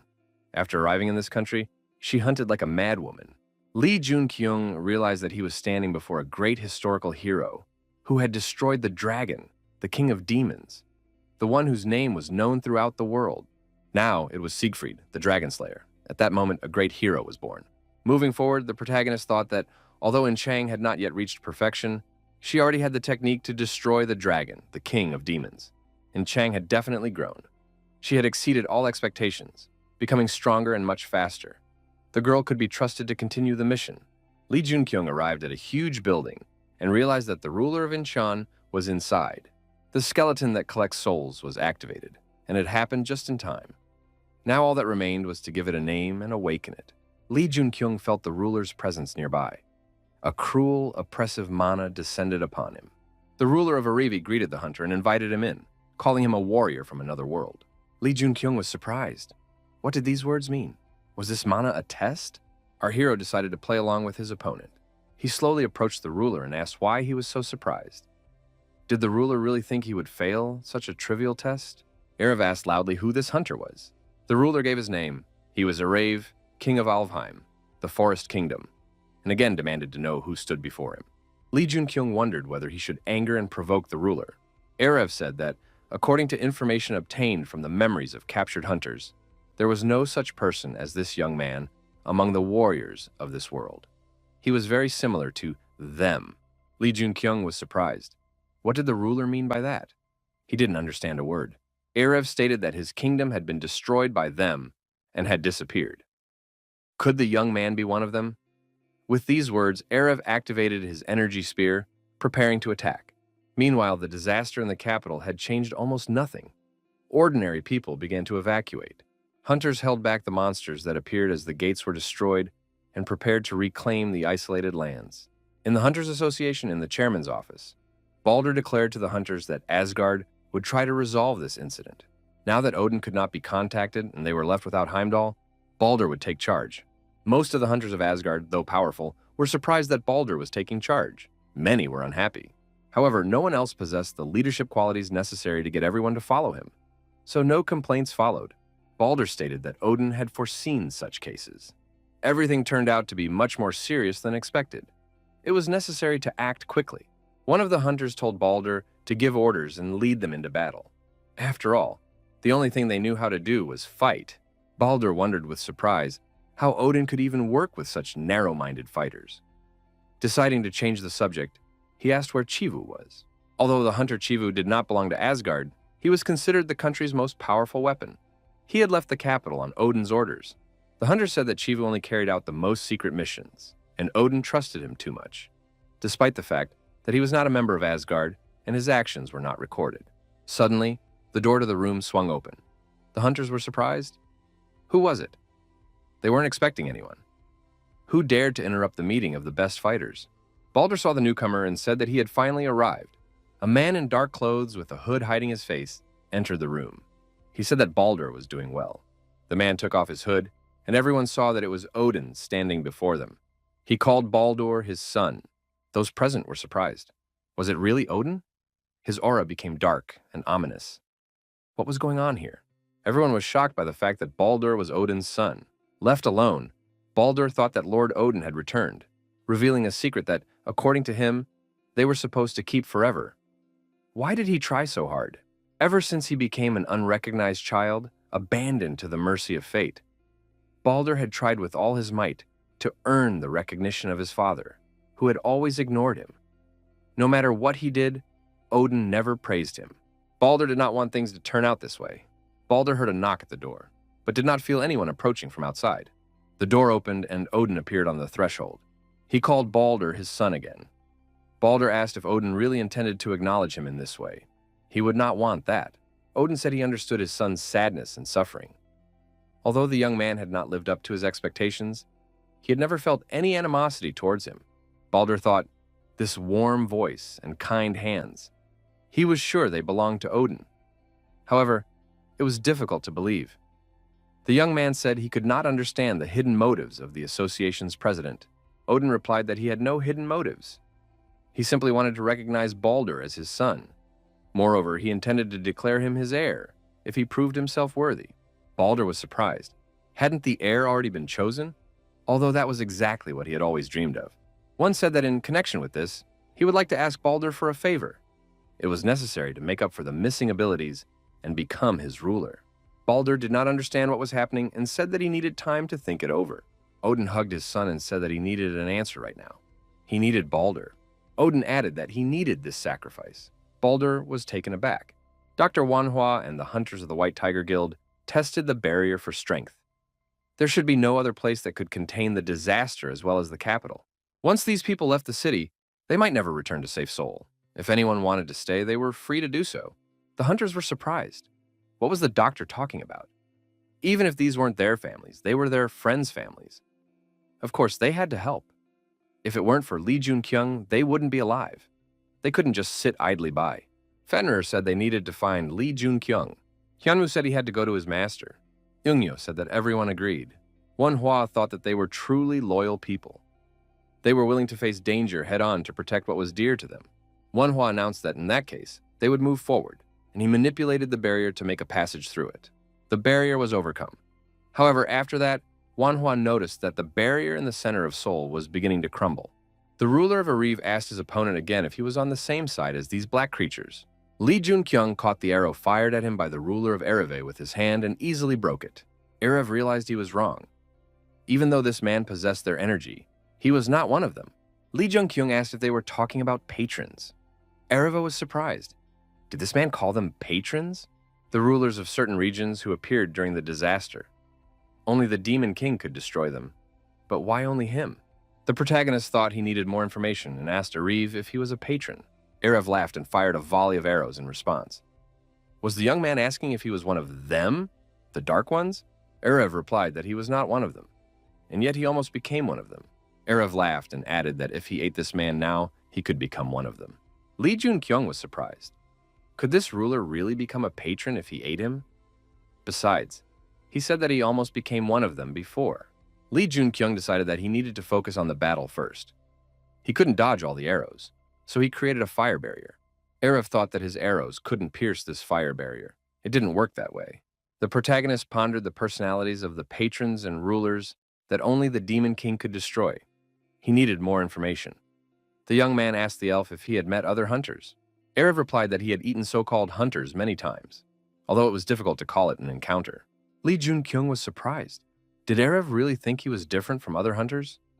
Arav replied that this young man was not like the ordinary warriors of this world. Armed monsters began to appear out of nowhere and also headed towards our hero. Arav acknowledged that this man held the same position as he did, the ruler of a powerful forest kingdom. The monsters behind him were growing in number. Lee Jun-kyung was surprised. Were there really so many warriors here now? Arav told the young man that he was also a king. Then Lee Jun-kyung gave him a name, Hell. At that moment, the skull on our hero's bracelet activated. Hell grew to incredible proportions and let out a loud cry. After a bloody battle, Rubiel was destroyed and lay in a pool of blood. In-chang emerged from the battle unscathed and thought that she had become much stronger. The girl thought, to have power means to be able to defend yourself with your own hands. The patron, the Prince Charming, looked at In-chang with a warm expression on his face. The girl looked ahead and thought that Lee Jun-kyung's battle had already begun. At that moment, Jung In-chang was illuminated by a beam of light falling vertically from above. In-chang understood what was happening. It was Siegfried. All her wounds from the battle were healed. Thanks to this, the gap between her and Lee Jun-kyung should have narrowed significantly. She needed to help this guy immediately. The girl heard the sounds of battle and decided to hurry. As she got closer, In-chang was surprised. What was all this commotion? Monsters and ghosts were fighting each other. The battle was fierce. The girl had never seen anything like this before. And Chang thought it looked like hell on earth, a battle between elves and ghosts. But where was Lee Jun-kyung? What had happened to him? At that moment, the protagonist continued his confrontation with the ruler Arav. The girl realized that she was still far from this guy and didn't even dare to intervene in the battle. Lee Jun-kyung thought that his opponent's attacks were becoming more powerful and faster. To win, he needed to put more fire into his spear. However, if he did so, the spear's demonic energy could consume him, as it had during his battle with Odin. A spear that had become demonic always sought to consume him. Arav thought again that his opponent was too slow. What is this guy thinking standing here? Lee Jun-kyung was wounded by an arrow and forced to kneel. Arav laughed and said that now he could afford to absorb this hunter. Lee Jun-kyung wondered who would devour him, the demonic spear or the ruler who devoured people. However, there was no point in thinking about it anymore. The decision had been made. The demonic spear began to devour the young man. Arav was immediately attacked and wounded in the arm. He was surprised. What was this overwhelming, sinister force? How dare a human harm him again? The elf shouted that he would eat the hunter to the bone, but Lee Jun-kyung, thanks to his spear, continued to attack the ruler intensely. Chang was surprised at how the ruler's sinister powers were manifesting, but she felt that if this continued, they might lose Lee Jun-kyung. The young man's gaze was now even more determined than during his solo battle with Odin. Lee Jun-kyung called on Hell for help. A heart-rending cry rang out and the hero's appearance returned to normal. Chang noted that his gaze had returned to normal. The protagonist thought that the ghost's loud cry had cleared his mind. Arav noted that his opponent had the form of a flame, but it was very cold. The ruler fired another shot from his bow. Lee Jun-kyung stopped the arrow with his gaze and the power of his mind, using cold flame. Arav was surprised. The blue flame blocked his arrow. What was going on here? The hero decided that there was still a chance to secure victory. He had to keep attacking. The blue flames reached the ruler. The elf was outraged. How dare this man do such a thing? How could he wound him? Arav noticed that his body had stopped healing. Was this the result of the blue flame's harmful effects? Arav said that this was extremely humiliating, and he could not forgive the young man. The ruler screamed loudly, and the scream did not stop for a long time. Chang warned that the ruler's mana was increasing. He must be destroyed immediately. Otherwise, he would accumulate even more power. Lee Jun-kyung said that it was impossible to attack right now. If the accumulated mana exploded, the entire Incheon would be in danger. It was necessary to wait until he was at his weakest and then destroy him. Chang noted that all the mana of the elven soldiers was being directed toward the ruler. Did Lee Jun-kyung really think he could win? Arav laughed again. A blade appeared before him and he felt better. Lee Jun-kyung noted that the Fire Monarch, who had been unable to grow stronger after reaching the master level, had unexpectedly improved. Now, someone's blood would be spilled. After another attack, the ruler was wounded. His chest was pierced by a spear. Arav's strength began to leave him. He said he was the king of Alfheim. Lee Jun-kyung thought it was a disgrace. If he had been alone, he would not have been able to stop the ruler. Even the power of the king of a great kingdom could not overcome the wrath of those he had destroyed. In the end, Arav was destroyed because of karma. Arav said that once they came and looked for him, Lee Jun-kyung noted that the ruler's gaze had changed. By saying they, did the ruler mean his patrons? Arav added that Alfheim was united under his rule after a long war and subsequent period of peace. Lee Jun-kyung thought that it was similar to the history of Earth. One might think that peace reigned in Eden, but inside everything was rotten. Arav said that they had come to a world suffering from excessive tranquility and were no different from saviors. They created a new enemy, a connection to other dimensions. Lee Jun-kyung asked what Arav meant by connection with other dimensions. The ruler did not answer. The protagonist realized that Arav was dead. The fallen angel demanded a sacrifice. Was the player ready to make it? The protagonist thought that this referred to the king of Alfheim. Lee Jun-kyung shouted loudly to the sky that they had to wait. The next moment, a ghost appeared before the young man. Hell. Chang was frightened when she learned of the young man's connection to the ghost. Lee Jun-kyung was surprised. Chang had just seen ghosts in battle, so why was she afraid now? This was his newly acquired servant. Lee Jun-kyung asked Hell if he had everything he needed, his body and strength. The ghost Hell approached Arav and said that the deed was done. The sacrifice had been made. The hero found himself holding the very blade that the ruler had reproduced. Li Junkyung thought that this was the weapon that King Alfheim had used in his last attack, and that it needed to be placed in the inventory. The fallen angel smiled contentedly, baring his blood-stained teeth. Li Junkyung asked Hel how long it would take. Hel replied, "Since the soul clings to many things, it will take quite a long time." Li Junkyung said that it didn't matter how long it took. The memories had to be extracted without losing anything. In Chang looked around. There was destruction all around, and the girl said her nerves were on edge. Li Junkyung asked why she felt that way, since she had seen spirits during the battle. In Chang replied that the situation had been too tense at the time. Li Junkyung thought that the demonic king and Arav probably knew about the real existence of the patrons. They just didn't write it down or pretended not to know. It is highly likely that the hunters who fought against the rulers knew the secret of the patrons. Li Junkyung suggested returning. Although they had not achieved complete victory, he was still worried. Upon their return, the young people were met by the bald guild leader. Li Junkyung noticed that Song Guyan looked unwell. The guild leader replied that the dark horse didn't look any better.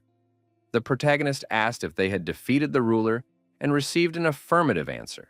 The protagonist stated that monsters would still appear and that they must not let their guard down. Song Guyan noted that they would not be in such great danger now. Sun Guyan showed a glowing ball and said it was a message from outside. Li Junkyung asked if it was good news. The guild leader reported that disaster had also begun in Seoul. Li Junkyung thought that everything was happening too quickly. Sun Guyan said they needed to contact them in a quiet place. Li Junkyung was surprised. What did he mean, Seoul was burning? He noted that there were many hunters protecting the city, and there were also the heroes of Asgard. But why was there so much destruction? Song Guyan replied that Asgard's strongest hunters had disappeared. The guild leader added that the sudden riots, the influx of monsters, and the disappearance of the leadership left the remaining hunters trying to contain the situation. The news that Seoul was burning was related to this sudden situation. Li Junkyung said that the hunters of Asgard are at least some consolation. Even without Asgard, the guilds of Korea are strong. As long as they are there, Seoul will not fall so easily. Sun Guyan added that there was more bad news for Incheon. All members of the White Tiger had disappeared. Incheon began to revive. The hunters gradually pushed back the monsters, and the concentration of magic in the air decreased. After the death of the ruler of Incheon, the city began to regain its vitality. People returned to their lives, and everyday life began to return to normal. Li Junkyung asked if there was any news. Sun Guyan reported that communication with Seoul had been completely cut off. Thanks to this, it was sometimes possible to establish communication with other regions from Incheon. It was necessary to obtain as much information as possible. Li Junkyung suggested that serious changes had begun throughout the country. Li Junkyung thought that Incheon would now be able to return to stability even without them. They needed to move on. Where should they go? Jung and Chang entered the room and announced that she had returned. The protagonist asked about the state of the barrier. The girl replied that the barrier leading to Seoul was becoming stronger and stronger. It was now impossible to travel there. At the same time, the barriers leading to other places were weakening compared to their previous state. Li Junkyung thought that it was becoming more difficult to break through the barrier. Although they could use Bifrost, they would lose their power and their only means of communication with the outside world. Li Junkyung told the guild leader to find out the location of the White Tiger group by any means necessary.